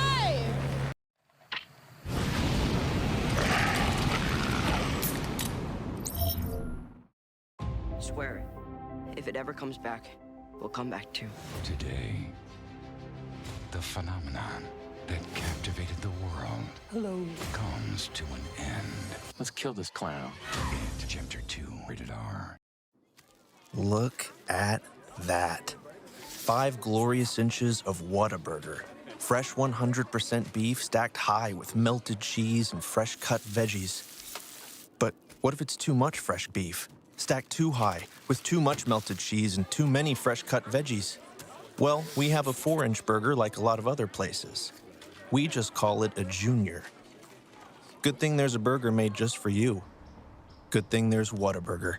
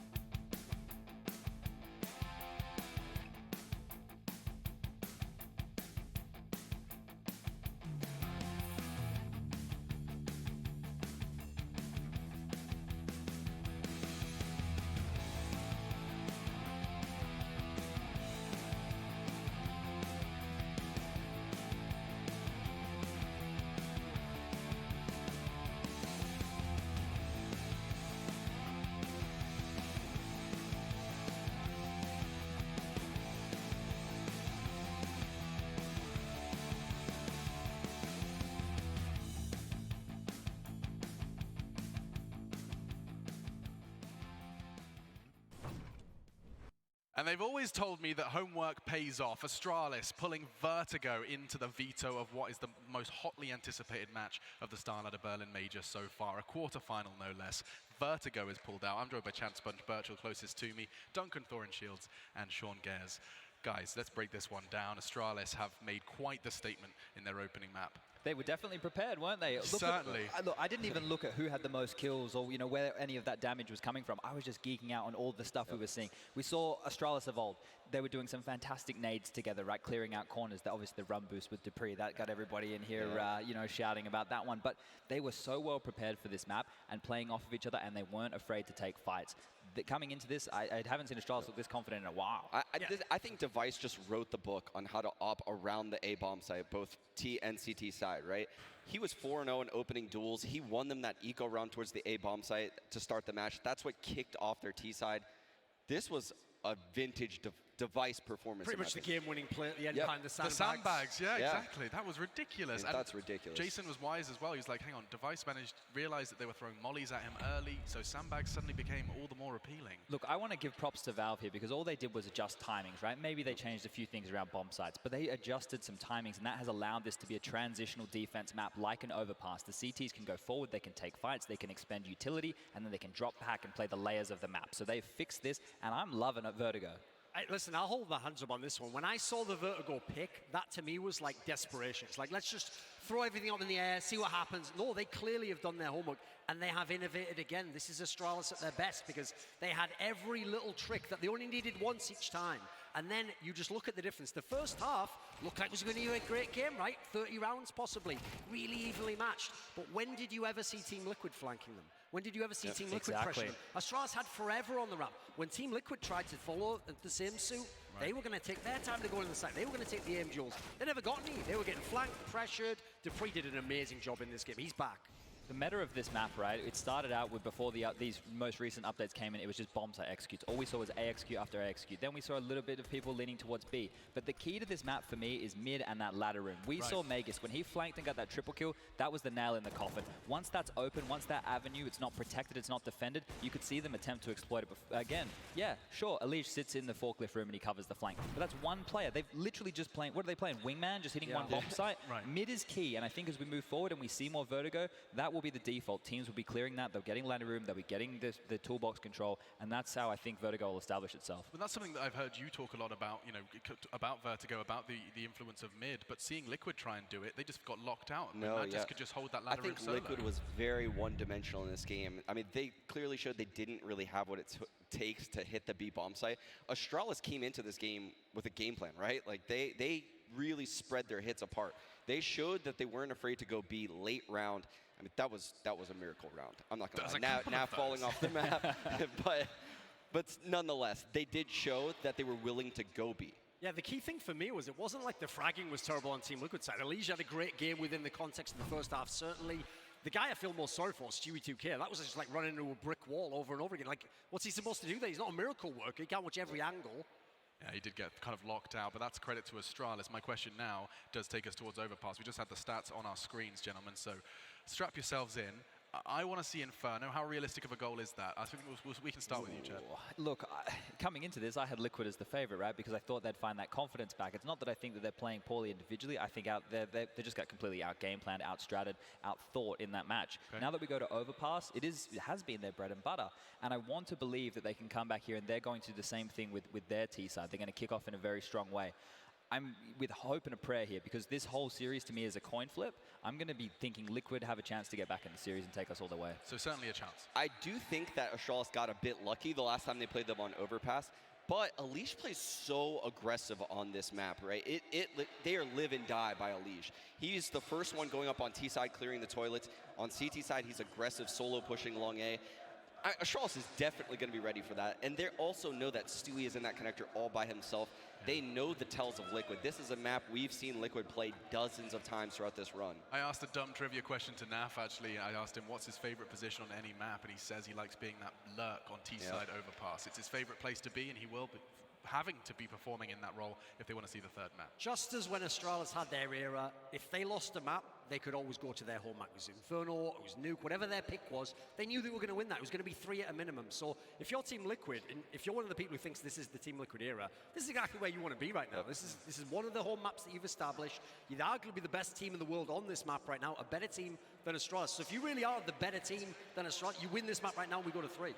Yeah, I'm with that. And I think one of the bigger problems for them right now, it's one that we always touched on previously with Liquid, was they don't have a primary AWPer per se. Now, Stewie's been picking up more of that duties on certain maps, and Nitro on the CT side of Overpass, he's normally very proficient at that. But the biggest problem right now, and we already touched about it, is Device. He did a fantastic job AWPing right there on Vertigo. If he's feeling it, and he's going to move around the map like he used to on Overpass, that spells trouble for this Liquid roster, because right now, Astralis, they get to be the team to do whatever they want. I will say this, Liquid has the strongest A default in Overpass in the game right now.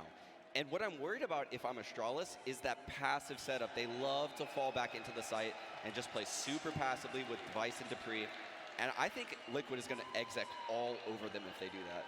Didn't last time we see these two teams play, it just ended up to be just constant B hits after B hits. I remember there was a game not long ago, it was definitely one of these teams, and that's all they lent towards. So that's the only way Astralis won that game, actually. The only 2 rounds they got were these crazy B rushes. Nothing else worked for them. Interesting, and that's something that surely Liquid, coming into this, they knew that the Overpass would be a strong tool in their arsenal. They will be ready for what Astralis have got on Overpass. And speaking of what Astralis have got, both of these teams have got strategies named after them, nades that every team now throws on Overpass alone. We really are going to get a treat of Counter-Strike. And again, I'll bring up the same point I said at the end of the last one. I don't really blame Stew2K too much for the T side of Vertigo. Not a lot he could do in most scenarios. This is a map where he could have incredible impact for this team. Yeah. If he can get that T side going, that's what opens this game up for them. Then you've got the big people like Elige and Naf coming in, and those guys close rounds out. Yeah, certainly. Well, I mean, if the fans are getting lucky, perhaps Team Liquid will too. We'll see. I mean, they are playing a real map now. Okay. Wait, didn't you I'm predict just kidding. Astralis? Yeah, I did. I'm just Yeah, it's just having some fun. I actually love Vertigo. It does seem like it's converting people slowly but surely. I mean, getting to see what Astralis brought to the table, there's so much more to unearth regarding Vertigo, but Overpass, much more solved, much more rigid, and we know we're going to get to see some of that Nitro Orping flair as well. Yeah, well, hopefully that they get crossed. to settle into that. They're going to need, I think, a very...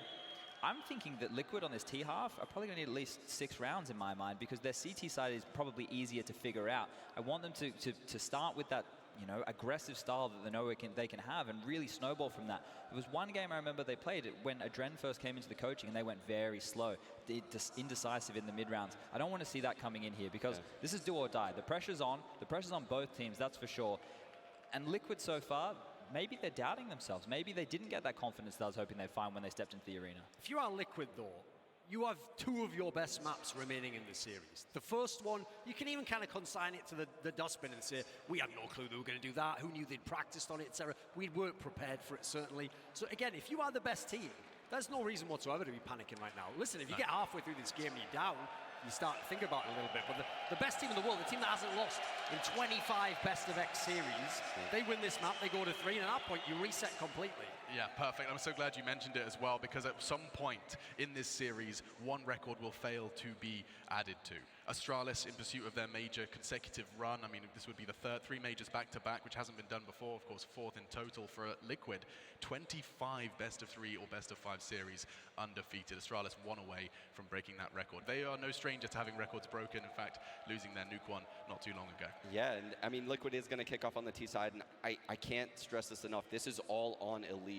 The entry fragger for Liquid, the top performer on their team is the first one into the bomb sites. That is so rare. So it's literally on his shoulders right now. Can he step up?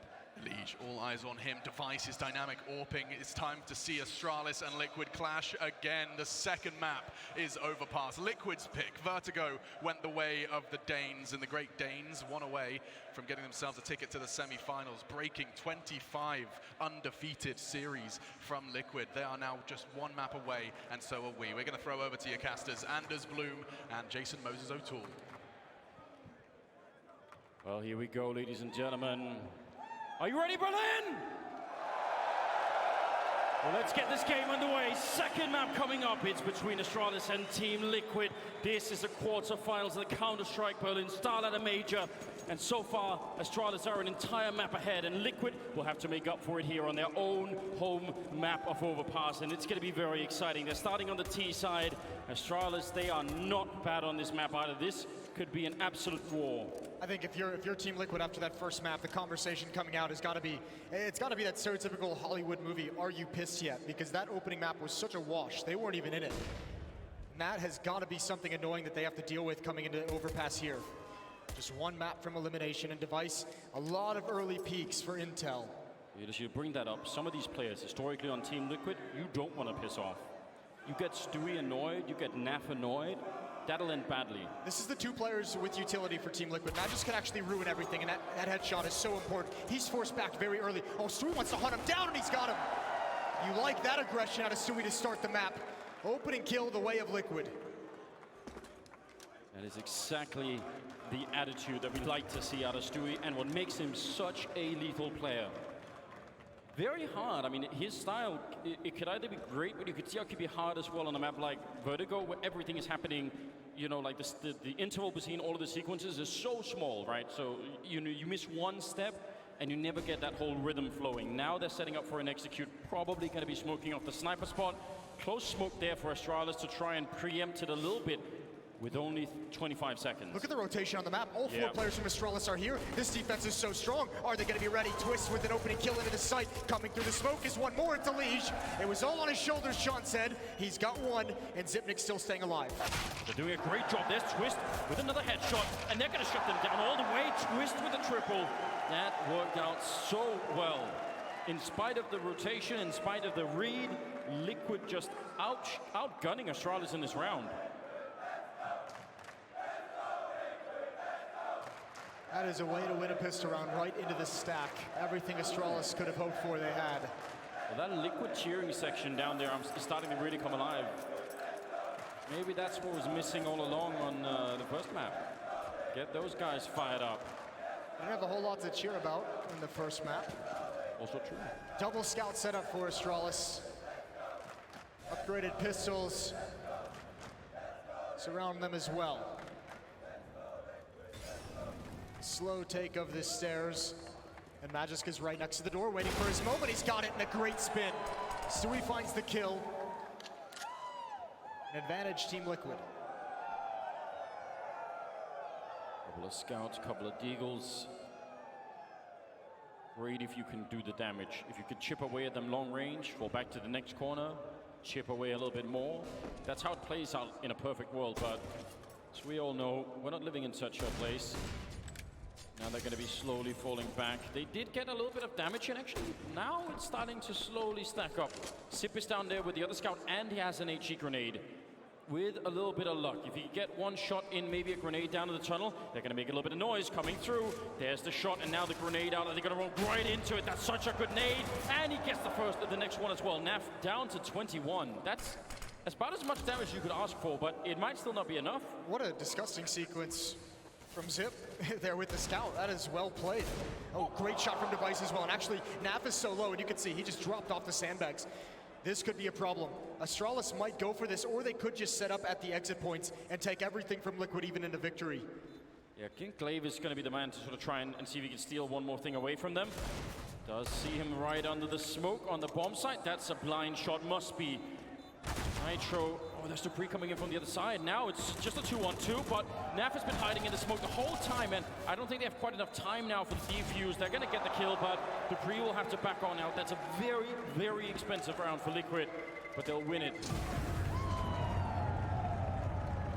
That is such an expensive round, but I mean, on the other side of the coin, if you're Astralis, you also have to think about what you want to do. Do you want to reinvest into this knowing you took all 5 guns away? How conservative do you want to play it?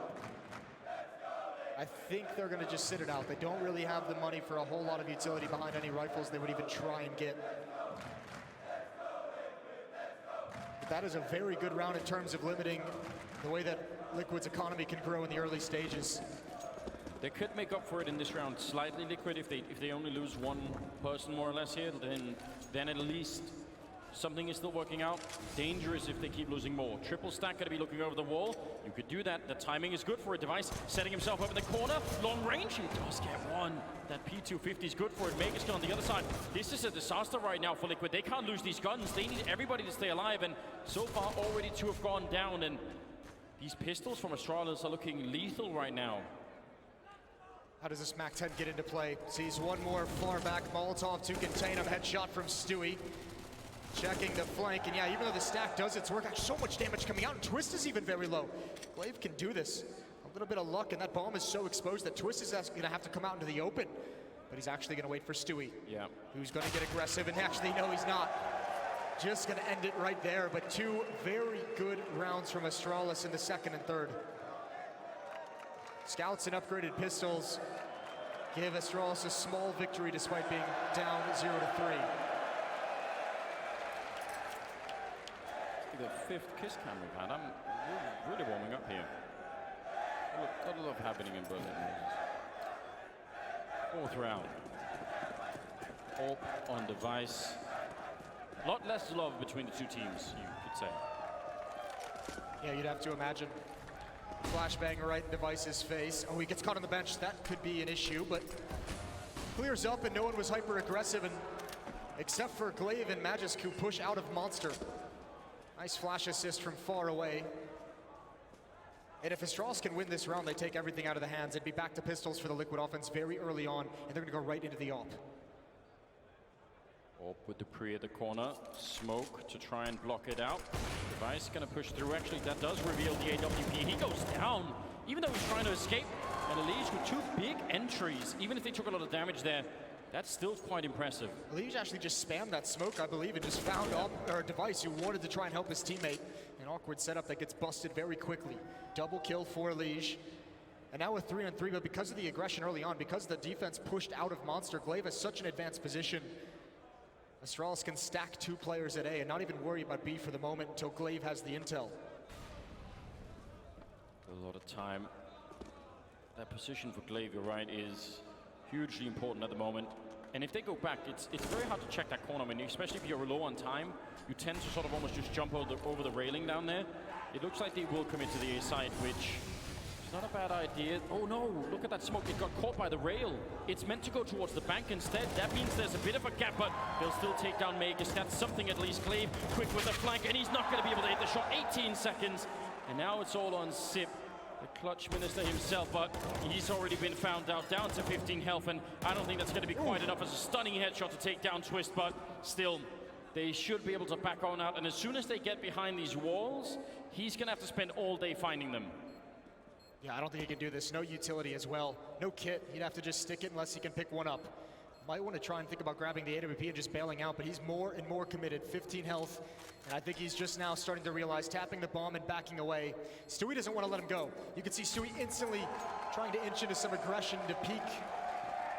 But Liquid's going to get their fourth. After going down one player in the first 20 seconds of the round, Liquid recover and have a 4-0 lead on offense. It might at some point be worth discussing whether or not grenades should be able to be caught by the train tracks there, because that actually can have a large impact on the round, and it's obviously sort of obscure. I'm not going to lie to you. Smoke be damned, Glaive missed an opportunity for a huge flank kill. That's a kill that he has to get. Yeah, definitely. No, but I mean, that smoke, if anything, would have worked against Liquid, so you know, the fact that Glaive also missed it is just even, you know, a little bit of a icing on the cake. Yeah, it is. Well, 4-0, and now moving into round number 5. What a great start for Liquid. Even if it's been rough in some of these rounds, they're powering through. That's what they needed to do. Given the loss there on Vertigo, which was pretty shocking, it's nice to see them really step it up here. Dupree's been spotted. Stewie down below, but actually Twist just ignores the left, and he gets tagged up so heavily. That is not a great piece of damage to take early on. Molotov splits up these defenders, forces Dupree into the open. They still haven't been able to find him. Alicia's gonna clear out. I think he knows. He eventually does finish him off, but Glaive through the smoke finds Stewie, and another one! How has he done it? Oh my God, Dupree! That is a savage sequence from Glaive, and Nitro has to recover, but what can you do? How do you pick up these pieces? How did you get that second kill? He's just backing off with the deagle and took his face right off. Now, Nitro. 50 seconds. I think that's the only thing that could make this possible, is the time that's left. He could spend 10 seconds on each fight, maybe still make it to the bomb side, but now that they've slowed it down and they're not giving the fights, how do you do it then? This is wild. I cannot believe that he just did that. That's so incredible. Nitro not even able to find the flank, had the right idea. But the captain for Astralis getting them their first round on the board in magnificent fashion. Truly the difference between being a boss and being a leader, isn't it? Saying, listen guys, show you how it's done right here. This first one is great. The second kill is outrageous, and obviously, I don't even know. Look, he doesn't even know either, does he? I don't think he cares. Yeah. Timeout for Team Liquid. Out of money, and that's a shocking turn of events, but it was just a matter of time with the way those rounds have been going. Remember, second round Astralis with 2 scouts and upgraded pistols, eliminated all 5 Liquid players in a loss. Third round, I think they got, what, 4 even in a loss, and now finally they convert one. The SIP was that was a 1 versus 2 where they escaped, right? So even that round, they lost 3 players. So it has been expensive, and it shows for the buy here for the American side. 6th round beginning now. 120,000 people watching, Moses. How do you feel about that? I love it. There could be more. We'll get them there. We'll get the rest. Alige with the Krieg. They've got to be fast. They've got to be through the smoke, and they must trade this. They don't have the utility. Another nade comes in, and Liquid has taken so much damage trying to find that kill. Nitro is dead. Twist down to 18, and Liquid barely have anything to show for it. Well, with this kind of a buy and that kind of aggression, you do actually need one of those early kills to destabilize the defense. Now instead, Astralis are going to be fine with it. Magus low on health, you give him the AWP and just let him chill somewhere. And the defense is almost entirely intact here for the CT side. Dupree forward in that corner. Make is going to be taking away most of the attention, hopefully, with that AWP. And then question is, do they forget about that corner? Do they not check it? He's actually in a bit of an off angle. I thought he was further in towards the corner, but this could still be dangerous. Here we go, Dupree, they do check it. Stewie down to 1 HP. It's just a matter of time, but it's the AWP he's up against, and he's gonna be hyper aggressive with no health. Why not risk it? He's cleared out, he's opened up the bomb site for his team. Device ready and waiting, but he needs glaive to come in for the flank. A second chance for glaive to stop this plant, and he might just be able to do it. He's won the fight on a leash. Yeah, Leash was actually covering for that, and he put glaive down to 7 health. If he wins that fight, I think Liquid win the round now. That is not so clear anymore. Stewie's picked up an AWP with 1 health. That might be a genius move. He's great with it. Turns around with a flashbang, but Dupree slightly over-peeking it. And now it's on Neff instead with a Galil in a 1 versus 3. He picks up the first one, but they found him out. He has no armor. How do you possibly win this fight? You're just going to have to apply time here. And Neff is going to get overrun. They don't have a kit, but they should have enough time for it.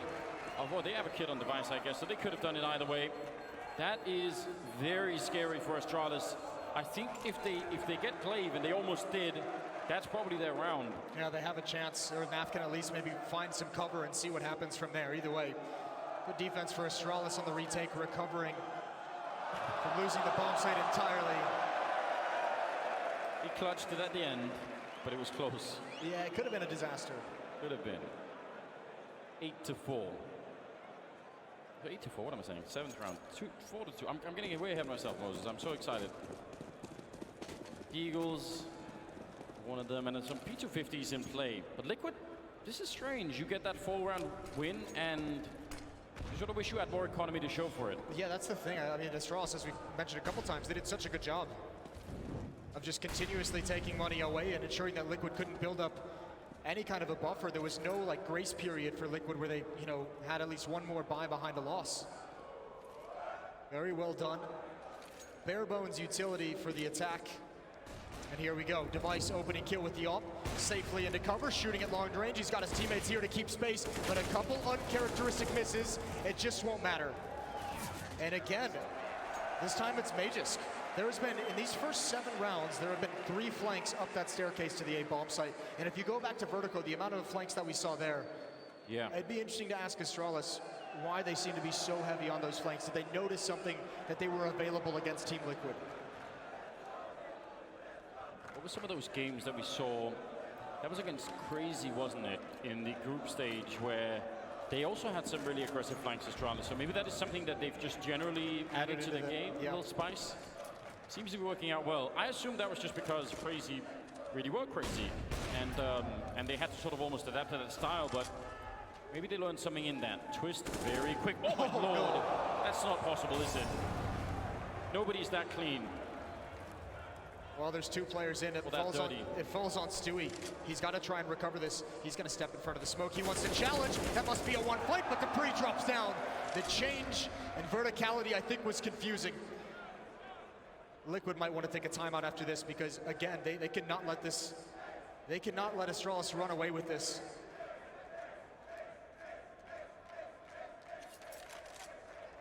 That just looks so smooth, didn't it? Dupree.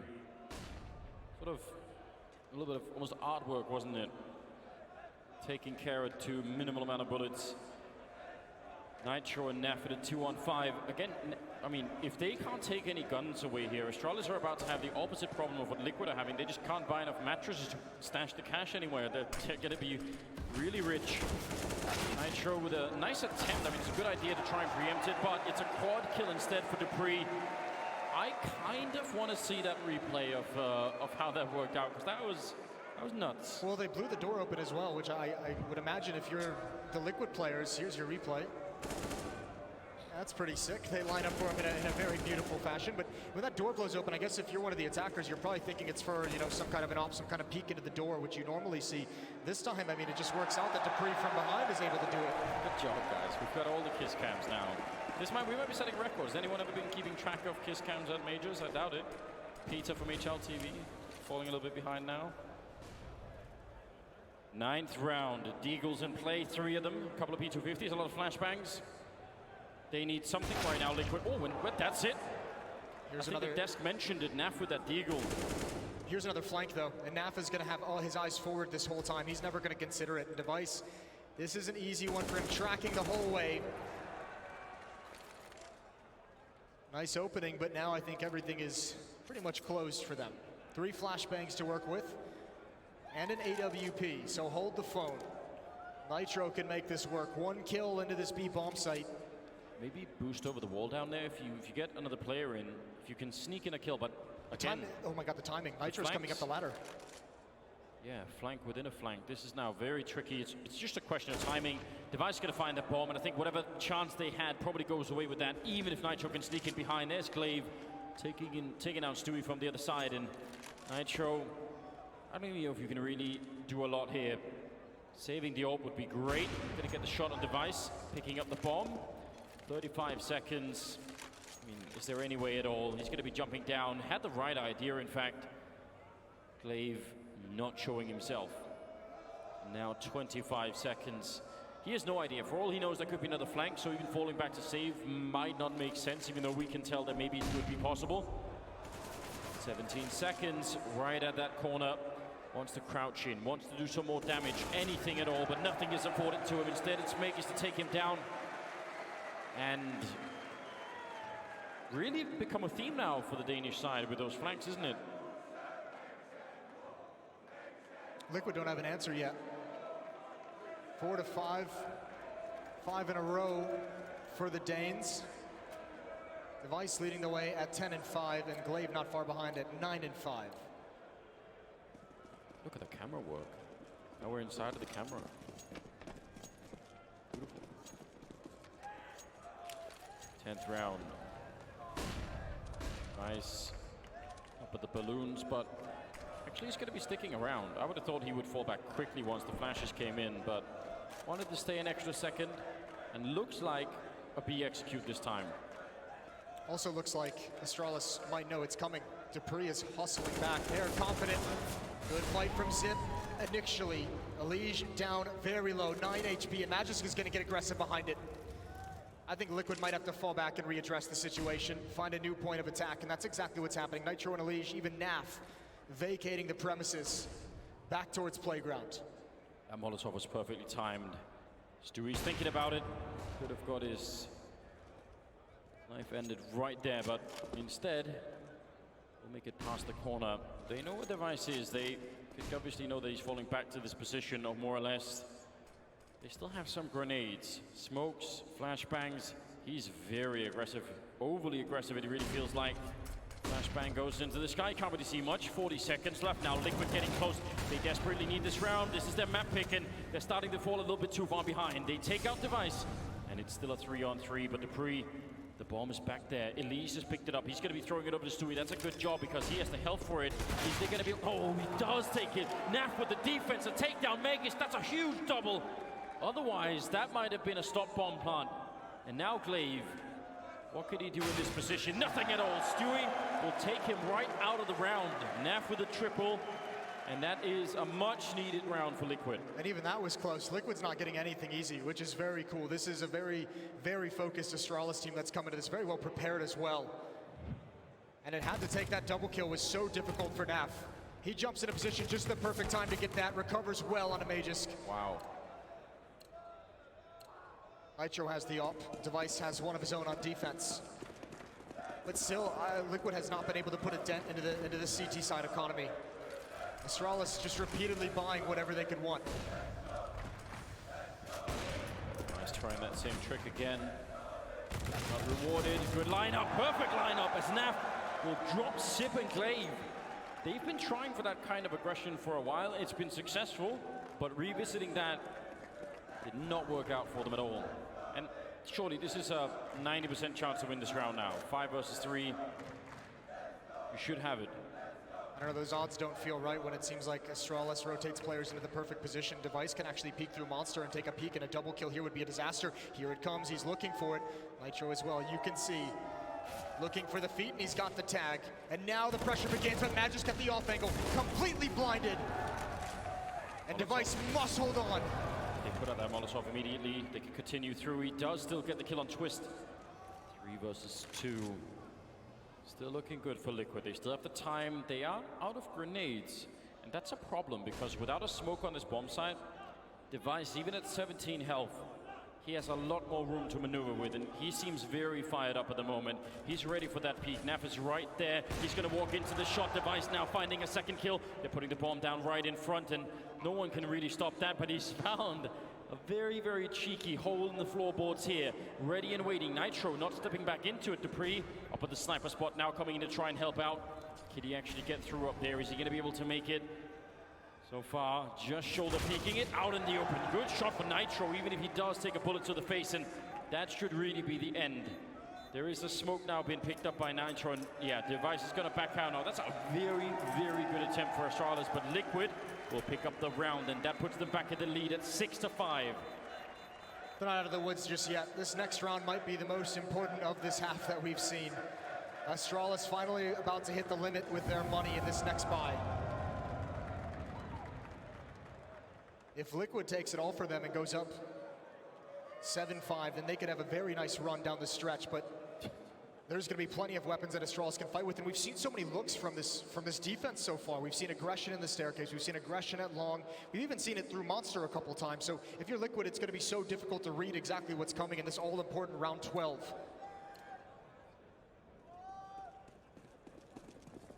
Skirting at the edge, Liquid, especially economically right. This might be the most important round in this half so far.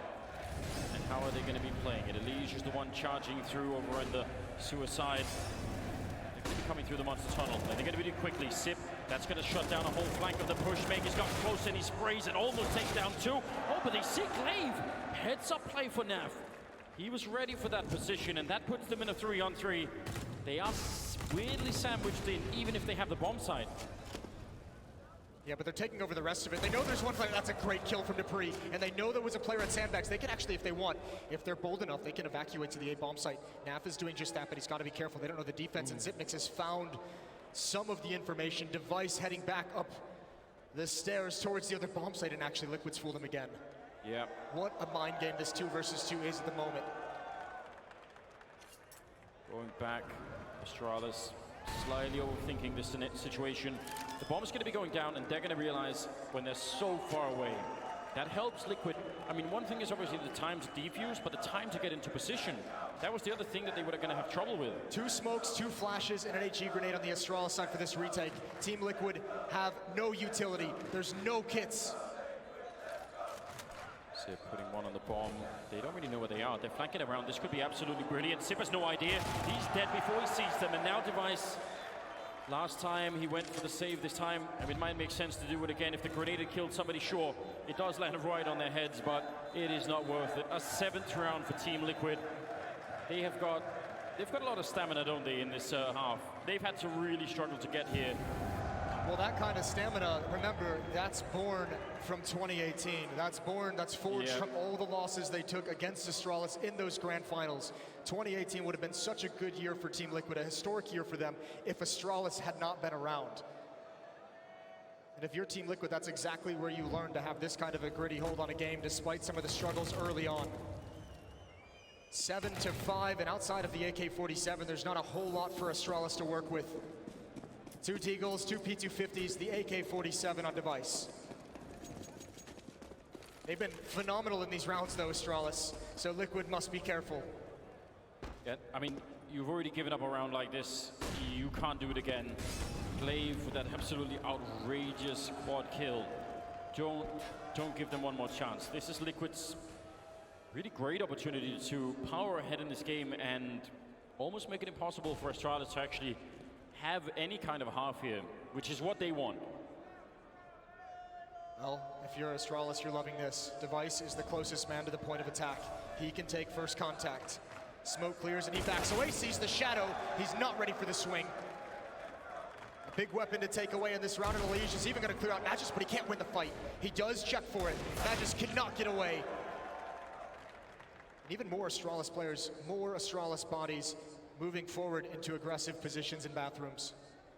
Slightly dangerous. Moving up now.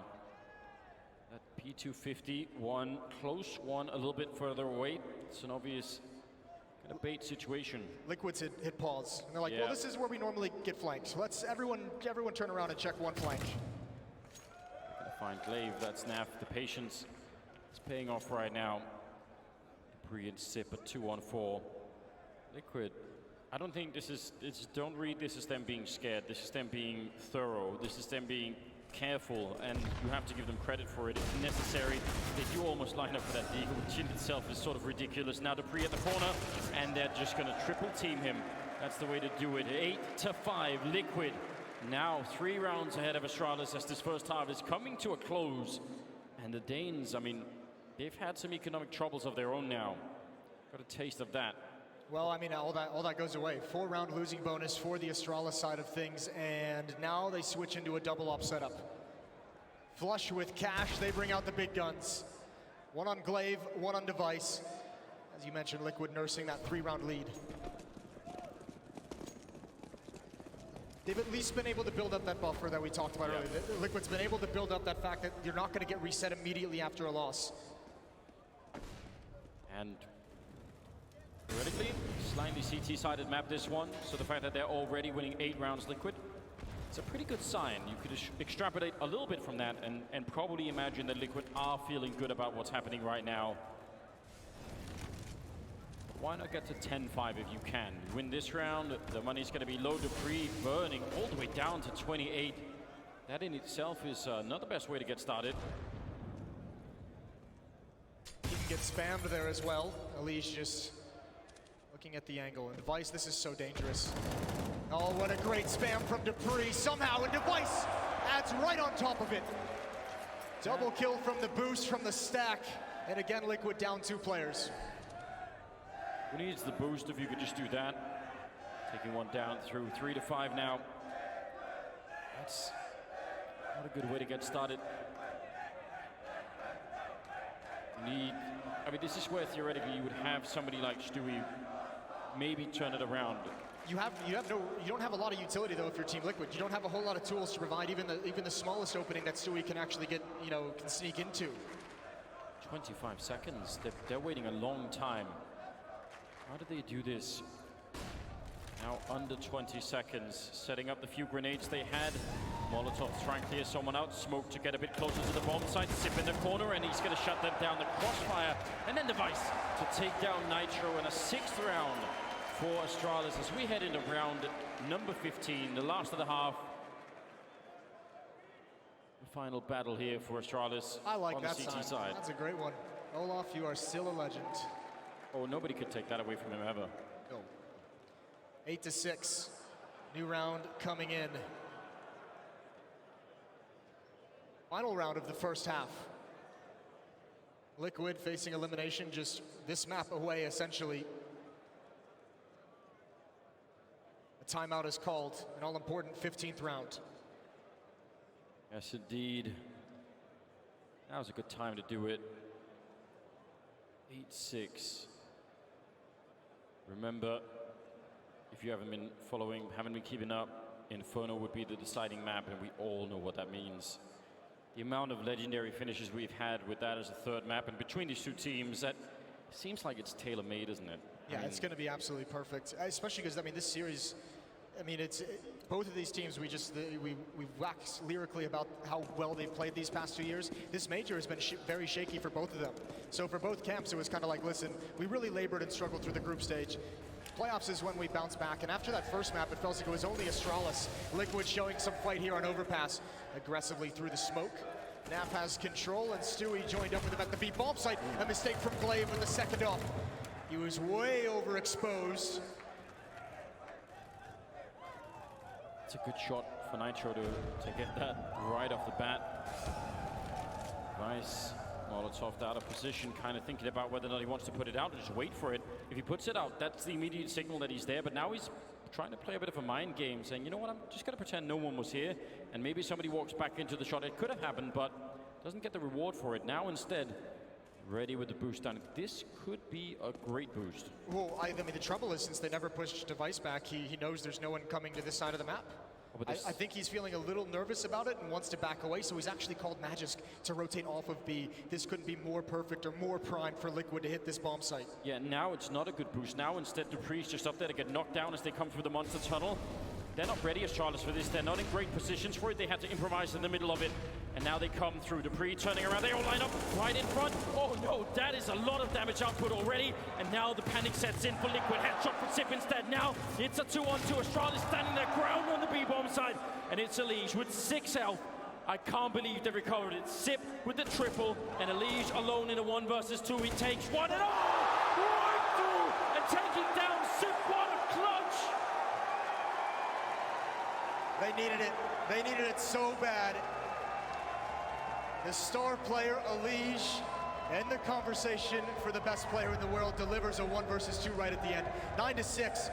We're all going to take a breather. We're going to a break, and we'll be right back.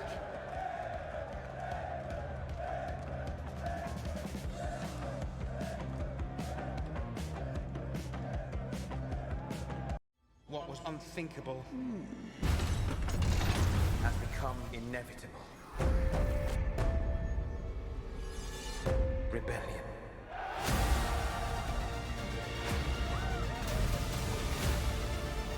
Together we can stop the Skeksis. We will take what is ours. Nothing Gelfling can do. I switched to Boost Mobile and got more, like 4 lines for $25 per line per month and 4 free phones. Now the whole family can stay connected. Not disconnected. Switching to 4 lines with unlimited gigs for $25 per line per month, plus 4 free LG Stylify phones, all on our super reliable, super fast nationwide network.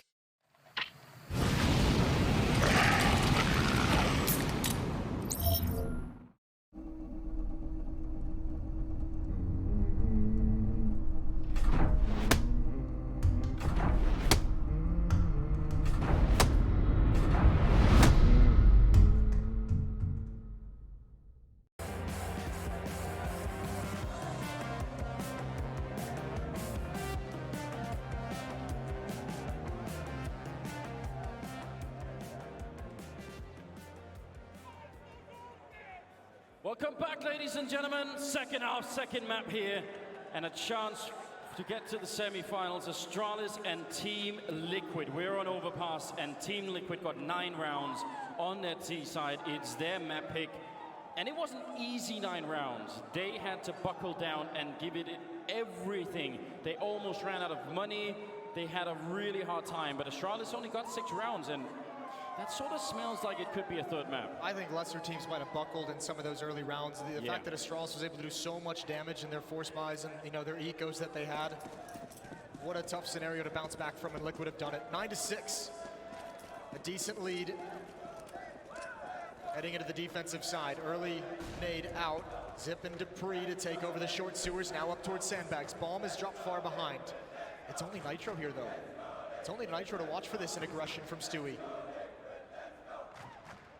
This feels like the sort of thing where Liquid have been watching demos, right? Because if it's a quick B push in this round, you're in trouble. Stewie's ready and waiting, but Device, that is a nasty peak, isn't it? They can still recover this. Can Liquid hold their nerve? They have a 3-man stack here, a triangle stack to actually pinpoint the point of attack right outside of these danger stairs. If Magisk comes out and Glaive comes towards Party, that's going to be an issue, but Elige is trying to plug the gap that Device caused by the Stewie kill. Now falling back, and here's the aggression towards stairs. Magisk is waiting. Naf now has to retreat, but it's a fighting battle. The fact that he gets that kill means they're still in the round. If he dies, I don't think there's any recovering that now. They're making a rotation to the wrong bomb side. The bomb is headed out the other way. Dupree's down there listening, but he's not really hearing much either. Maybe now he is. I think it's mostly just because Elige inside the bomb site can jump over the boxes and peek out towards long, and you'll take that. You'll say, okay, that's somewhat of an early warning system that we can get from Elige. If he's fortunate enough, he can call it out with enough time for us to rotate in position, and we'll see if that exactly happens. There's the flashbang. Now he's spotted 2. Great shot. Call it out or just shoot them right in the face. Device goes down. It's a 3-on-3, but the Danes are on the bomb site. It's not done yet. Bomb's going to be going down with nobody there to stop it. Elige needs this shot. Glaive, that's some great jiggle peeking with the Glock to take him out, and that's a 2-on-3 now. Nitro and Naf. do they get out of the bank right now? All rotating into the middle. They just want this long-range fight. They're guessing that probably Liquid don't have a smoke left for this scenario. And Dupree, that's such a good job. Double kill to close the round. And a much-needed round for Astralis, putting 7 on the board. Both maps, pistol rounds are exchanged by each team.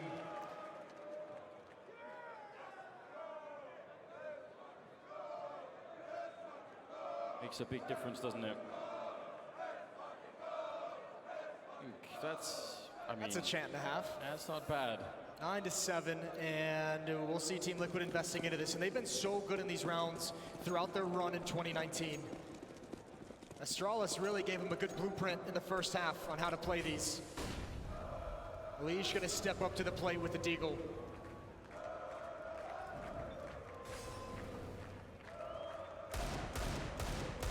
Those flanks that were happening in the first half were really something. See what this Deagle can do for Stewie. Magus, I'm surprised he's willing to take that fight. I was gonna say, that is a very bold challenge for Magisk. It doesn't feel like there's a whole lot of victory you can find in that kind of a peak. 4 players for Astralis.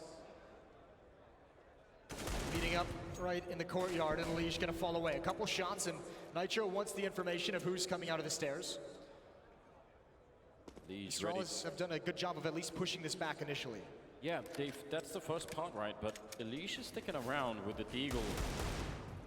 Had a pretty clean angle there to take someone down. Now trying for a bit of a warbang, 50 seconds. And Glaive, I think, he's sort of intermittently checking if anyone is flanking up behind him. The door is gone, so Elish taking down Dupree. That's a good start. That's a step in the right direction here for Liquid. Now they're falling quite far back in towards the back of the bomb site. There's almost no grenades left for Astralis. Yeah, this is everything. And actually, they're not even going to switch up the bomb sites. They're going to go right at A where they throw the nades. Magisk with the MAC-10. Spraying in through the smoke. Going to try and jump in an entry. Elige is so low. He's going to try and stop the plant. That's his whole goal. Not enough damage comes out. Naf pushes through the smoke. Magisk is out of bullets. Oh, and it's crazy. It's hectic around the smokes. Reloading as Nitro will take down Device. It's now a 2-on-4, and they need to get on that. He's out in the open, and Sip getting caught now, Glaive. They know where he is, and they're gonna hunt him down. The whole pack is coming for him, and all he has is this AK-47, and he gets absolutely wrecked. Turning around, and Stewie will be there for the defuse. A massive victory for Liquid. And Twist even had the kit if they needed it. Now gonna upgrade a Krieg and AK-47. We just mentioned it, Liquid, phenomenal in those rounds, and they trade the favor. Astralis got started in the first half with a round just like that, and now Liquid have one as well, 10-7. A little bit of justice being dished out by Liquid, and that has to feel quite good to them. Never ever want to let Astralis back in a game, win a pistol like that in the second half. You never know what will happen, but that is a good way to stop things. Naf setting up for the smoke down in Monster Tunnel, trying to prevent any kind of crazy B rushes, although they only have a couple of Deagles and failed smoke. Fair play. Grenade would be good though. Certainly thinking about it, isn't he? Try to find the timing, just a small amount of chip damage, but it shouldn't be a big deal. 2 Deagles and 3 Glocks, all players unarmored and no utility for Astralis. So this is gonna be a little slower of a round as Astralis is spread across the map looking for aggression, but shouldn't be too much of a problem for Liquid, as long as they don't fall prey to those Deagles. And if they stubbed their toe and lost a round like this, as they get aggressive, as they walk right into the trap that Astralis wanted them to. Yeah, don't be giving them anything like that. Let them come. They really don't have a lot to work with. Looks like Magus is calling for somebody with a Deagle to maybe go for a boost. Always fun if you can look over that wall and take someone out, but none of it is going to happen. Instead, Twist down here in the long range. He's got all of the advantage, and they're going to win the round losing nobody. Twist with a triple, or sorry, the quad kill at the end of it. And that's up to 11-7 now. Naf and Twist at 15, Elige and Stewie tied at 11, and then on the other side it's Device and Dupree with 16, and Glaive and Magisk at 11. This game could not be much more even. First gun round coming in for Astralis. Or actually, I should say second, shouldn't I? They did lose that force buy. Yes, they did. Light on nades, light on utility. It's the properly thrown smoke by Twist. making sure it's done right. Look at Stewie. He is so far across the map with a MAC-10. MAC-10, it's low risk, it's a lot of intel as well, and he can be very aggressive on the flank if they do eventually hit this bomb site. And Astralis this time not spread on the map. They might be dedicated to this B bomb site indeed. Glaive and Dupree gonna walk through Monster, possibly with just one flashbang from Zibnix, who's far, far back, but they don't even need it. They want to play contact. Now they're blind, now they need to back away. A very cool idea. And that defense was on a knife's edge, but Stewie's coming ever closer. Big smoke towards the L bend. Trying to keep that particular spot smoked off as much as you can just to buy time. They're kind of out of grenades on the Liquid side, which is a cause for a little bit of concern. Battle between the wall, between, yeah, just shooting Stewie's making his move. He's making his move right now, and he's going to have the information. He has a deagle. He could one-tap somebody. He doesn't actually have to use the MAC-10. They're not looking for it in there, Stewie. Big opening, ready for the second kill, and not quite going to get it, but he might have caused enough confusion as Twist will take down Dupree. A double peek there behind the pillar to take down Magus, leaving it a 2-on-3, and that's looking great right now. Device, he's almost out of chance here. Gonna get the one kill, tapping away, and somehow he picks up a triple. That should never have been around, but Device bending it to his will and putting himself at 19-11. That's a huge victory. That's a great fight to win for Device. Way too committed was Liquid in the 2-on-1. You can let him get into the bomb, so you can give him the space to have that plant. Make him feel the pressure of the time. There was 20 seconds, just about 20 seconds left on the clock. Nitro and Elige committed in positions where they couldn't actually help each other. That's a spectacular round to win if you're Astralis. Both teams going to be out of money after this bye, though, so again, another all-important round that's going to determine who controls the economy moving forward. It's one of those scenarios where, because the last fights happen at such quick succession, it's just one to the next, nobody from Liquid has time to slow it down, and if they could get into a safe position and say, let's just hold on and wait. He hasn't even put the bomb down yet. Chill out a little bit, but it just is so quick when it's all unfolding. I think that's kind of what did it in that round. 11-8. Liquid not out of the woods yet. Down a map, ahead on the second one, but still within grasp, still within reach here for Astralis. They can absolutely bring this back and win it. Smoke into the tunnel. Limited grenades, very limited on Liquid actually. Might be okay if Astralis go for a hit like this. 5 players at the B bomb site, no finesse. We'll see if there's any indication. Naf jumping for the intel. Spamming as well, has to be careful with that. The timing of Stewie's smoke could be everything. Molotov in, a failed Molotov as well. Yeah, that's, might mean they're a little bit less sure if someone is going to be close to that position. The grenade, and that's right on top of Glaive. That is definitely something. Still have Nitro with that AWP on the other side. Elige is out there too. They're the only one with any grenades, so the rest of the speed defense, they have no grenades to throw. I think Elige is going to be going for a flank. There's been no presence towards bathrooms. Elige has seen absolutely nothing pushing long. And now Nitro's coming back, you're right. But there's not a whole lot of nades to actually delay this hit longer. Elige might have to get on his horse right now. Good headshot, opening frag, a traded kill, a team kill, but the defense crumbles so quickly. Magisk has 4 kills, one of them a teammate, but he doesn't care. He's opened up the bomb site of Nitro, completely blinded, and it's a knockout punch delivered by the Danes. That is a wild way to win a round. Meg is killing everything in front of him. And Elige, it is a question of timing, seconds there. If he gets around the corner quicker, if he can stop them in the tunnel, shoot them in the back, probably they're in the round. But now instead, 9-11. It is getting more and more scary right now for Liquid, surely. They have to feel that they'll start feeling the pressure now. This is where the nerfs set in.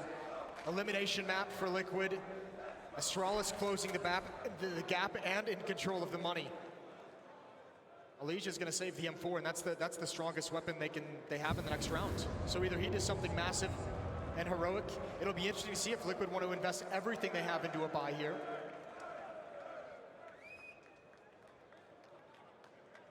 Saving one M4, I don't know. It's not even tied up yet. If they save now, build a bit of economy. What if they, I mean, that double op setup, I feel like should be something that Liquid could go to on the CT side and make a lot out of. He's a madman. He is slightly crazy. All 4 kills. And again, Astralis have really simplified their attack, not spreading on the map, not caring whatsoever about bathrooms or stairs. All 5 players sticking together again. They're just grouping up and hitting bomb sites, and it's working perfectly. Nitro on a flank, but again, it's just USPs. Liquid have saved everything for a buy in round 22. Let's make sure that M4 stays alive. You understand the temptation to get close, to look for sneaky kills. And if you have a USB, maybe that's fine. But don't want to be giving anything much away here. The damage onto Sip. Glaive getting close. They'll win it. Now, that's Twist with no armor and the M4, so... You might want to save. Save that gun after this kill. Just back away right now. You need the money, you need the weapon in the next round. That's utility that you will not have. That's smokes, that's Molotovs, that's kits. It doesn't really seem like it's worth it. Those are the kind of decisions that don't feel like they have a massive consequence, but from an outside perspective, it's a little disconcerting if you're a Liquid fan looking at that and just saying there feels like there's a focus slippage. Yeah, somebody, I mean, they could have made that call, I think, even slightly earlier. 11 to 10. It is by no means done at all for either team. But Liquid have this economy problem that they're going to be running into a lot. Seeing, was it Device jumping off the railing there made me think it's been a little while since we've seen that quad boost. You up for that? I'm always up for it. Why not? Quad boost in the quarterfinal. I'm up for the aggression that we're seeing from Team Liquid, starting to push towards sandbags. It looks like they might even want to turn the corner. They have to get out of the way of that spam. Not too much damage taken, but again, light on utility, and it's a huge hit through Monster. They just again leading the way.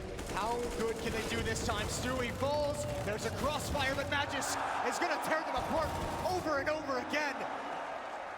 A 1 versus 3. Astralis have been ignoring this A side of the map, but that might all just be a setup for the later stages of this half.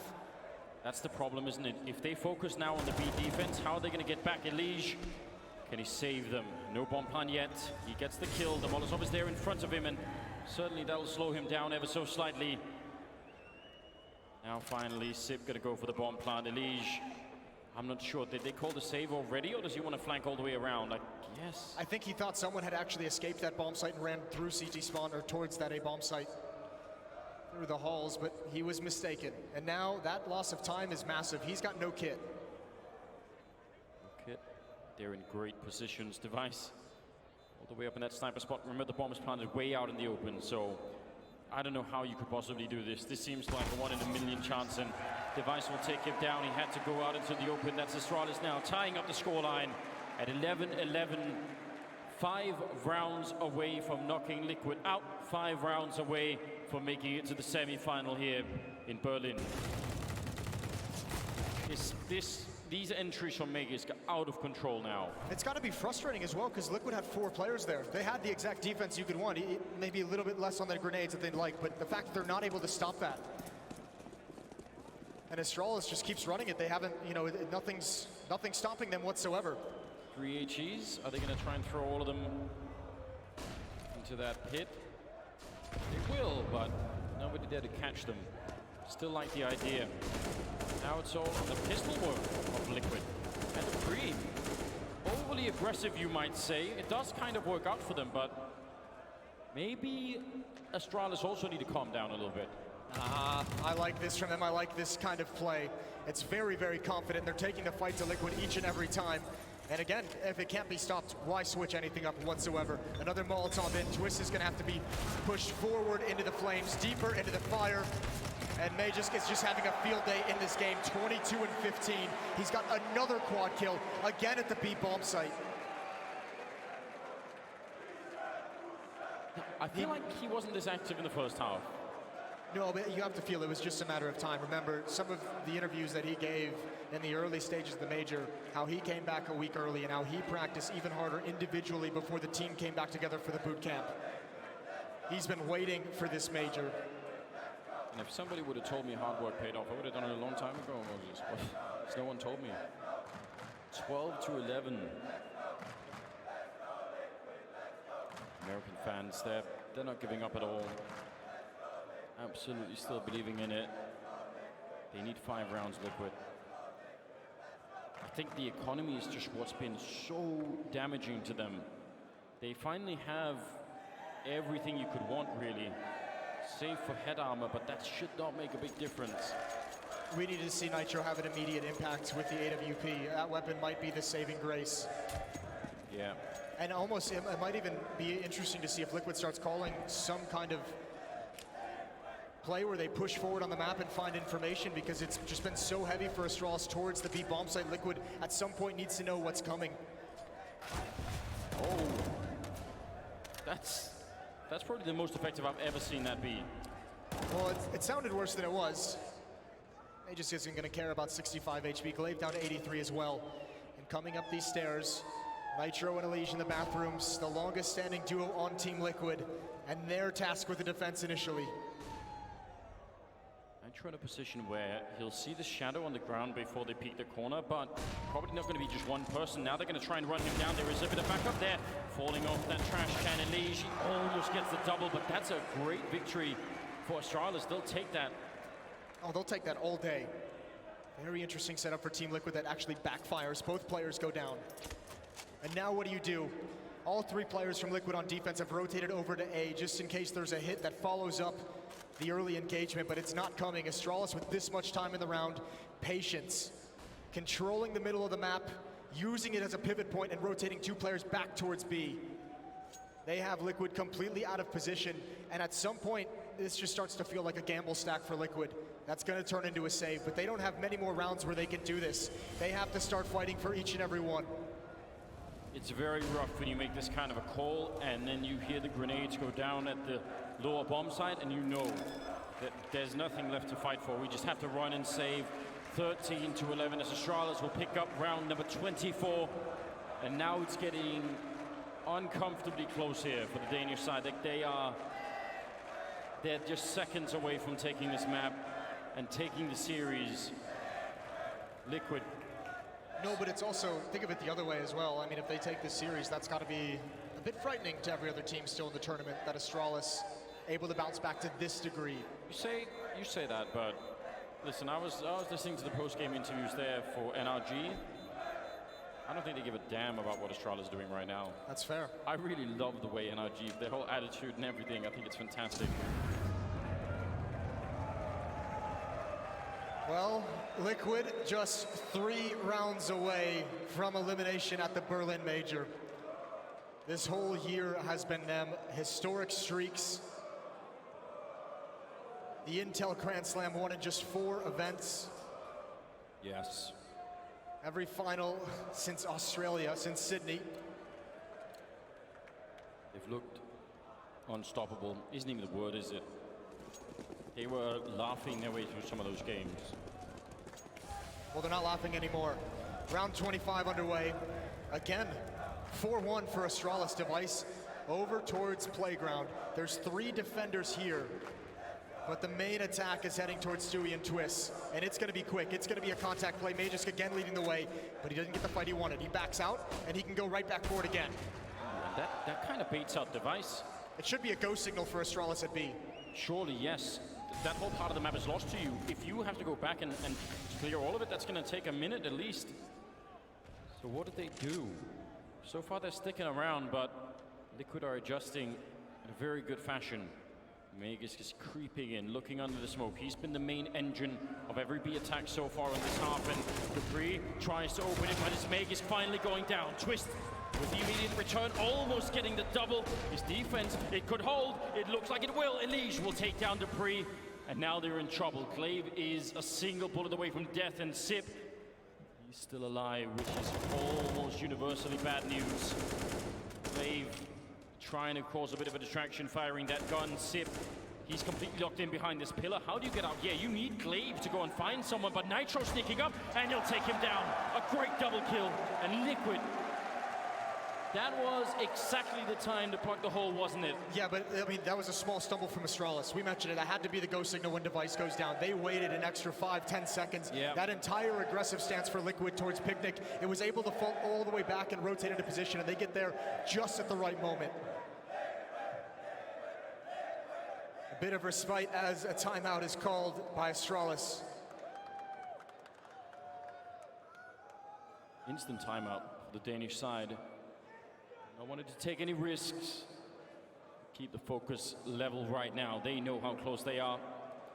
Maybe that's the one thing we could say. If you're Astralis and you've made this kind of a comeback, winning 6 rounds in a row here at the middle of the second half, if it goes to a third map, you're the one that's going to be feeling like, man, we could have ended the game right there. We could already be in the semifinals. Oh, I think these teams are way too experienced for that. You think that? I think they just wipe the slate clean and they come into Inferno and give us a banger of a game. But Liquid has to get there first. 4 more rounds for them to take this map too. 3 for Astralis to knock out Team Liquid. Here we go. 26th round. Quick with the smoke, but too quick to make it past Glaive, checking out that side of the map. Nobody aggressive now for Liquid on that side. They're falling quite far back. They must be worried about that B-bomb side.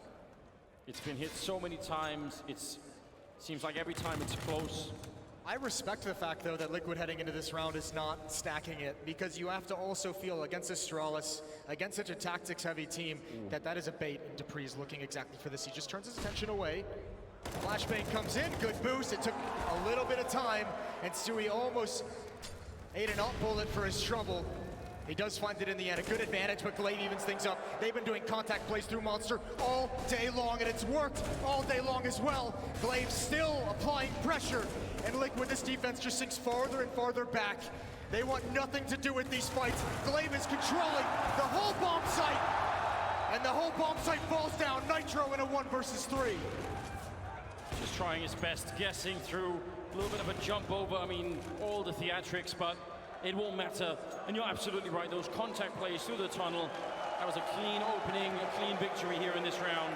This was the point for Astralis. I believe it was Glaive who makes it, that they had to be, Dren for Team Liquid in the pregame interviews, saying they had to be confident. This is not a confident Liquid defense. They are sinking away from those fights when normally we see them get aggressive and trust in the individual skill. They don't have that trust in themselves at the moment. And it's so rough on this map when you get pushed back from the initial defensive position on B. It's the fact that there are so many angles, like, actually even finding that kill on Nitro, that's huge. All gone. But that pillar itself, because the T's can rotate both left and right around it, if you're anywhere on the other side of it, you don't know, right? So at any point they could be peeking both sides, and that's only one of the problems. There are like 2 or 3 more other positions like that. So it looks like you're just holding one position. Oh, we've got some real aggression popping off now. Fans are taking it seriously. Well, I'm more worried about Stewie shaking his head during this timeout. It's not looking good in a lot of different ways for Team Liquid. The fans, one last rallying call, 12-14, down by 2, heading into round 27. And this is everything. Double up setup coming out for the defense.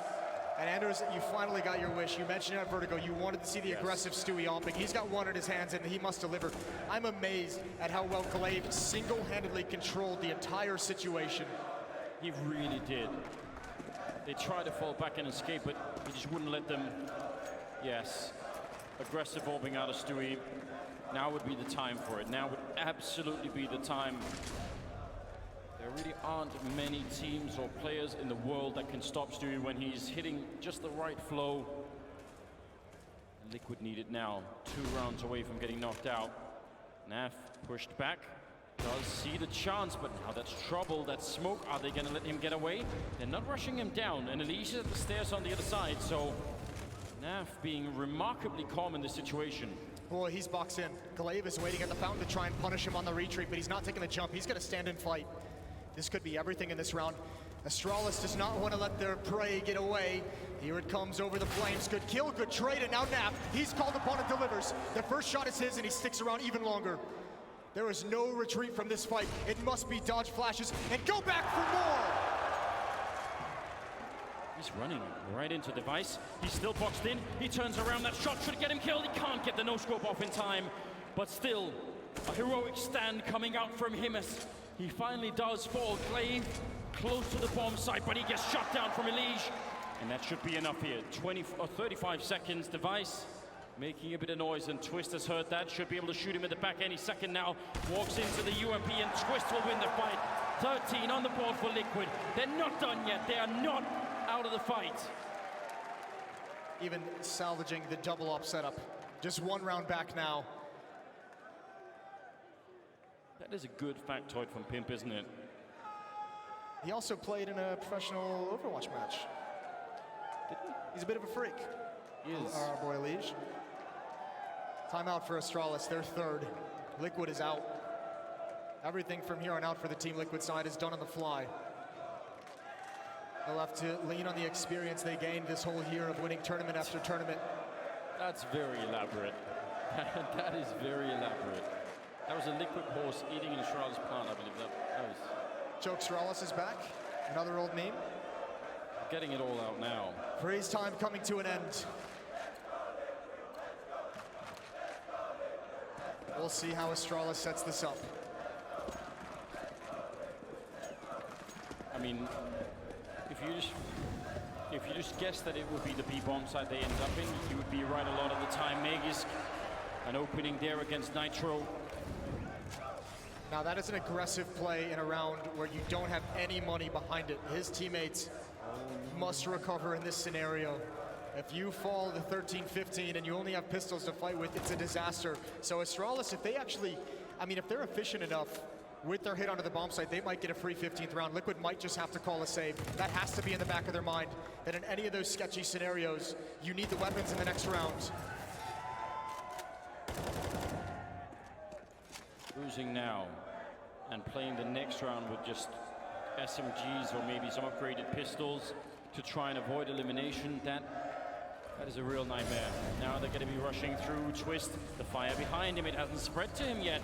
Oh, he does step back into it, and finally it's spread, and he almost burns alive. He's down to 4 health, but Stewie will be there. We've talked about it a lot. That orb of his, now would be the time that he doesn't get the chance to grenade and zip on top, and Nap goes down, and Liege, he can't even get into the fight. A 1 versus 4, and they will triple team him. Dupree will take him down, and ultimately it's Astralis now at series point. 15-13. They need a miracle, Team Liquid. You can watch that round 100 times, and the utility usage is going to amaze you each and every time. What a disgusting execute onto the bomb site. And it's so comprehensive. Everything, every weapon is taken out of the Liquid hands, and they have scraps to fight with. 13-15. Their major life on the line. With 3 SMGs and a Magisk again, looking for the aggression. Molotov and a boost over, and Elige has found an opening pick. Now they can back away. A creative chance to get Liquid into this round. It's beautifully done. Anything like that, get that team fired up.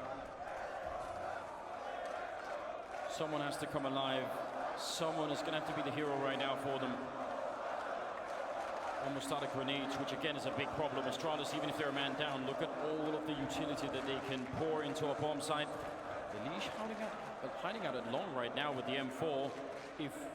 If he can win one fight, that would cause a big distraction. It's not a Liege you're worried about, it's the SMGs of Liquid. It's how do these players, how does someone like Naf get into a position to have an impact, and he might have spotted the barrel there? I don't know. Flashbang is perfect. He pre-fires. He's so blind though. He's got no support. Look at Magisk as well, ducking and letting his teammates take over. Here comes Elige. He must save the day. Good kill for him, and now holding the line, but another flashbang comes out, and both defenders are dead. Nitro's trying to flank in. They need him right now. Something has to work out. Twist, low on health. This could be the last 3 players alive for Liquid in the tournament. And Glaive, he sees it. Oh no! He peeks away just at the wrong time. Did he not even realize? I don't know. There's Nitro with a bit of a flashbang. I think he tagged himself. And that bomb is ticking. He's stuck in this corner. Liquid trying for the retake. Twist will get one. It's all on this. A 2-on-2. The last couple of seconds left. A flashbang to try and buy some more time. They don't have a kit right now. I don't see how they can get this defused. There's Device, and there's Astralis. 16-13. They take down Team Liquid, and they're going to be in the semifinals.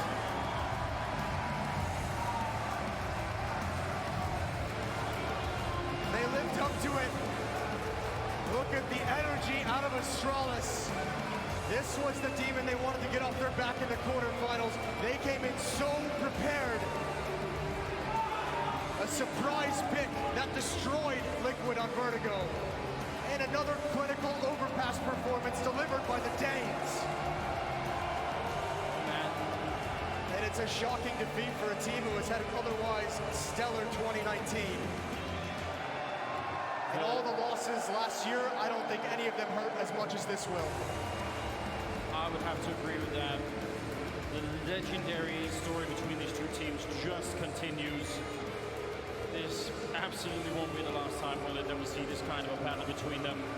It was close, it was real close. Think of some of the rounds that they ended up winning. Glaive had that one on the B-bomb side, he had the one with the Deagle where he took down 4 players. That is the margin. That's the difference right now between one or the other team winning. Yeah, and I'm just astounded at the level of both of these teams coming out of that break between the two different segments of the major, and Astralis just looking unbelievably good. And Energy probably not going to be scared. And obviously, Stanislav, some big words today on stage that we all love to see, but that is a very dangerous Astralis team that is going to be very, very difficult to beat. We obviously were ready with Stunna and the victors down on the stage. The victors they are, Jason, you pretty much nailed that one right on the head here. These guys, having beat them out 2-0, Liquid have fallen. We're talking about Grand Slam winners, major winners, and now you play this best of 3. How important was this best of 3 to you? It was really important. It's the fact that Liquid has all... A lot of Astralis fans in the house tonight, ladies and gentlemen. A lot of Astralis fans in the house. You beat Liquid here. You've said they are the #1 team. You've said that as a unit. How does it feel now? Can you go back? The one thing that I wish for was denying Liquid winning a major, we just did. So obviously I'm really happy about that. We want to reclaim the best, being the best team in the world. Obviously they have had a really good year and they deserve everything they've won so far. But it feels like we're starting to find our groove, and I just hope that we will continue grinding from here on. Well, now listen, you have to go through what is going to be NRG. They have been red hot. Are you guys ready for that? Zonic, are you ready for that? Of course. Because they said they didn't care who they played. Well, we lost the first time against them, but this time we need to teach them a lesson. Teach them a lesson? Holy shit. All right, let's do just that. Ladies and gentlemen, make some noise for Astralis! We're going to send it down to James on the sidelines. Yes. Well, we are here with all of the Astralis fans once again. I have a Danish flag all the way behind me, and these guys are loud yelling for your current champions. They managed to take down Liquid. The question is, can they go all the way for the major? I've got a very excited fan here jumping up and down with me. How much does this win mean to you guys? It's everything! Okay, I think that pretty much tells us how it goes. These guys are pumped up, these guys are excited, and the Danes seem to be back. Alex, what do you make of that, mate? I got no idea what's going on. Let's give it a go. Smix, take it away. Twist. I know that no one's expectations were higher than the ones that you guys set for yourselves. I can't imagine how much more painful this loss is because of that. As much as you feel comfortable sharing, can you tell us what's going through your mind right now? So, during the break, or after the break, when we started practicing again, we noticed that our practice wasn't going that well, and that's just the way things were going to be. And we didn't want to put too much pressure on ourselves to actually perform that amazing at the major. I mean, obviously we tried our best, and there's obviously a lot more things that we could have done, but I mean, props to them. They kind of tricked us in the veto by picking Vertigo, but yeah, obviously it does hurt, but I think this still puts us as #1 team. It just matters how we come back after this event. The scoreline was 2-0, but it was so close despite that. Walk us through what you feel happened. I think the story of this major for us was being up a lot and then having kind of like a reminiscence of the old Liquid where we would lose our advantage. And I think that was kind of the story for us the entire major. the road for Liquid might be over at this major, but 2019, there's so much more to come from you guys. We all know it. One last word for your fans. Sorry that you're not going to be watching us in the final. I mean, at least you guys saw us in one good match at the major. And whoever's going to New York, I swear we're going to win that one. Give it up one last time. Twist, everyone.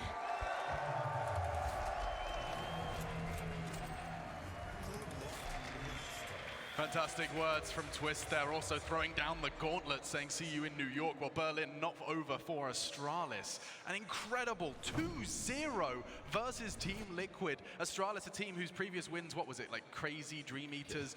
Well, taking down Liquid is quite the scalp to take an acceleration in people's expectations. I'm joined by Chad Sponge Birchall, Duncan Thor and Shields, and Sean Gares. I mean, Sean, I'll let you open us up because you had hot expectations for Overpass. Yeah, down 9-6 at half.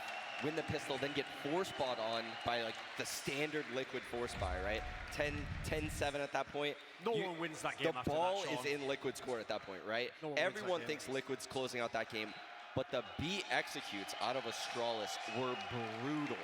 Those B players on Liquid were blind every single round. The utility at the barrels, this was just vintage Astralis, in my opinion. Somewhere in Counter-Strike heaven, because he's obviously not in this tournament anymore, Carrigan is looking and he's just smiling, because this used to be what he made this team great on Overpass doing.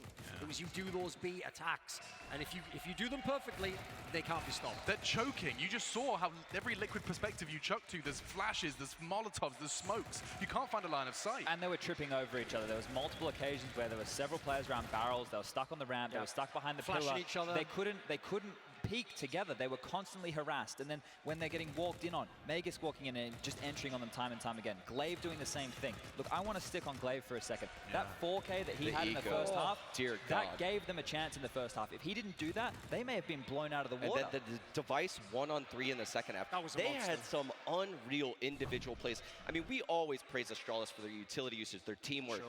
But we always forget, these guys can brawl. Like, if Liquid wants to have an A map, Astralis can hang. And by the way, in case anyone hadn't followed 2018, one of the best CT players in the world is Magus Boy. This guy, I think he was on like 100 plus ADR when we were deep into the second half. Again, the idea that the Astralis players would out-frag, outperform the Team Liquid, that was never the win condition. And again, as you said it right there, they beat Crazy. As I said, the biggest ranked win was against NIP. They haven't shown us anything like this since April. So this is a new lease of life for Astralis. This is I won't say it's back to their best, but it was very, very good. Zonic in his interview, he said, we're just looking to get started again. Well, I think we can safely say that Astralis has got the machine up and running. How hilarious is it that Dupree doesn't talk about winning the major? He just wanted to beat Liquid. Deny them a major. Not even beat them. Yeah, exactly. Just deny them a major. He didn't even say anything about wanting to win the major. That was their one goal. That's denying Liquid's made. I mean, that's a rivalry. That is a straight-up El Clasico established. Look, this is what we've been missing in Counter-Strike for a long time. We've had some very sketchy periods. You know, we've had some periods where it's a brawl ECS or anybody can win. But now that we have these two teams playing that high-level Counter-Strike, sure, Liquid, they didn't show up at this time, right? But there's no reason that they can't bounce back from this point. Twist just there in an exit interview, there's some of the hardest things that you could possibly do. But he had a lot of poise right there. And the fact he's willing to just throw down the gauntlet for the next event they're going to, that shows they're still focused at getting back on that horse. We also know behind the scenes that they had some troubles in that boot camp, right? People were sick, like this and that. He didn't bring up any of those excuses, right? He just took it on the chin and he said, we're winning New York. Yeah, and Twist, you know, he said that. We saw previous sentiment from Nafly in an interview ahead of the major, just saying that practice has got us feeling whack, you know, out of whack, I think would be a less American way to say it. Just on the side of Liquid, they're the positives that we saw, especially in that first half. It started to look like the Liquid we know. Alish saved them in that early stage where it was very brawly, right? He had some amazing multi-kills. That clutch as well to close it out. But he gave NAF an opportunity to get into the game. It looked early when they could establish that, hey, Liquid's doing their normal A default. They were pushing B to harass NAF. That's pretty standard. They got a kill early, but then they didn't get him again. He played very strong from that position. He got a lot of multi-kills, and he also bailed them out when they pushed into the site, the B-bomb site late. So props to them for, you know, getting some of those rounds on the board, but that's got to be a heartbreaking loss. If you can win 9 out of 13 remaining rounds on T-side Overpass against Team Liquid, you deserve to win the match. You probably deserve to win the major. That is unbelievable. No matter what you say about the level of Team Liquid, like you saw there, they weren't going away. It's like they just rolled over. They were still getting kills. They still believed they could probably do it towards the end. Some big kills from NAF. I think we have to put him forwards as well, but the Astralis guys, what a T-half. Yeah, and you said, you know, there is a potential for no Danes and no Swedes in that semi-finals. Well, Astralis makes sure that that is not the case. What are your closing thoughts on the day and looking forward to tomorrow as well, Sean? We've got some spicy semis. Oh, the rematch between NRG and Astralis. Obviously, we had that 5 OT game.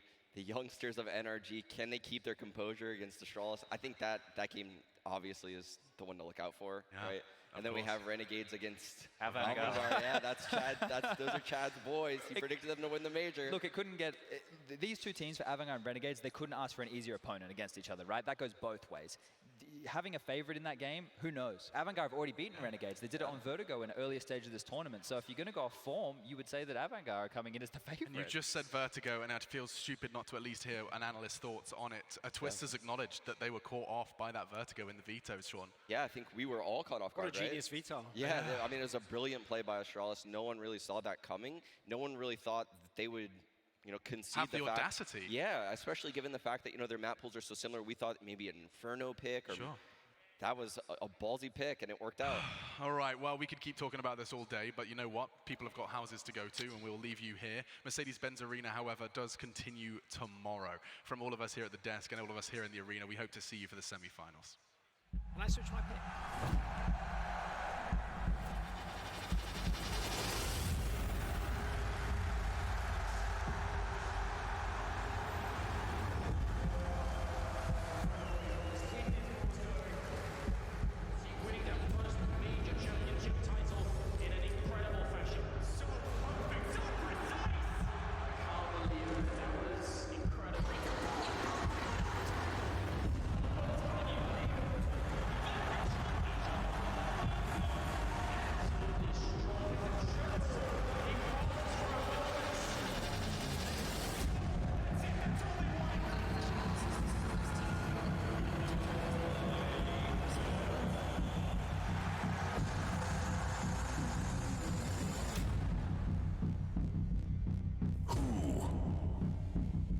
Will be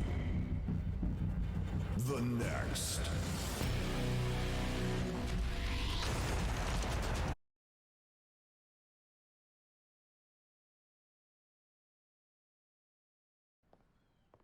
Can I help you? I don't know. Can you?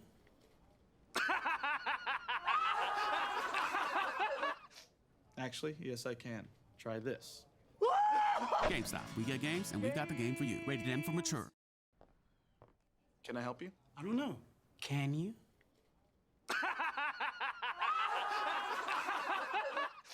Actually, yes, I can. Try this. GameStop. We get games, and we've got the game for you. Rated E for everyone.